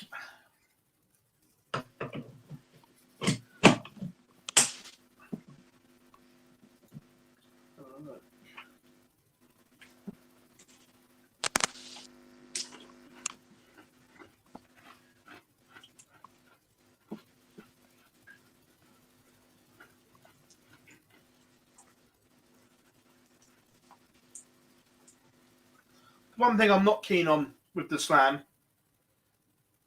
is the World Youth winner and runner-up getting a Slam spot, because it happened almost a year ago, that final. So it has kind of no relevance currently on what they're both doing. Yeah, no, agreed. No problem with rewarding the winner and runner-up of the World Youth with something, but having to wait a whole year for it, I'm not sure that kind of works. I think if you look at the timings, and the times are a bit different. Say the tournament and the final took place maybe in September time or August time, or maybe around the match play. You could probably give it a bit more merit, can't you? Then say, because it's still only a 3-4 month gap, but waiting for a whole year for something. As well, the players, those players will also know that for a year they're going to get this opportunity. Sometimes you can overthink it. The World Championship spot for the World Youth Champion, absolutely 100%. And I don't think you have to invite them to the Grand Slam, but I think, as you say, the timing may be something. But then, as we spoke about earlier on another discussion, broadcasters, timings, and all the rest of it is never always perfect. No, I agree. It's an interesting one. Like Joe Davis, we saw him play really well against Bradley Brooks, and we saw him at the UK Open, but we haven't seen him since, unless you watch the live league, of course. But in a PDC event, we've not seen him.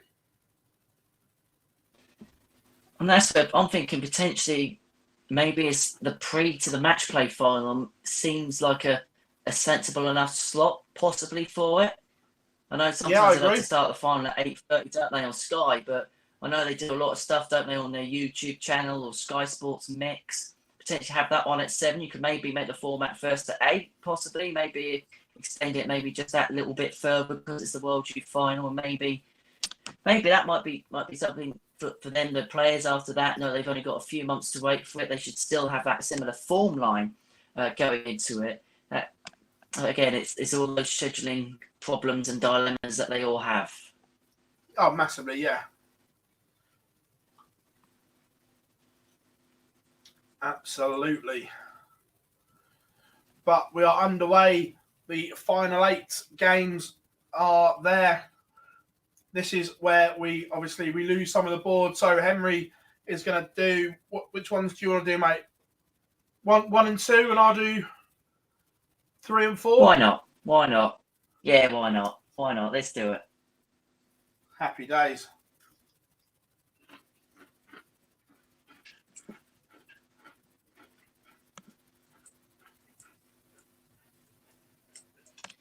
Well, Vincent against Rob Cross has missed 3 darts at 32 to level up at 1-1. So Cross has 55 here to break the throw and open up a 2-0 lead. Can he take the opportunity? 37, which means he has gone inside on till 18. Van der Voort gets a second chance on 32. Can he take it this time to level up a 1-all and hold throw? 28, so he's missed the opportunity. Cross is back for double 9. For break a throw and a 2-0 lead. And takes it with a second dart. Rob Cross with a huge break of throw against Vincent van der Voort. He can't say he didn't have his chances in that leg, but finds himself behind. And voltage as the darts open up a 3-0 cushion.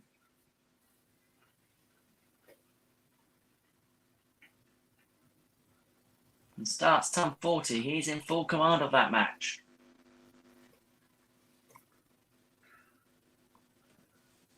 Woodhouse, meanwhile, is averaging 107 against Madars Razva. This leg on throw, broke in the first leg. This leg on throw, 139, 134.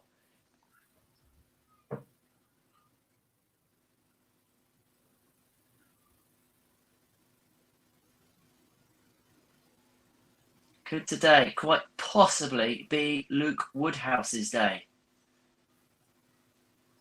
Could well be.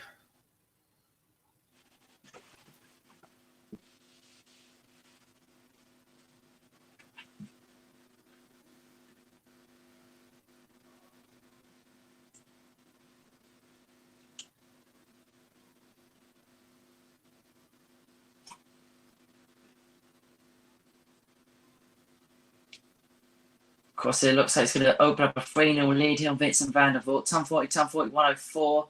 Needs 107 after 9. We want to have a darts at top to Vincent all the way back on 285. For a 13 darter. Vincent is a 140 to lead 145, but cross tops a 3-0 lead. We take it. This is sub 15 dart leg. Takes up the second dart. 14 darter for Rob Cross. He leads by 3 legs to 0. He's in full command here against Vincent van der Voort. It's the Dutchman's run at Players Championship 26 going to end at the quarterfinal stage.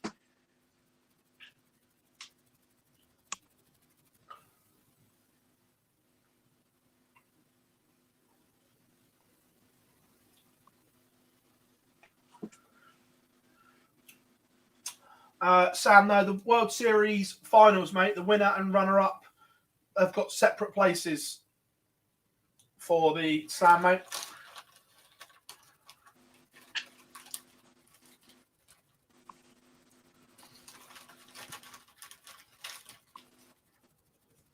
Also, quick turnaround. Looks like Bully Boy didn't want the full 15 minutes because they are now warming up against Ryan Searle. As Dirk and the Asp are also underway. Game on, everyone.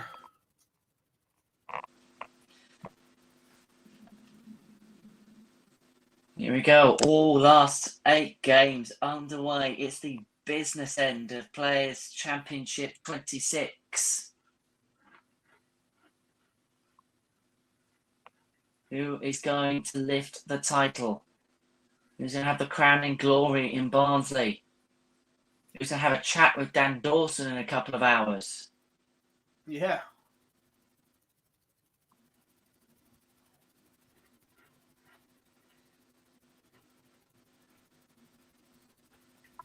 And the important question, what type of leather jacket will he have on today? Grease is the word.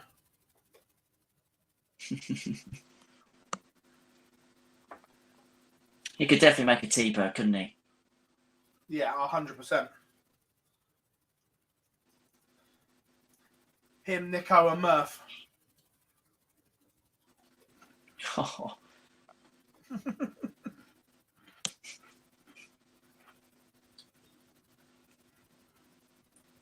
Yeah, but which one blasts Os and Mikado into outer space?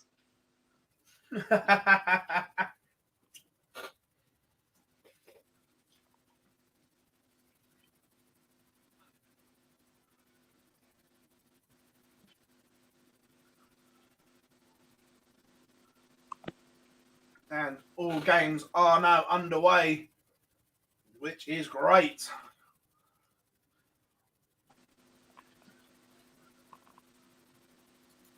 We spoke about Greece and cars flying up in the air. Rob Cross is in a different stratosphere against Vincent van der Voort at the moment. Vincent hits a 137, but that's only good enough to lead 152. Cross 122 to open up a 4-1 lead.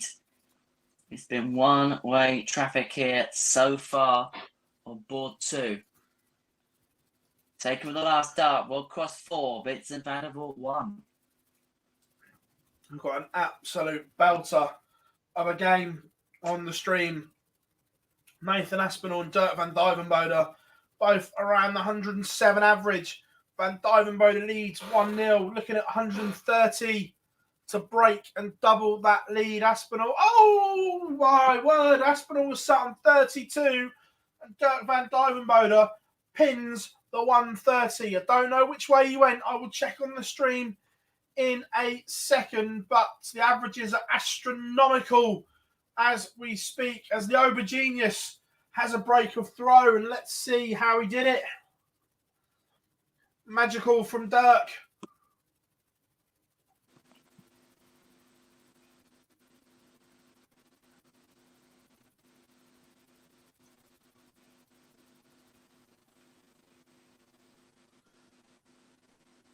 Treble 20, double 5 for the Aubergenius, but means nothing because he's only gone 43, 45 and Aspinall's gone 180, 140. So it looks as if it's going to be an immediate break back for the Asp.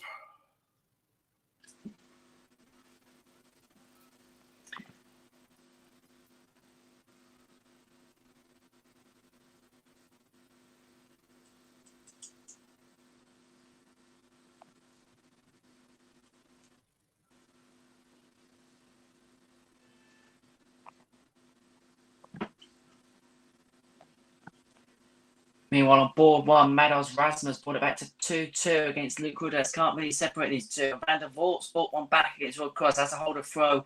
Still needs to break. It's 4-2 to Cross. It's another ton-topping finish, this time from Nathan Aspinall. 116, 2-1 to Van Duijvenbode, but we are back on throw in this one.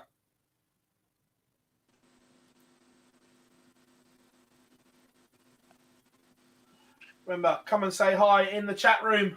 Don't be shy.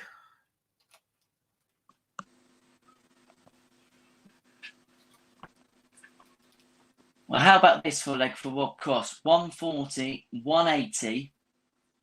He's trying to run towards that finishing line against Vincent van der Voort. You can see it in his sights. He's 4-2 up. And he's got a real cushion in this leg with the darts.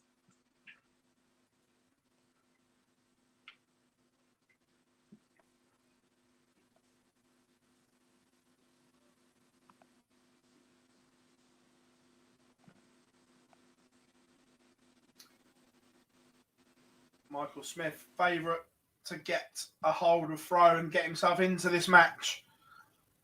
He's up 64, so not on a finish. So Bully Boy will come back. But this needs to go. If it doesn't, 3-0 becomes a distinct possibility. And it does go. But Michael Smith is going to have to find a break of throw against the birthday boy.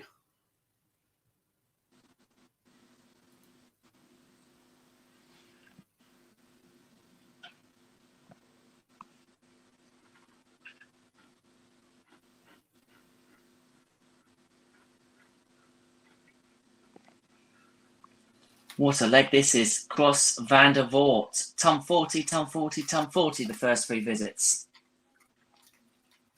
Decent. Make that 4. And Aspinall levels up with a hold of throw. We have 2 apiece.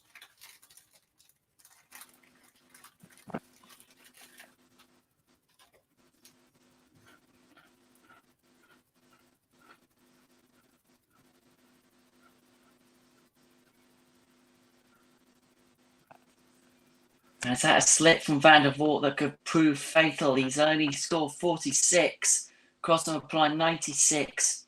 So Cross is going to get darts. You may have to take the 1-2-5 out more to do it this leg because Van der Voort has left himself on top of the whole throw to make it 5-3. Cross 1-2-5 for the match.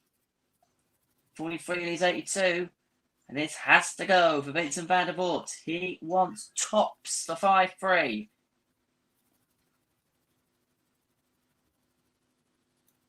Misses, goes inside. So Cross has 82 now for the match. And the first spot in today's semi-finals at Players' Championship 26.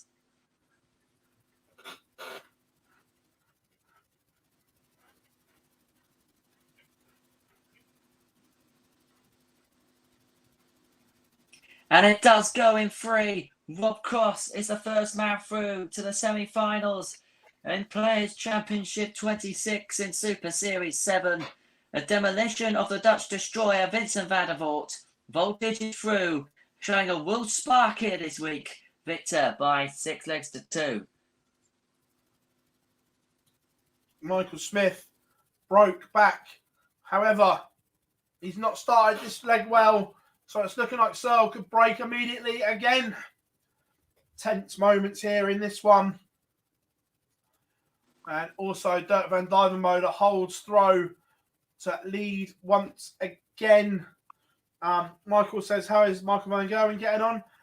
He lost with another ridiculous average, mate. He's got 104 average for the 3 days and nothing to show for it. Brilliant from Searle.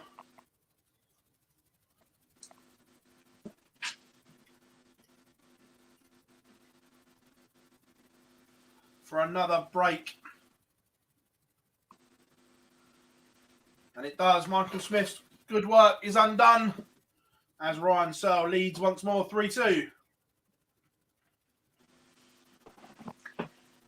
And 3-2 is the score between Rasmer and Woodhouse. Woodhouse looking to hold and make it 3-3. Rasmer's got 153 here. What a shot this would be to break the throw at this point in the match. Can he take it out for what would be a whopper? Hold up. I'm jumping in. Maybe Dirk. Nah, I got excited. He teased us. He went back to back. Boo. Luke Woodhouse gets the 45 to make it 3-3 between him and Rasmer. All 3 games currently live. There's nothing really to separate any of them.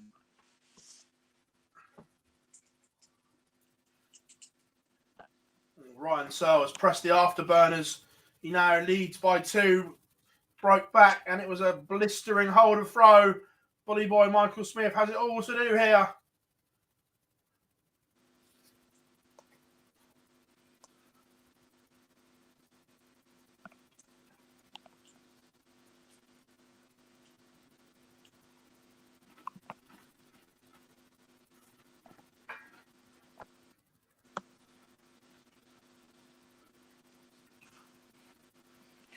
Interesting. I'm just reading the tweet here from Andy Scott. Vincent van der Voort, I know he lost to Bob Cross, but that was his 80th PDC Pro Tour quarter-final.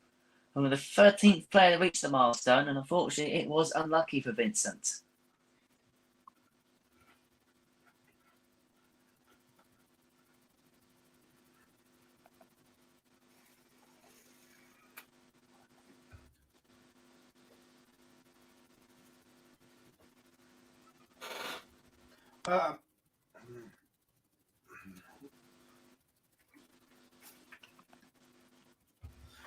George, yeah, the seniors qualifiers will overlap the slam, mate.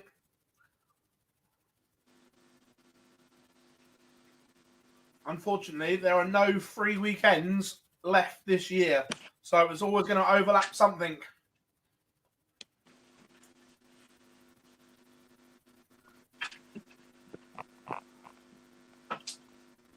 Rasmus takes out a 94 to go 4-3 up on Luke Woodhouse over on board number 1.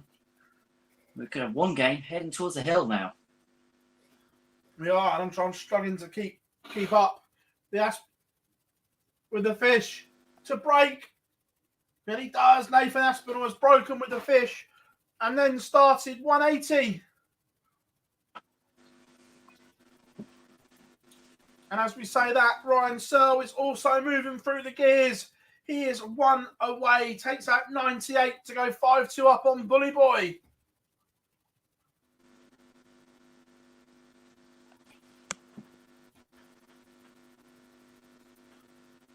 I think I've got it teed up. There we have it. The asp with the fish.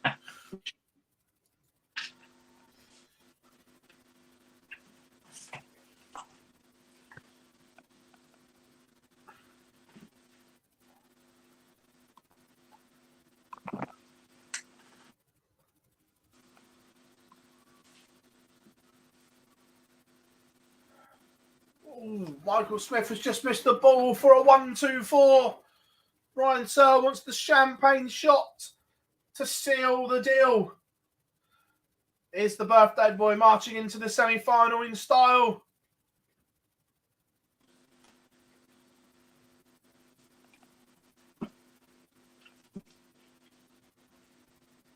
No.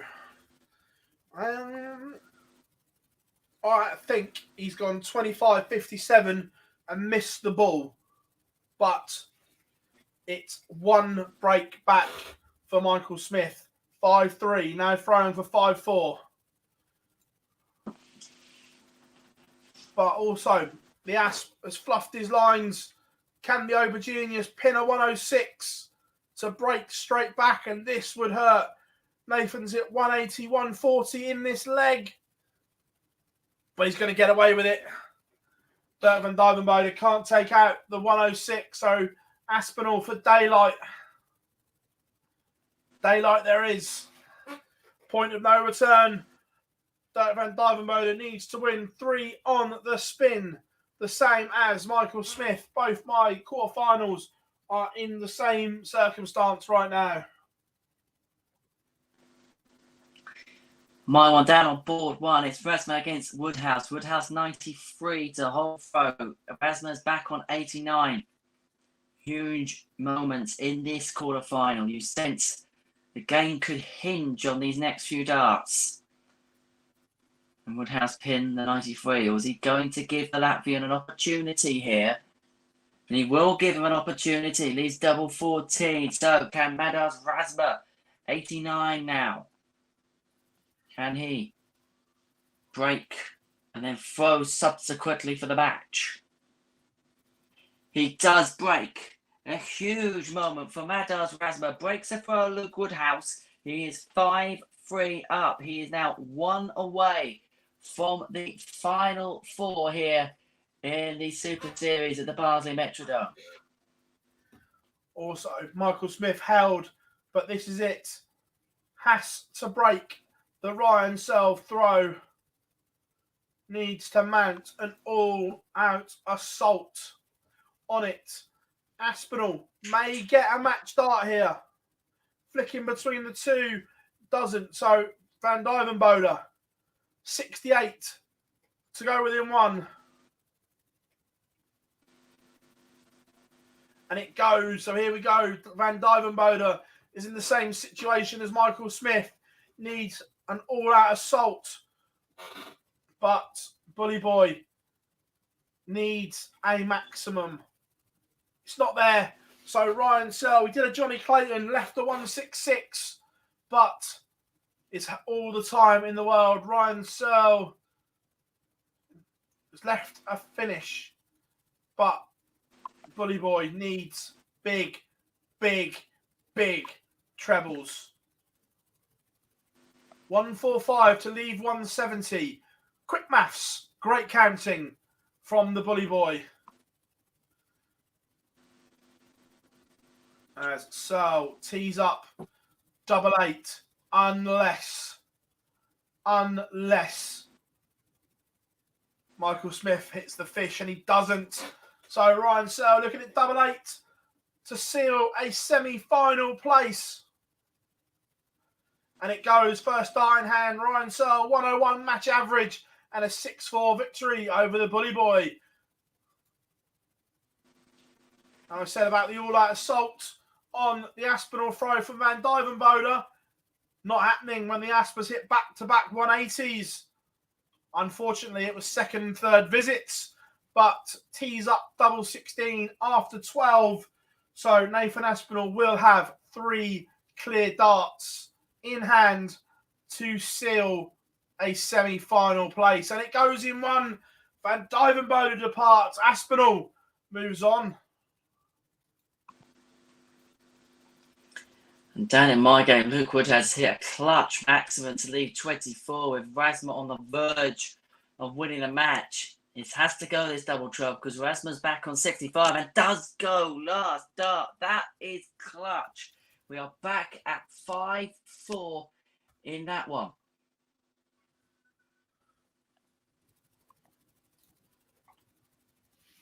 Oh, wait a minute. Let's get rid of the double picture. Turn that one off and go like that. There we have it. We can watch the climax to this one.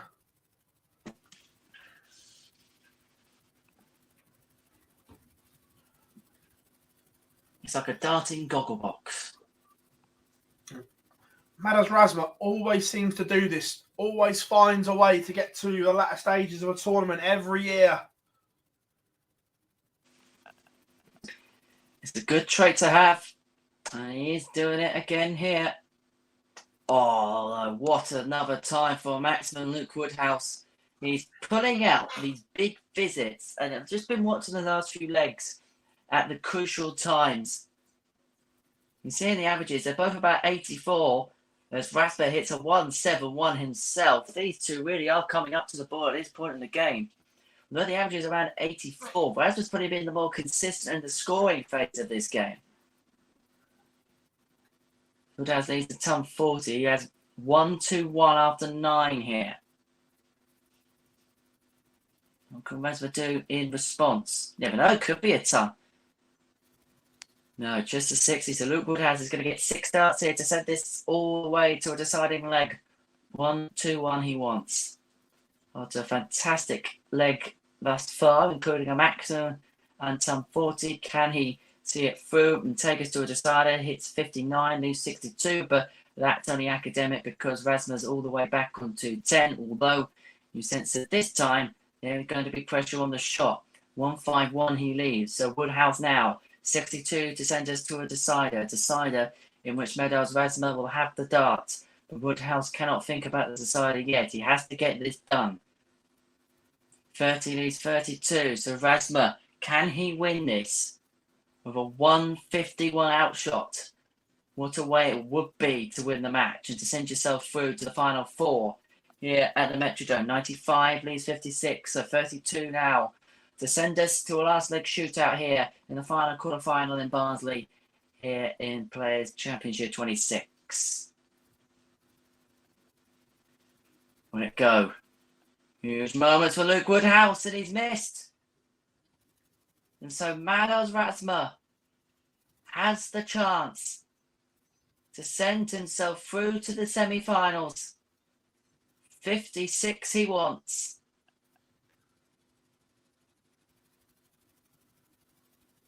For a place in the final 4.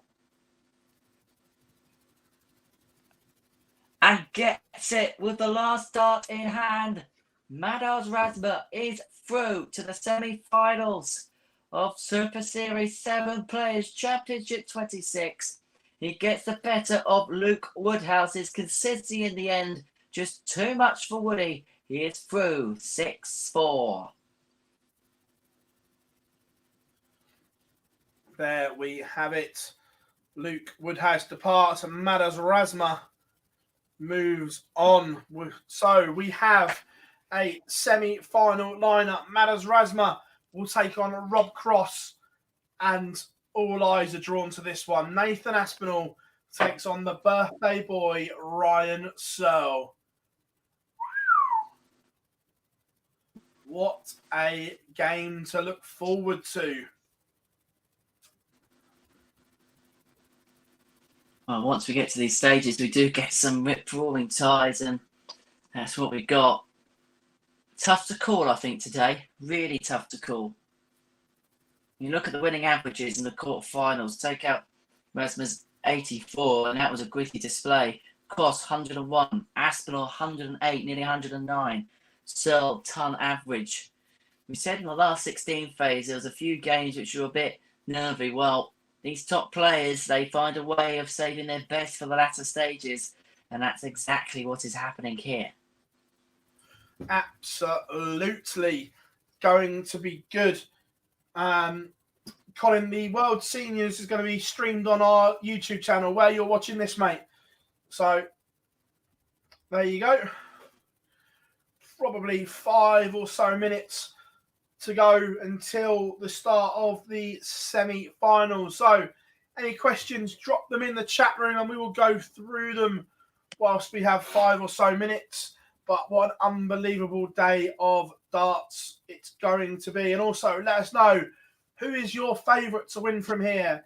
Rasmus, Cross, Aspinall or Searle? What do you reckon, Henry? Who's your favourite from this moment? Well, I put the blinks on Luke Woodhouse, didn't I, a minute or so ago. I think you look from here, Nathan Aspinall probably in terms of numbers has probably looked the most impressive today. And when you look at the calibre of players he's had to come through, he's been given an absolute nightmare draw all day. And he's managed just to carve a big name off one after the other. So I'd say Aspinall's a favourite. Can't rule out, well, of course, obviously European champion. But as you say, Madals Razma always finds something from somewhere at some point in the season. Is there going to be an outside victory today? Yeah, just you always find something.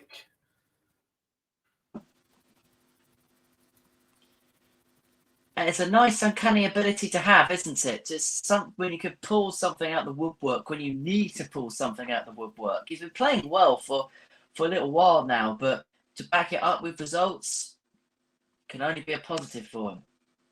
Yeah, absolutely. Some love for Razma in the chat room. Heavy metal cross being spread around. No one's quite sure.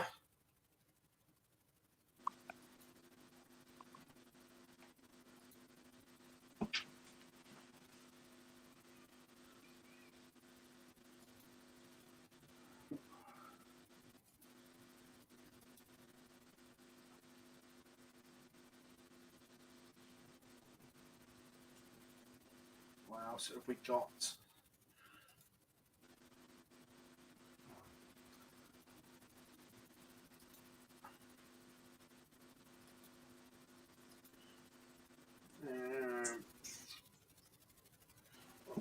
Aspinall Searle is going to be stream board number 1. That's just flashed up on PDC TV.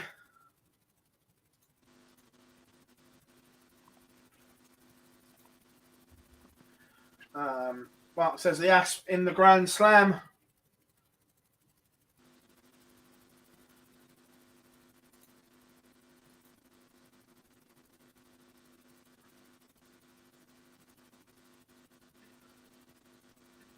This could be a big moment for Nathan Aspinall as well. He said it when we were in Salzburg that he feels he's just a title away from being back to where he was pre-COVID as well, which is interesting. That he knows he's playing well right now. Yeah, and you just saw signs, didn't you, that weekend in Austria at the European Championships. You can just tell when a player is clicking again. And you just felt there were signs in not just the fact he was winning, but the way he was winning. You know, even the semi-final against Van Gerwen, which of course he went on to lose. Nathan's one of the grittiest players I think the game's ever had the privilege to muster. And even when the chips are down, he's got that heart of a lion, and he'll find a way of trying to claw it back.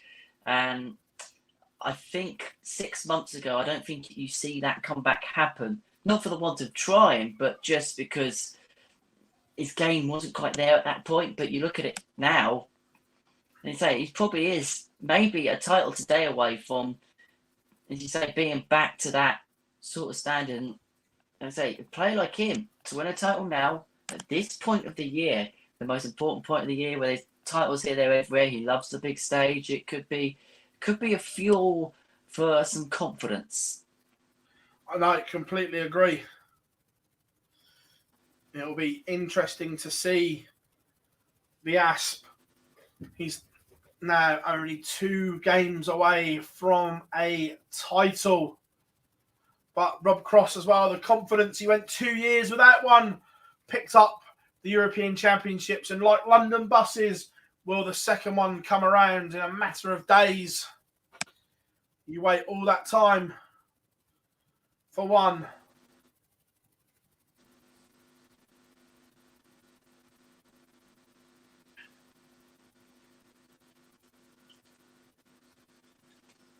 And of course, Ryan Searle as well, someone who knows how to get over the line in these Players' Championship events. Been playing very well this year, been very complimentary about the way he's been playing. He's the disruptor you sense out of that field of 4 in the draw. Cross and Aspinall are going to be your favourites. Asma's going to be the outsider. Searle could just be the disruptor.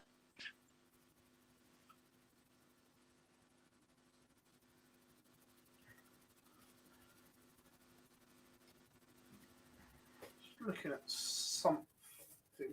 Where?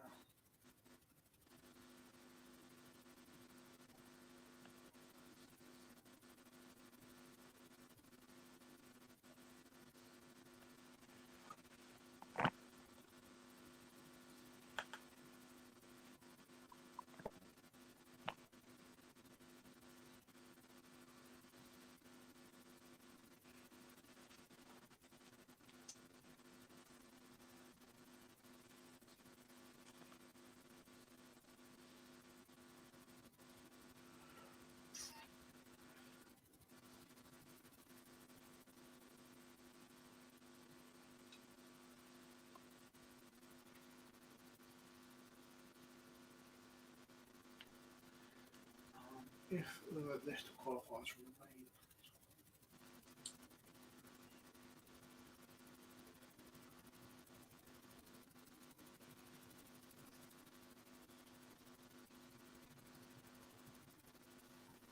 What else have we got? So I was just checking on something there. Ryan Searle to win, after all, is his birthday. Yeah, it would be a fitting birthday present.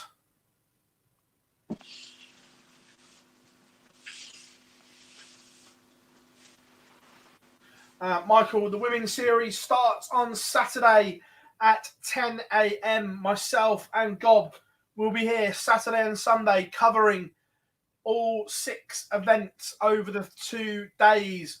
Fallon Sherrock is already heading to Wolverhampton. She topped the Order of Merit last time out. Her and Lisa also in fabulous positions to qualify for the Worlds.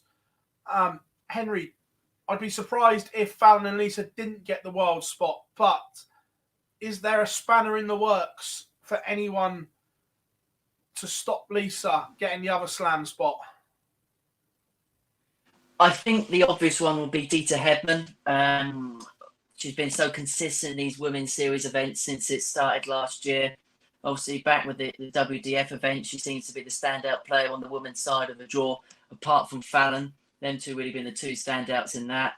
Maybe the other one who's been playing well, but probably gone under the radar a little bit, is possibly Corinne Hammond. They'd be the 2 for me, if anyone. But you just find it so hard to look past Lisa Ashton, because her and Fallon, the dominance that they had in those first series of events was quite simply remarkable.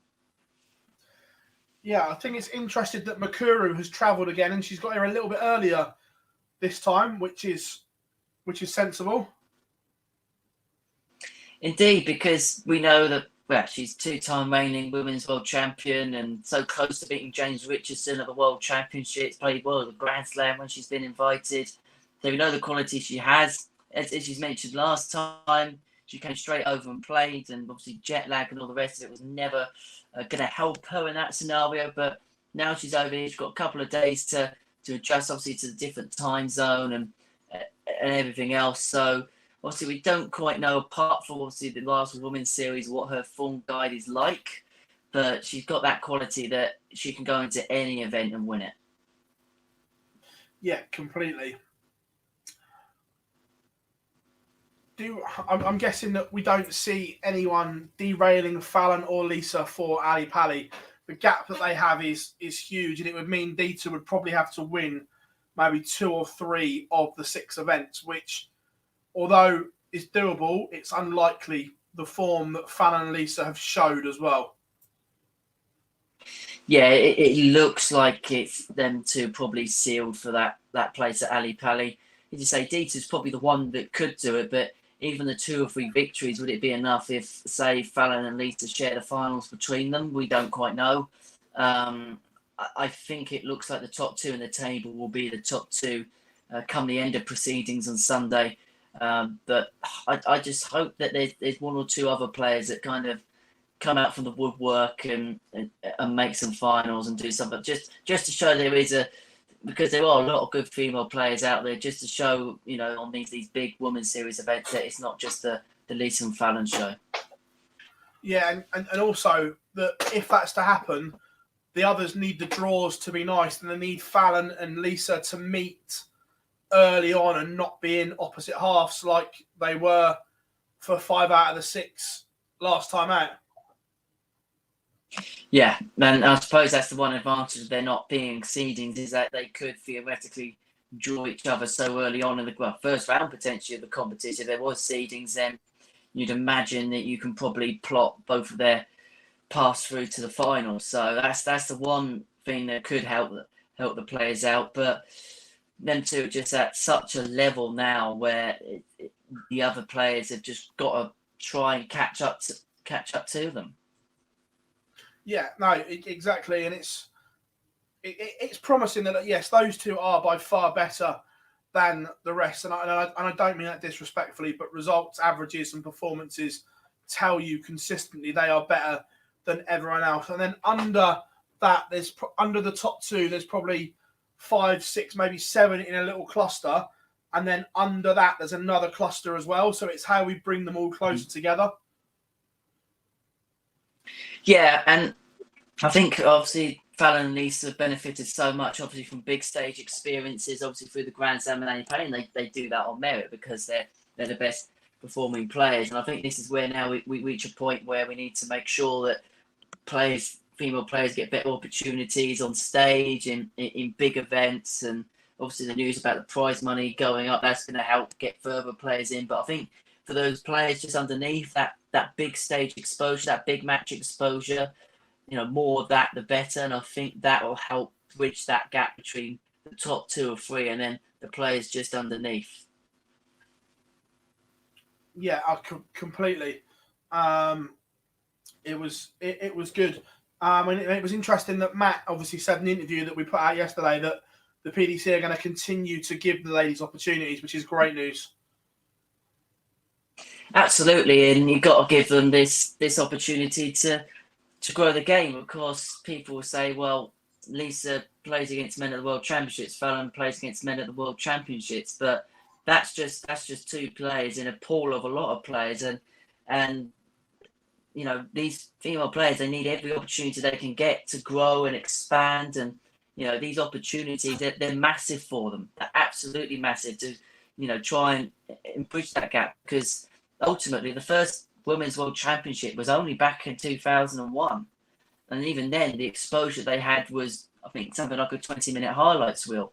So that they're trying to play catch up, and the more opportunities they can get to bring themselves up to the level that we now see from Fallon and Lisa on a consistent basis is more than needed, and I think the more opportunities the better. There's definitely a market for it as well. The interest, I know that you spoke of before, when Fallon and Corinne and Anastasia play in the live league, it goes up compared to other weeks. So there's an interest, there's a market for it. We just need to try and do everything possible to help the women's game grow and flourish. Yeah, definitely, which is great. But we are underway in one of them. Rob Cross and Madas Razma is now live, and Madas Razma has won the ball on your board, mate. Indeed, he has. Kicked off 134, but Cross came back with a 180. So these 2 haven't had to struggle to settle into their stride in this one. Of course, Cross, European champion at the weekend. Can he make it 2 titles in the space of 7 days? And there's always a player, isn't there, that at this point of the year quietly goes under the radar, doesn't do much, and then suddenly pick something up, and then you're suddenly the 4 man going into the end of the season. And this year, it looks like Rob Cross is the player. Definitely. And he has 116 here to take the opening leg against the throw. Can he take it? 80 leads 36. Rasper's not going to finish. And we are underway in the other one as well. Game on, everyone. Game on.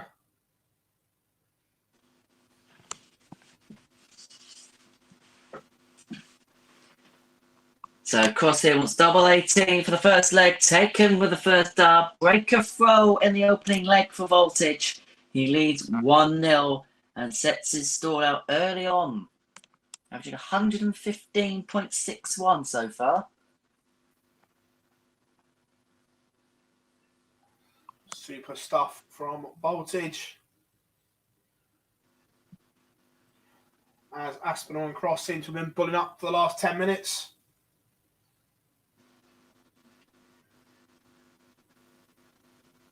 Just keep banging the 25s in, and they're laughing about it between them.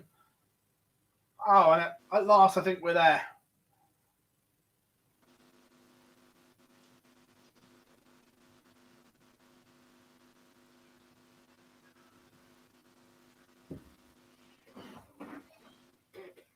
And of course, not to forget, the format does go up at this stage of the competition. So semi-finals, first to 7 legs to see themselves through to the final, where it goes up to first to 8. So the ante goes up a little bit from this stage onwards.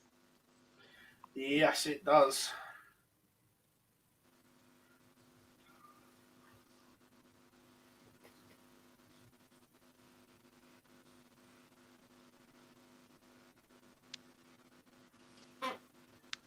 And eventually, Aspinall won the ball. Could that be pivotal?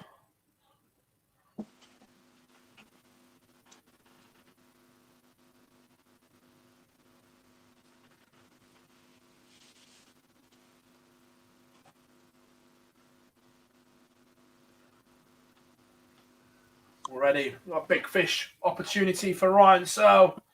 Aspinall is on a 2-darter. The fish doesn't go. And Rob Cross consolidates the break with a hole, takes out a 75 to lead Madars Rasma 2-0. The Latvian has got it all to do here if he wants to get himself through to a Pro Tour final. And he's only hit 47 to start with. Rob Cross has the opportunity to pile all sorts of pressure on that. Hits a ton. He takes the darts early on. Rasma's in a spot above it here. Aspinall takes the opener, not a lot between them, but the door may be ajar slightly. He can find another big treble visit and doesn't, so the door not ajar, back on throw.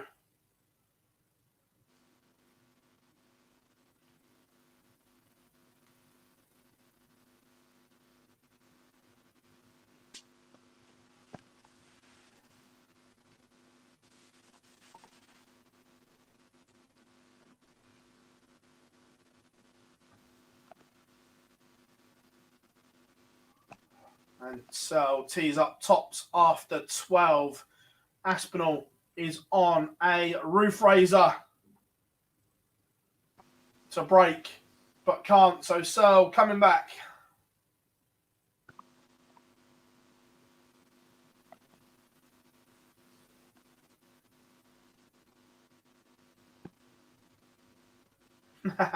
Absolutely no.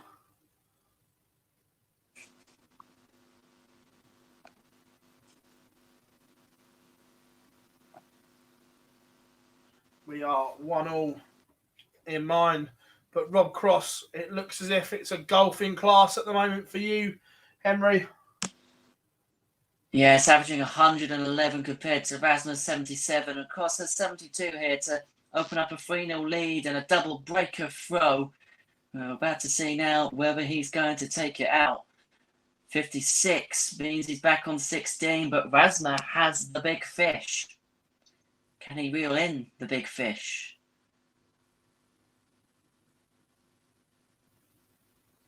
Tom 40 leaves 30. So I'm assuming he's had a darter ball there. Rob Cross, 16. Has busted score, Rob Cross. So Rasma now 30, double 15, unless he splits for a 2-1 deficit to reduce the deficit in half and hold his throw, which you sense at this point he absolutely has to, and takes it second dart. Now Rasma is in the contest. Rob Cross has had his chances for a 3-0 lead. They have been and gone. Rasma still a break behind, but is still in the game at 2-1.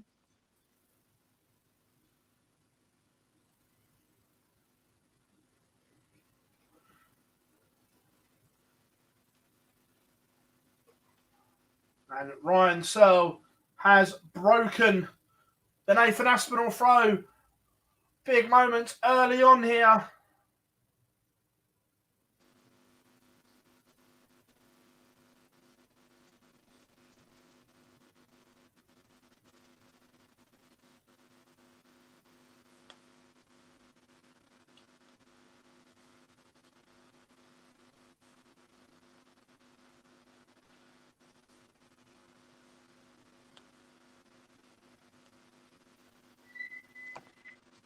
It's getting scrappy. Searle's done the hard work and broke, but then he started with 2 trebleless visits. Is he letting the Asp back into this? No, because he finds a maximum.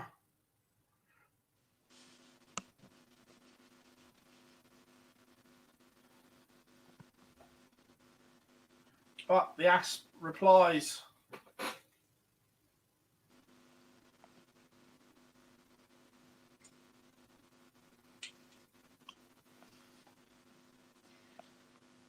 Well, Cross here has gone ton.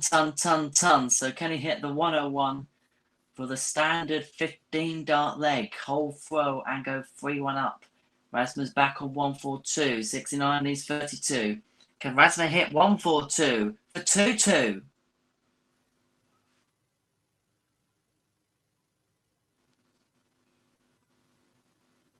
122. He's back on 20, Cross 32, double 16 for a 3-1 lead. He take it out. He does. Last time, hand clutch finish that from Bob Cross. Resma thought he may have got himself back in at 2-2, but Cross now leads 3-1. Resma with the darts can't afford to be broken again. Well, it could be a long way back for the Latvian. Yeah, Ryan Searle is also 3-1 in front. It was a hold of throw. So the Asp has it all to do at the moment. And maybe the door is slightly ajar for a double breaker. It is ajar now. Ryan Searle has left 96 after 9 on the Aspinall throw. Aspinall is on a whopper of a 3-digit. It was 161, but that doesn't go. So 96 for a double break for the birthday boy.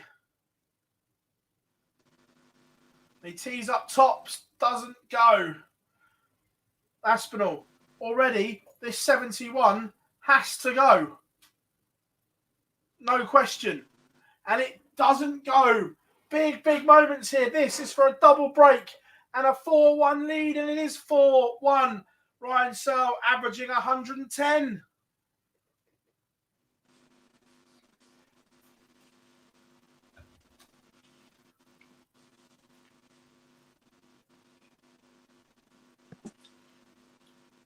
Maybe Ryan Searle's in a bit of a rush because he's got a birthday dinner to get to very shortly. Maybe the Players' Championship 26 in his leisure. Yeah. The restaurant is booked.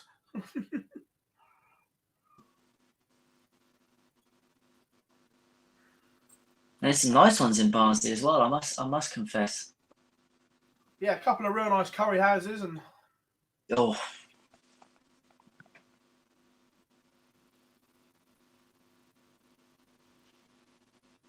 I'm trying to think where I stayed when I haven't, because we stayed at Barnsley. It was one of our hotels we stayed at for 2 or 3 matches when we were in the conference, and yeah, there was this little curry house, very small. I think it was probably about 4 or 5 tables as Rasmus brings it back to 3-2 against Cross.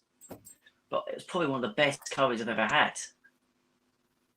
oh yeah, some beautiful ones up there. But Nathan Aspinall is in a world of trouble unless he can produce a ton topper.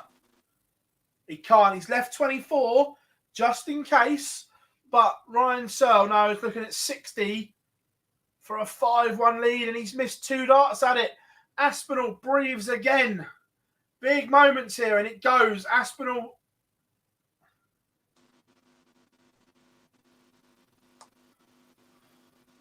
is back to within 2.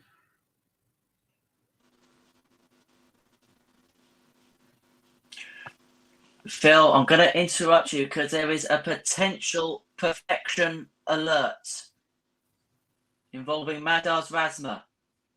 Cross is left on the fish. Rasma, 1-4-1. Can he do it?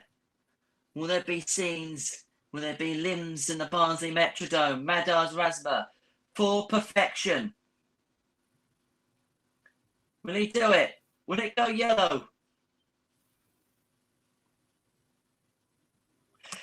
Madars Rasma has hit a 9-darter against Rob Cross to break the throw. It's 3-3 in the semi-final.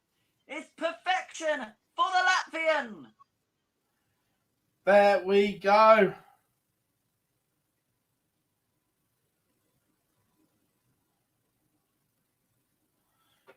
Magic for Madars Rasma, and we have another 9-darter in the Super Series.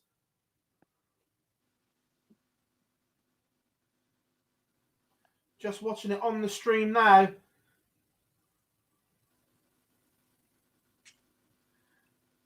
He literally hit the first two, went for a little wander to compose himself before stepping up and pinning double 18. Did the Rob Cross step back and nailed double 18?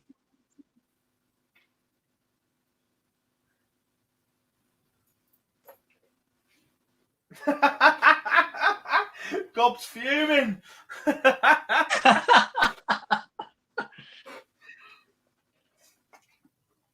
Oh, joy for Rasma, despair for Gob.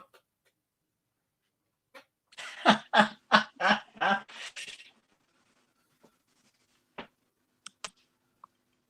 might as well retire now. It's not going to get any better than this, is it?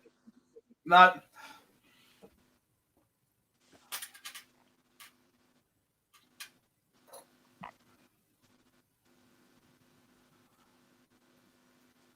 Oh. Back on this one. Aspinall was back within one, but Searle was looking good on throw here to restore the two-leg cushion.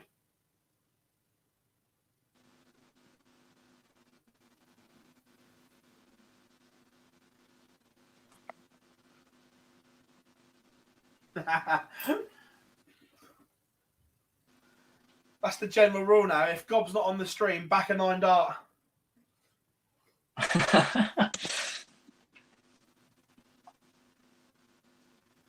Brilliant from Searle. 171 to leave double 12 and restore that cushion of 2.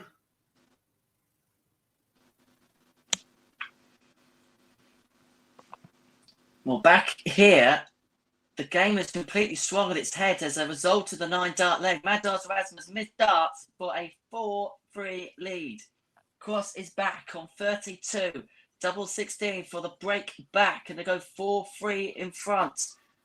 Takes it first dart. Rasmus had a chance to go in front, but Cross is back in front. He will not be derailed by the perfect Madars Rasmus. He leads 4-3. As you say that, Henry, Ryan Searle is again 2-leg lead. It is 5-3, 2 away. Nathan Aspinall needs to get his skates on.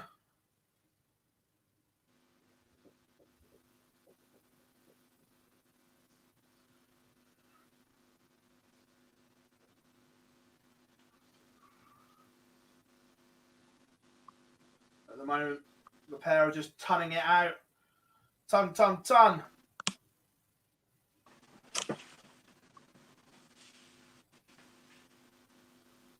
Ryan Searle. 1-2-1. But Asp finds a maximum. Timing is everything.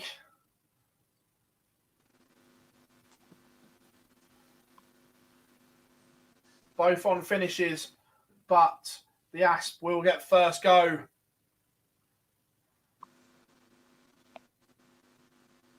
And tees up double 16. So tees up tops. So now it's just a case of hold your nerve and pin the double. Aspinall with first opportunity.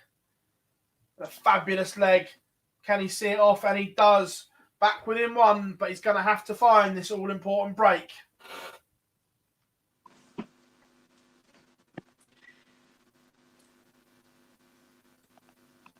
Back here, Madars Rasmus has the chance to break through. 117 here. Cross is back on 70. There's Rasmus with the poke now. He's at 141 already. Can he add 117 to his list of big out shots in this one? 77 these tops. Cross 70 then. For a 5-3 lead and to re-establish his 2-leg cushion in this match. You back in for a dart at least the bullseye.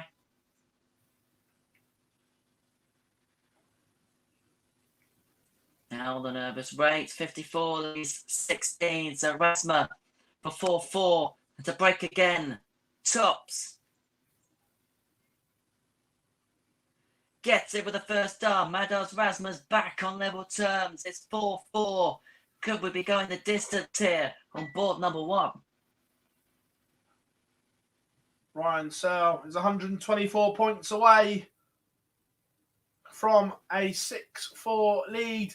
84 to tee up tops with Aspinall not in the same neighbourhood.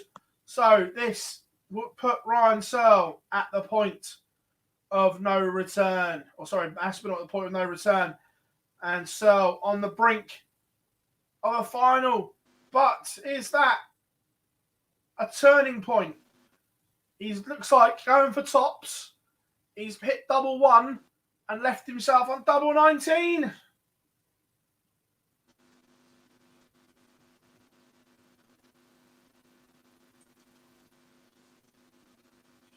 Searle's making a mess.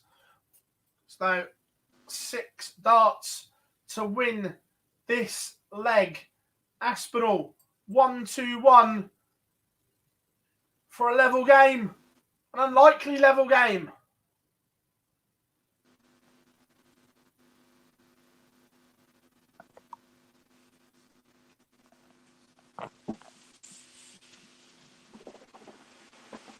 Doesn't go. Ryan Searle breathes again. Third time of asking, can he win the leg? And he's missed again. That is now 9 darts to win this leg.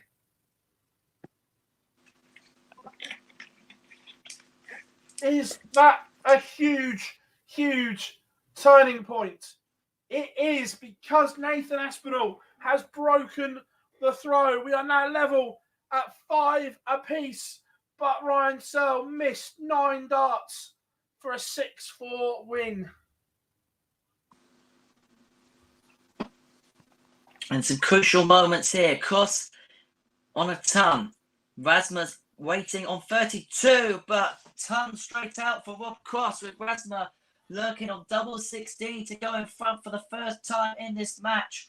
Rob Cross is just about doing enough to hang himself in front 5-4, but this is a game you sense has got way more than just a couple more legs left in it. Yeah. Birdie Boy asks, why is Cullen always number 1 seed? Because he's the highest seed on the Pro Tour order of merit. Gezi would be, but Gezi's not there. So Cullen jumps from 1 to number 2. Sorry, from 2 to number 1 even.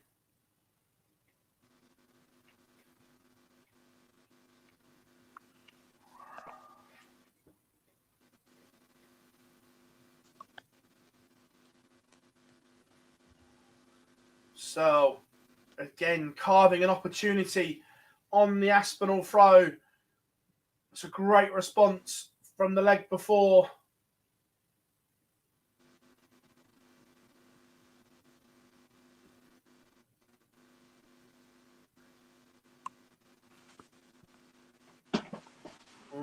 But is he messing it up again? From 1-2-4, only scores 43 to leave 81. So, making a mess again. This match should be over. But instead, we're embroiled in some darting drama.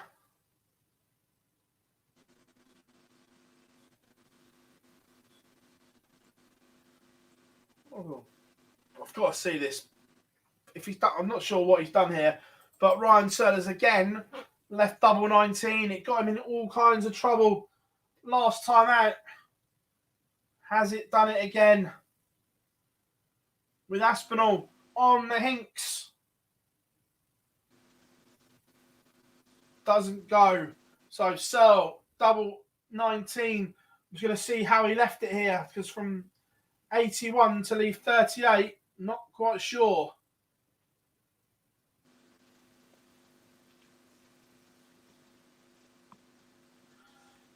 Gone for the ball and gone into the 12. That makes sense. But Ryan Searle does break through again and is now throwing for the match. Nathan Aspinall needs to win 2 on the spin. Back here, Rob Cross, 53 on throw for 6-4, taken in 3. Mados Rasmus was waiting again, but Rob Cross will not give him the opportunities. He is now just a leg away from victory. Oh my. I'm not sure what that's come out of. But on the Hinks, the 1-2-7 in game, Nathan Aspinall has had a bounce out of what looks like the bullseye, which would have put him in front. I'd like to see a slow-mo of what that's hit. I'm not sure if it's hit the wire or a dead spot. I don't know.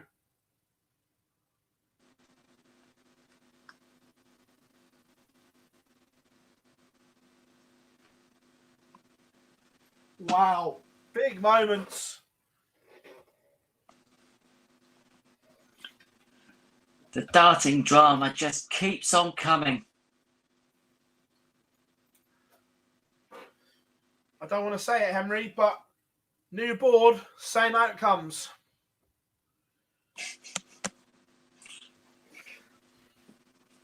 It wasn't going to be long till we got on this debate, was it? But Nathan Aspinall was just at a maximum to leave 104. Will he get an opportunity? He is going to get an opportunity to send us to a noble. 104 for 6-all, and yet another break of throw. And after seeing that bounce out, maybe this is the right way. Oh, but he can't hit it. So Ryan Searle, 53 for a place in the final on his birthday.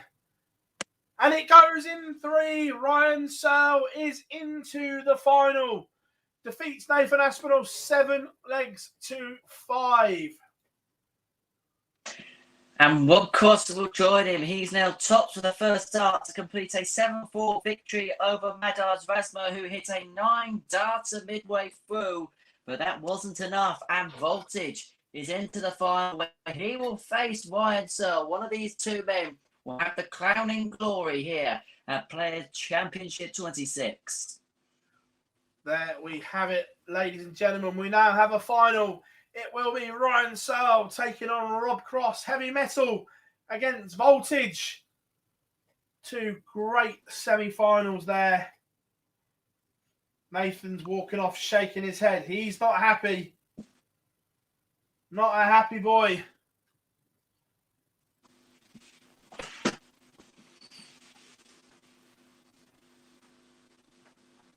Niall says, useless new boards anyway, Phil. Yeah, I did see a few pictures before they were released. They were used on the first challenge tour. And let's just say the one I saw that was used looked like it had been whitlocked.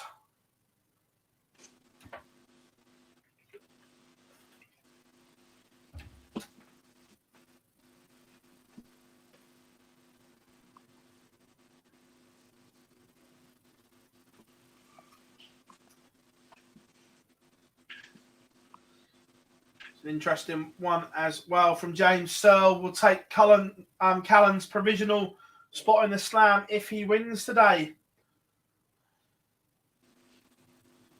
Interesting. We've probably got between 5 and 10 minutes. So we were going to grab a quick ad break and then we will come back to the chat room as always. I can prep graphics, and between me and Henry, we will answer some questions for you. So we are going to go to the ads and then we'll be back on the other side of this, everyone, where we will have a final.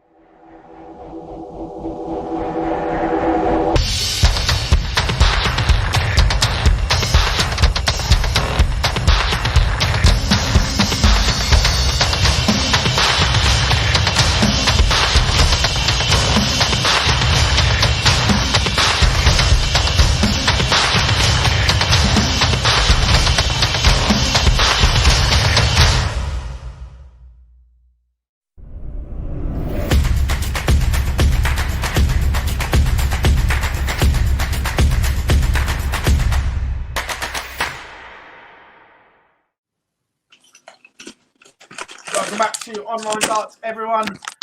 Super Series Live for Players Championship 26, and we are only 5 or so minutes away from a final. Myself and Henry have been taking you through all the action today, but give yourself a round of applause.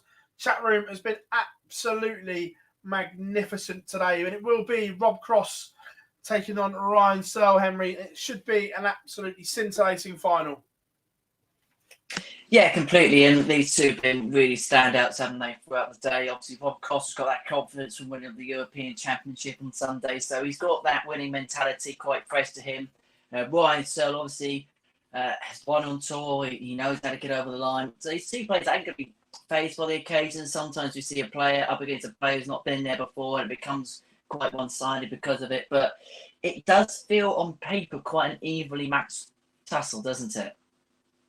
Yeah, no, I agree that look, there's not a lot between them in the averages. They've both produced moments of brilliance, and they've both been off in spells as well. So it should be really, really good. So looking forward to it.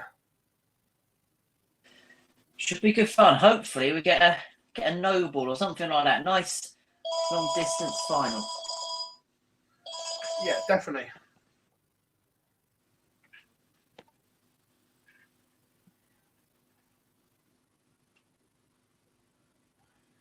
Just prepping the graphics as we speak at the same time as well. So any questions in the chat room, get them in for us. Let us know what you think.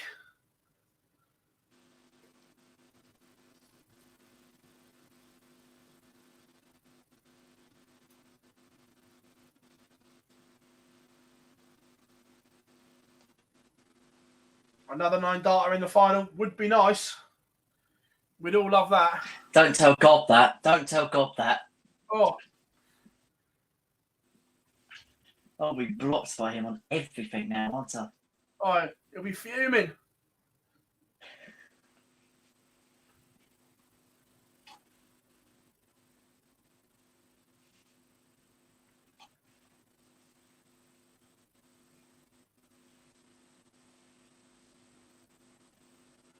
Be absolutely fuming. Daniel, the only way Ryan Searle will be in the Premier League is if he's in the top 4 or if he wins one of the TV titles. If he doesn't win one of them, then he won't be.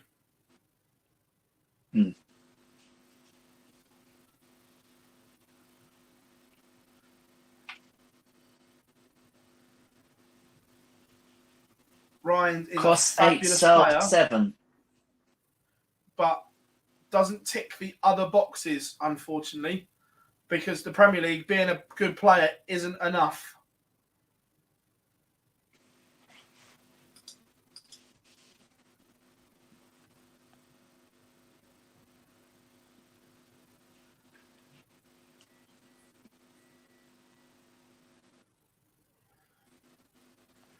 Different rules for the Premier League, unfortunately.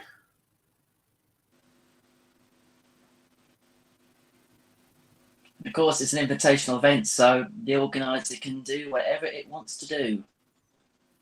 Exactly that.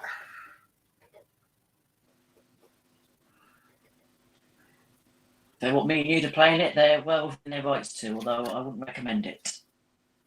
No. Well, I remember once Barry saying, I can't remember if it was a media day or just one of his impromptu press conferences, that he said that when we were talking about World Series, and his exact words were, if anyone wants to pay me enough money, we'll have a World Series wherever.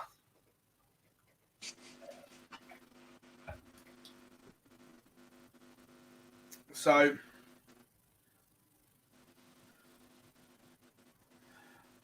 Con says, how many entries are there for the women's series? Good question. I don't know, is the honest answer. I don't think they've released that information yet, or if so, I've missed it. I haven't seen anything as of yet. I'll have a look now, but no, I can't remember, because I know I was having a look at the entries for the Welsh Open, which are, they were well over the 100 mark. So I'm going to assume that there's probably a bit of a mix and match, because obviously it's going to be a lot of players in there that may may consider taking their chances of trying to qualify for the Lakes. But I haven't seen anything in the way of numbers.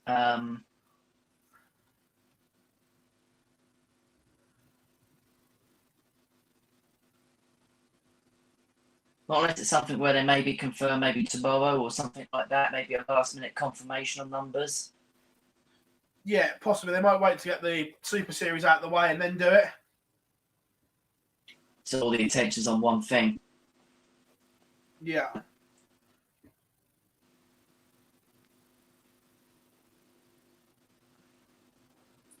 I can guarantee you 2 players who are definitely playing in it. Yeah.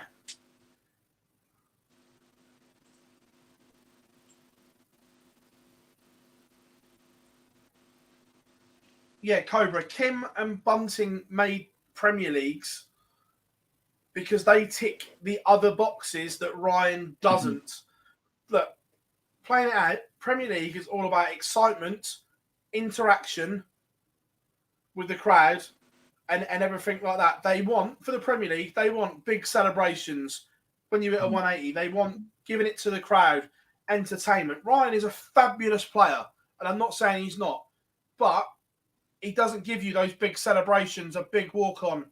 I remember Kim Hybrex, when he played Phil Taylor at the Grand Slam, was jumping around the stage. And that's what the Premier League's about. Whether you like it or not, the Premier League is entertainment. It's not ranked. And they don't want players just going up there, taking their darts out of the board and walking back. So Kim does that. Bunting got his place when he came over as the world champion, when they still gave out wild card, or they still gave the 4 or offered the 4 tour cards to the Lakeside semi-finalists. So again, a little bit different in circumstances.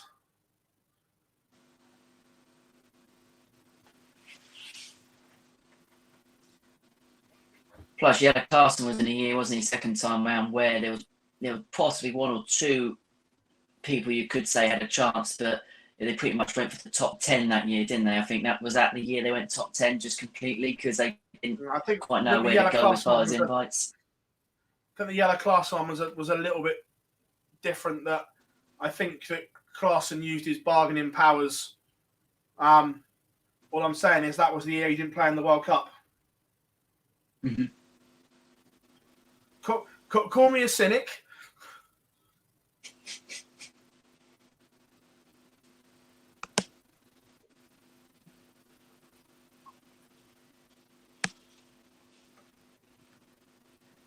What did you make of that excerpt in the interview yesterday when he spoke about the World Cup survey and the possibilities around the event? Look, reading between the lines, I think that they know that pairs is the right option, but that then doesn't give you the big stars on TV all the time. But look, let's be fair. They want Michael Van Gerwen against Gezi Price. Gezi Price against Peter Wright. Yes, the pairs creates the drama, but they don't want to lose that. They desperately don't want to lose the singles battle either.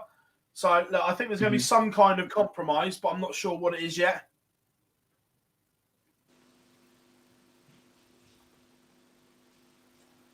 Wonder whether they obviously credits down to broadcasters and obviously timings and that, but I wonder whether they could do perhaps what they used to do, maybe extend the best of 5. So maybe you have the best of 5 for the semi-finals and finals. So you have a bit of singles and a bit of doubles, and then maybe that could be the kind of mix up a lot of timings and all the rest of it. But that seems like potentially the sensible way. Yeah, look, I'm not against that. I quite like that, to be fair. Which is interesting. Again, Matt gives a lot away without saying it. You have to read between the lines and dig into it a little bit more. He's very clever at that. It was interesting that he spoke about that, about trying to get the rest of the money up. That the world's money is never going to go down. That's only ever going to go up. It was just a case of getting everything else up to a par. Which I thought was was interesting. Interesting about the failed test.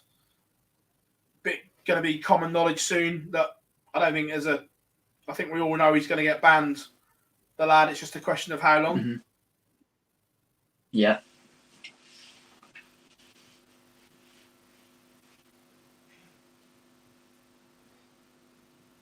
But it's good to see as well that the calendar is going to be released as well, which is great news. Mm-hmm.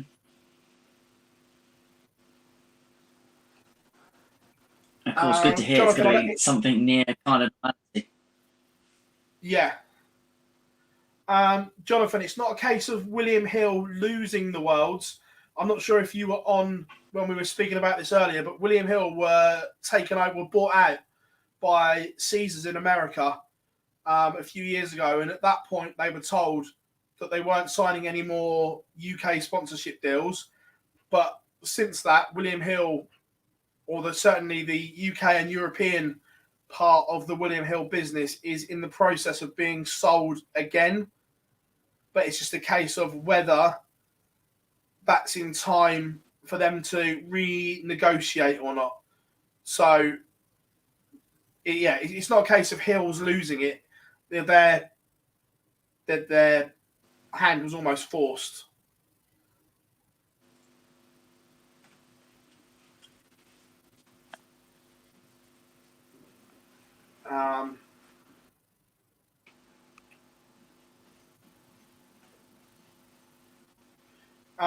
Birdie Boy, yeah, absolutely. I'm not disagreeing with that.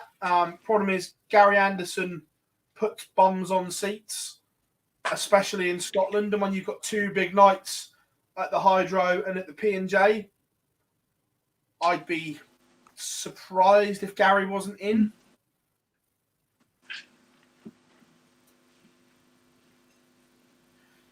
I'm not saying that he won't ever get ditched, but don't see it just yet, in my opinion. Glen says, what if they start with the pairs instead of the end? Yeah, look, I don't dislike that.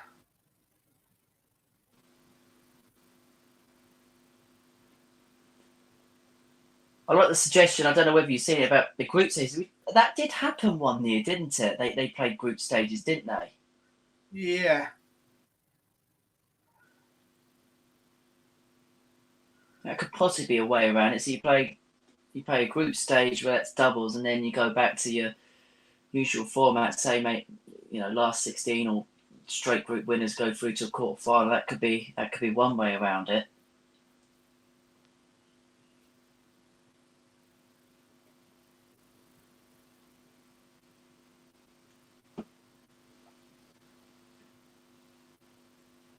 Someone says, who is getting banned? Look, I'm not going to kill the guy and put his name out there, but for everyone knows the story about the failed COVID test and everything like that, it'll come out in the wash.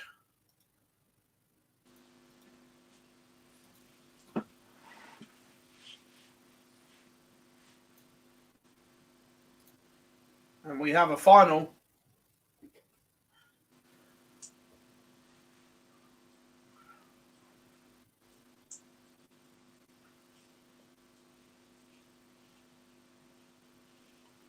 Right, so I want the pull up before we get underway. And not a sluggish start from either player, is it? Ton 40 to kick us off.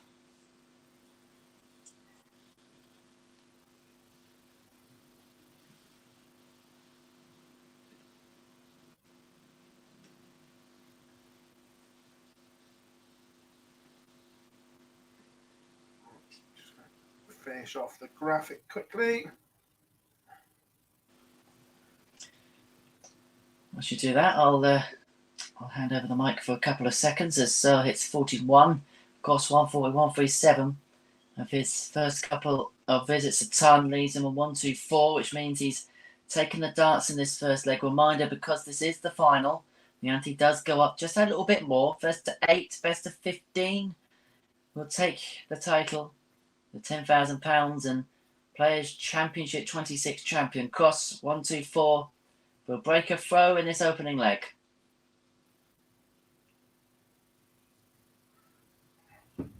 And takes it. A 1-2-4 for Rob Cross. He sets his stall out in the final. He starts as he means to grow on. He breaks the throw and leads 1-0. Big moments. Huge moments.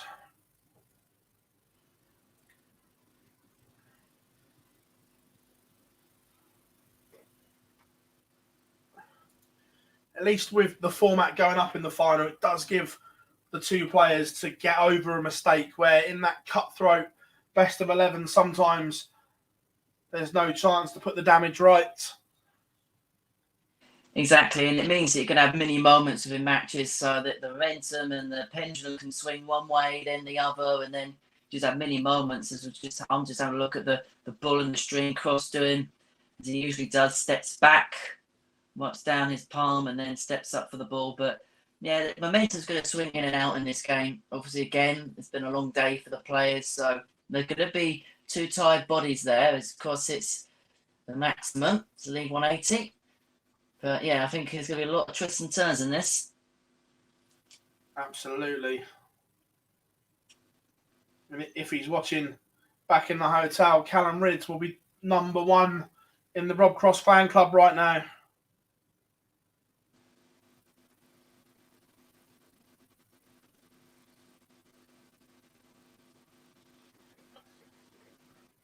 But this is immaculate from Rob Cross.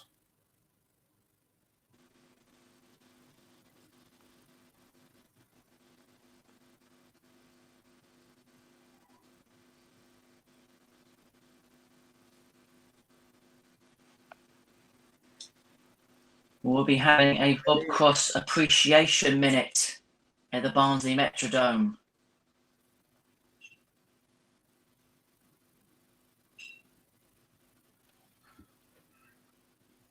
You feel even this early, this is almost a must-win leg for Ryan Searle just to get a foothold in this final and stop the Rob Cross charge. Well, the thing is, he's averaging 96, but he's just not getting a look. And Cross is averaging 120 here. Yeah. He's just on a different planet to everyone else today. It's not the first time he's been playing roof-raising darts.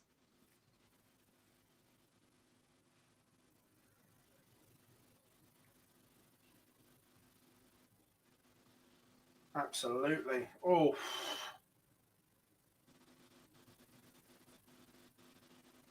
This is brutal. Absolutely brutal.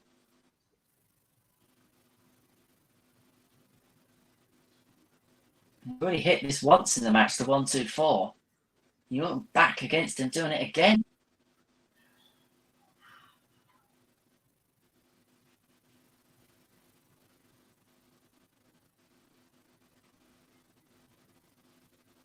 Which made that 60 must hit, and he did. It's back to 2-1.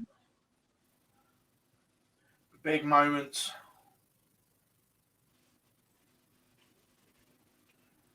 Huge moments there.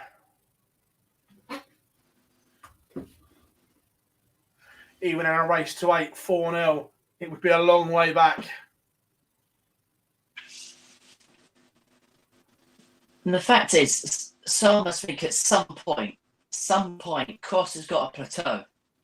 If he averages 160 and 120, then you just take your hat off and accept you're just being beaten by the better man. But averaging 98 and hardly having a look in so far as he hits the maximum, that's his first. He's got a plateau somewhere, and you've got to try and hope that you're in and around that level and can take the opportunities when he does. Yeah. Yeah, exactly that. When someone's playing that well, you've just got to try and hang in and hope for that moment, and when it comes along, you take it. Well,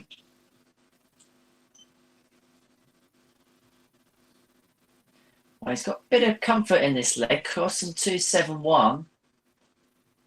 So Searle's going to have 6 darts here for 2-2, and maybe Cross is just plateauing a touch.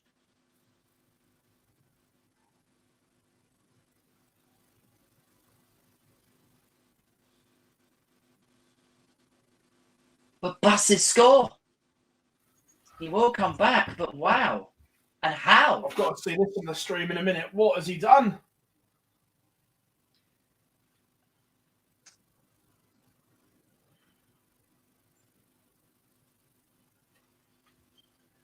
Let's have a look. 81 What leads. has Ryan Searle done here? 101.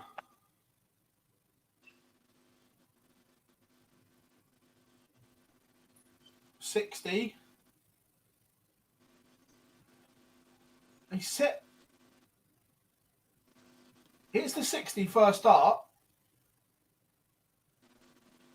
He's just thrown that without thinking. That last dart, I think the second dart may catch the flight the way it careered low into the bed. Yeah. But the last dart, he's not even looked. He's just thrown it at a 20. That's plumb in the middle of the bed. Jose de Souza like.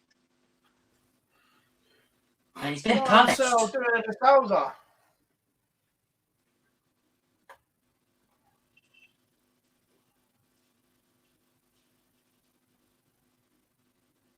Cross takes out the double free, and he's 3-1 up in this final. Has Ryan Searle's head gone? And the frustrating thing from as far as he's concerned is he's worked so hard to get himself back in the match after that good start from Rob Cross.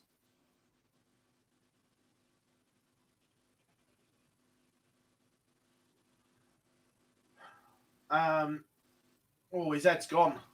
39-23.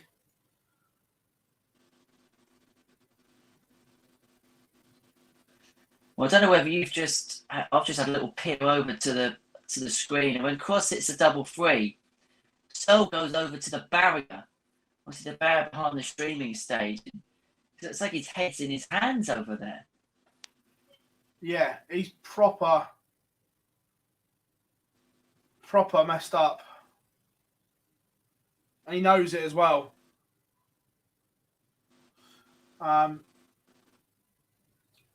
Question from Jamie says, why was Cross's music changed from Danger Danger High Voltage to Hot Hot Hot? Makes no sense. I'm not sure if people know this or whatever, but the players' music, they don't actually get the final say. The broadcaster does. And Rob doesn't like Hot Hot Hot, but Sky changed it back in the day. So ultimately, the broadcaster gets final say on what your walk-on music is. 9 times out of 10, 99 times out of 100, they will go with your choice as long as it's not obviously derogatory, explicit, or anything like that. But they chose to change it.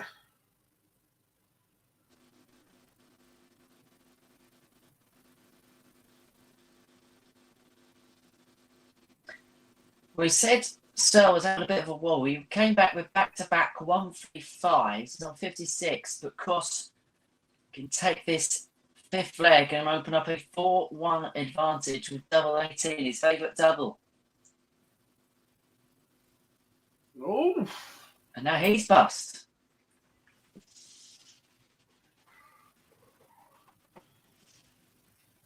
So can Searle step in? He can.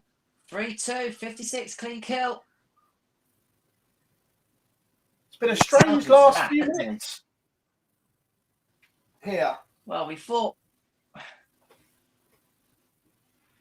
after those couple of visits, Ryan Searle hit a wall of some sort, and then he's just conjured back 2 big visits, and then taken advantage of Cross's mistake. Yeah.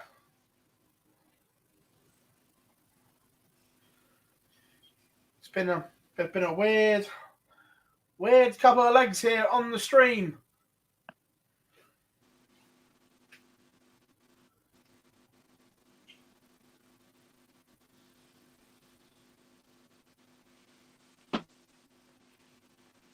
but this is much better from Rob Cross.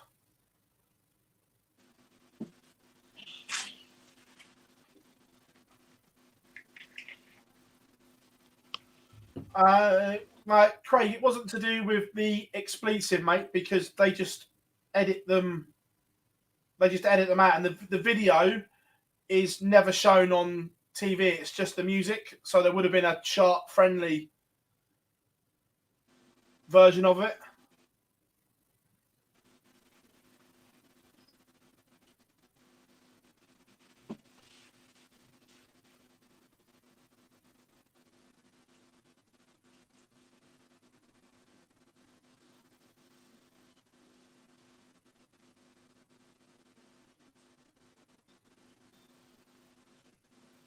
Oof. We were holding our breath when the first one's 180, Henry. Collective sigh of boo as the opportunity of a 9 passes by, but this leg is far from in the leisure of wide sail as Rob Cross comes back with a maxi of his own.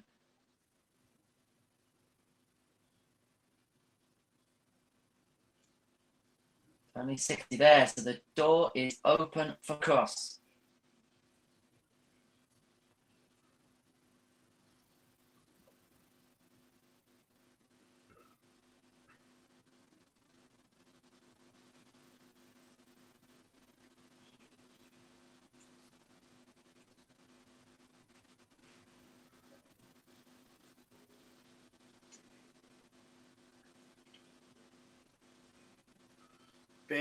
Big moments here.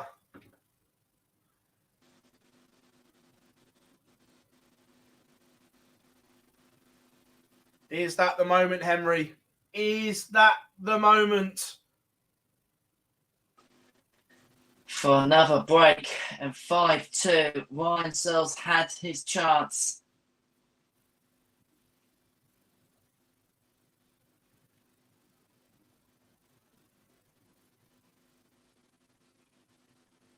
Oof, that stings. Last starting hand, especially when you've had the chances as well. He's been broken. It's 5-2. And for Ryan Searles, especially the way Rob Cross is playing, still averaging over the ton here. It could be a long way back for heavy metal. Yeah, if he holds here, then it's going to take something extraordinary from Searles to turn over a 4-leg cushion, especially when you are 10 points worse off in the averages. Voltage has found his spark. He's flicked the switch this week. European champion. Will he become a players' champion again? He's enjoying being back in the winner's circle.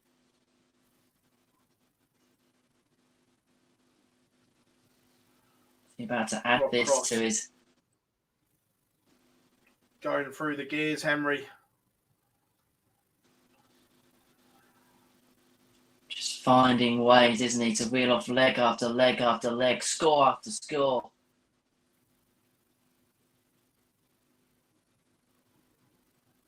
I think the biggest difference is not looking at Cross's average, but look at Ryan Searles. It was around 98 when Cross went on a barnstorming run. It's now down to 92.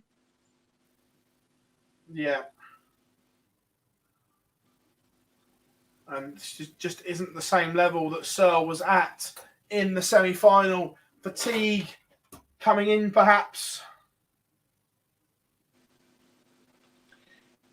Well, we spoke at the start, didn't we, that potentially in these longer formats, you can get over a mistake.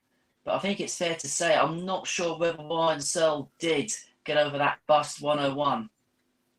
I'm not sure he did either. With his reaction at the back of the stage, you could see it was playing on his mind. So it's 80 for 6-2. See, look, this is all a bit friendly, chummy for my liking. Mm-hmm.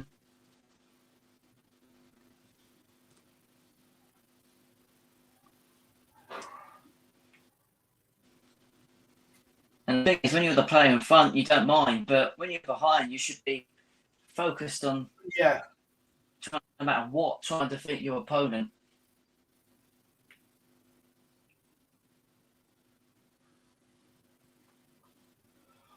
But this is better from Ryan Searle. Going to have to find a 4 or 5 leg blitz of this, Ryan Searle.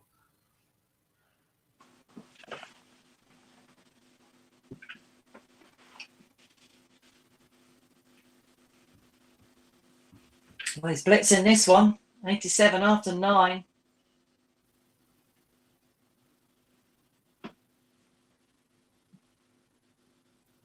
Oof.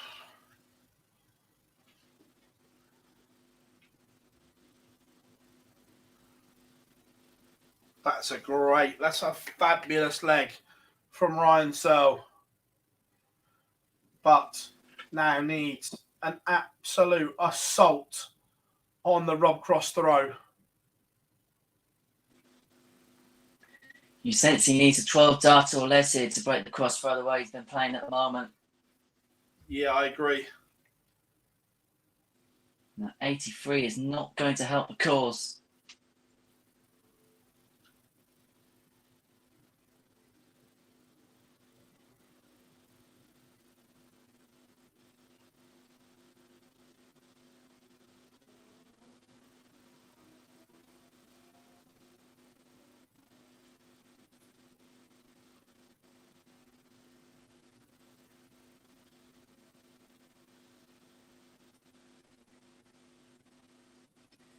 Now that opens a door. That really does open the door, that 42. It does.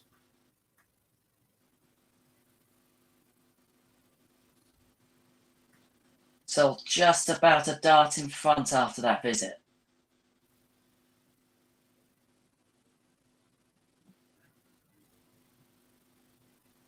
Still advantage Searle.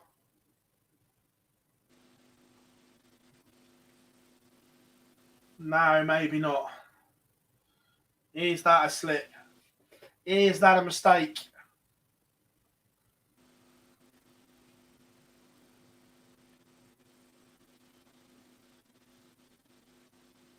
You get the feeling this has to go.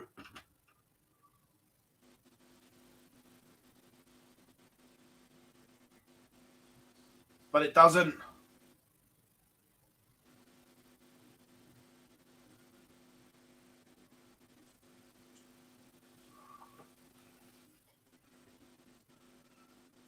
Oh, is that a turning point, Henry? Could well be, because this is for a break. And for 6-4, double 8.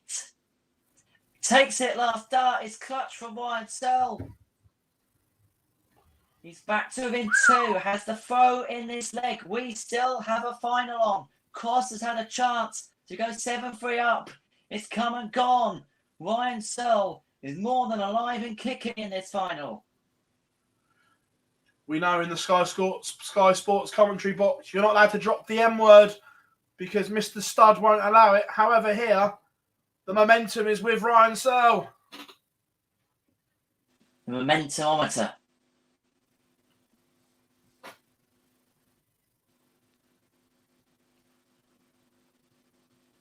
Ton 3-4, ton 3-4. On the momentum scale, that's hitting 10. Huge, huge moments here.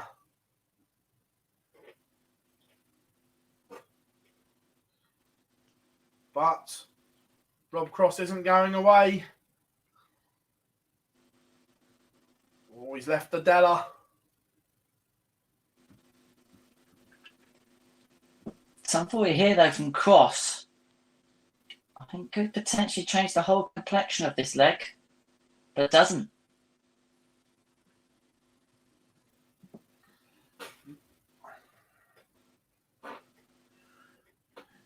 Teed up from Cross. From Searle, sorry. He will get 2 darts to go within 1.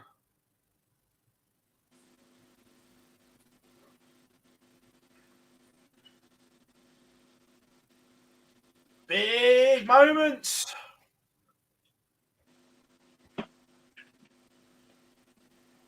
How crucial will those darts at Rob Cross miss for a 7-3 lead in leg 10B? Because Ryan Searle has upped the ante now. He needs the player with momentum. He's 6-5 down. Cross hits a 140, but counters it with a 140 of his own. This final has come up to the boil, and up to the boil nicely. Yeah, Jonathan, the M words, momentum. And also, Ryan Searle's upped his average as well from 91 to 96. So that's why he's now competitive. But I feel he needs something huge this throw. Because that's a chance.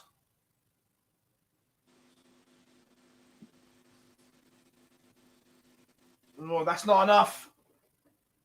Not enough from Ryan Searle. And has the pendulum swung towards voltage again?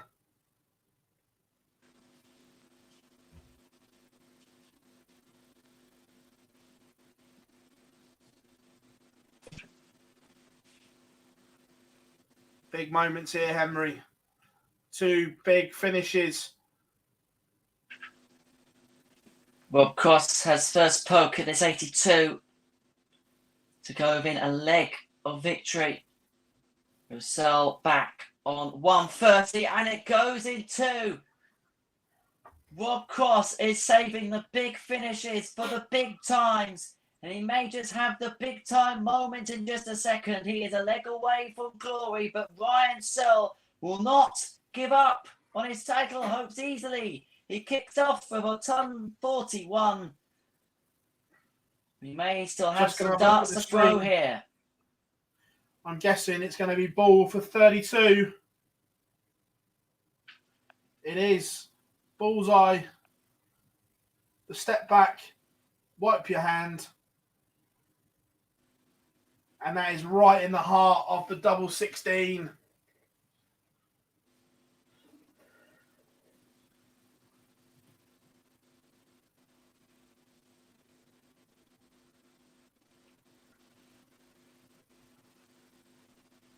Has Ryan Searle got one big push left in him? He needs to be perfect from here. No more mistakes.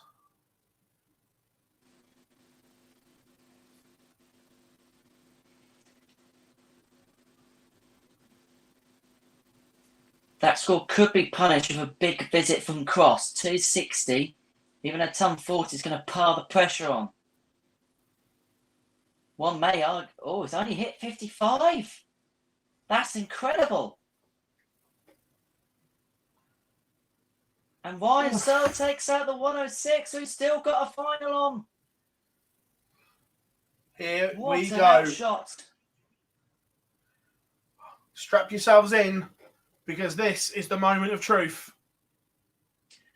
And the door's just been opened, just a ton from Cross. And for the first time, Cross's average has dipped below that 100 mark. Well, we said earlier on, when Cross plateaus from the stratospheric heights of 120 and beyond, where would Ryan Searle end up around it? He is in and around Rob Cross, and that's why we have a tight final. And of course, importantly, if Searle can get the break, he throws in the decider. Huge, huge moments here in the final of Players' Championship 26. The door is open.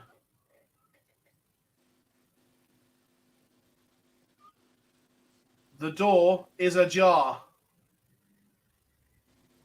You sense he needed that.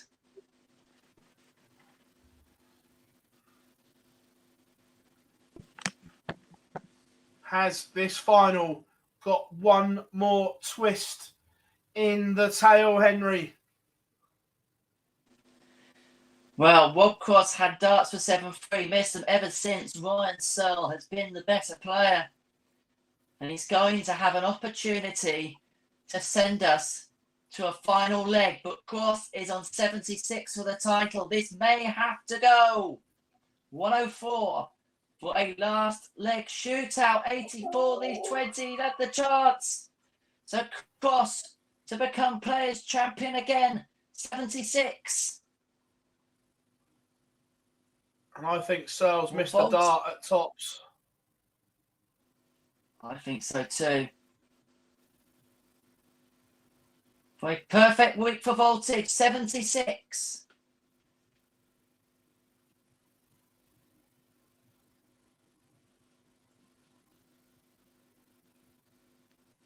And we still wait. And it goes. The blue touch paper has been lit for Voltage. Rob Cross's renaissance continues. He's the champion of Players Championship 26 by 8 legs to 6 against Ryan Searle. Congratulations to Rob Cross. Just looking at the stream. Now, Ryan Searle did miss a dart at tops. Oh, Rob Cross, that was risky, and he knows it. He knows it. 76, he went 1 in the 20, deliberately went high, and it almost went in the 5 before nailing his beloved double 18.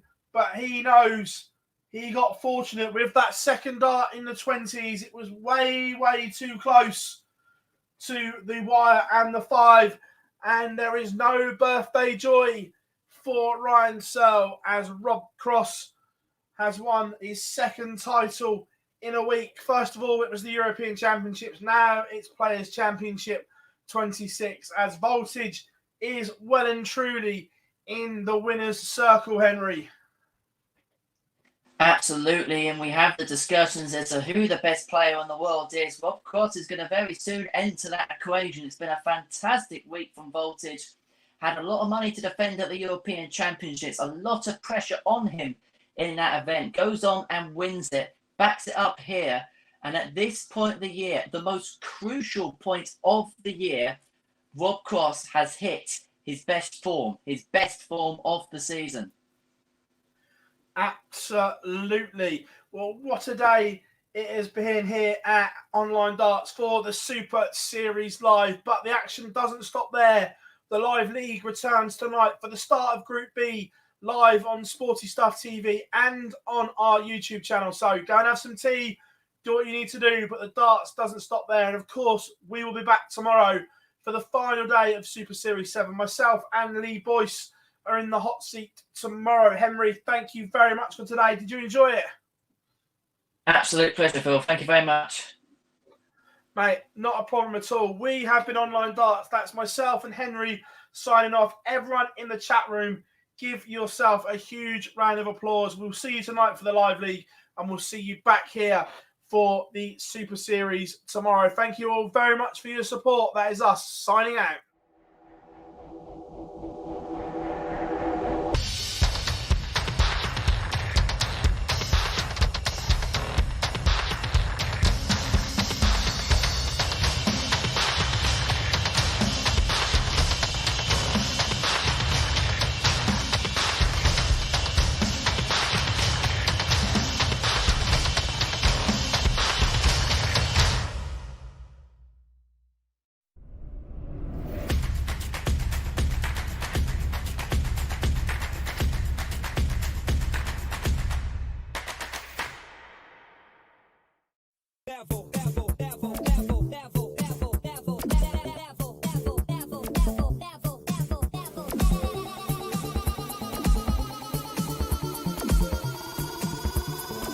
Take it to the next level.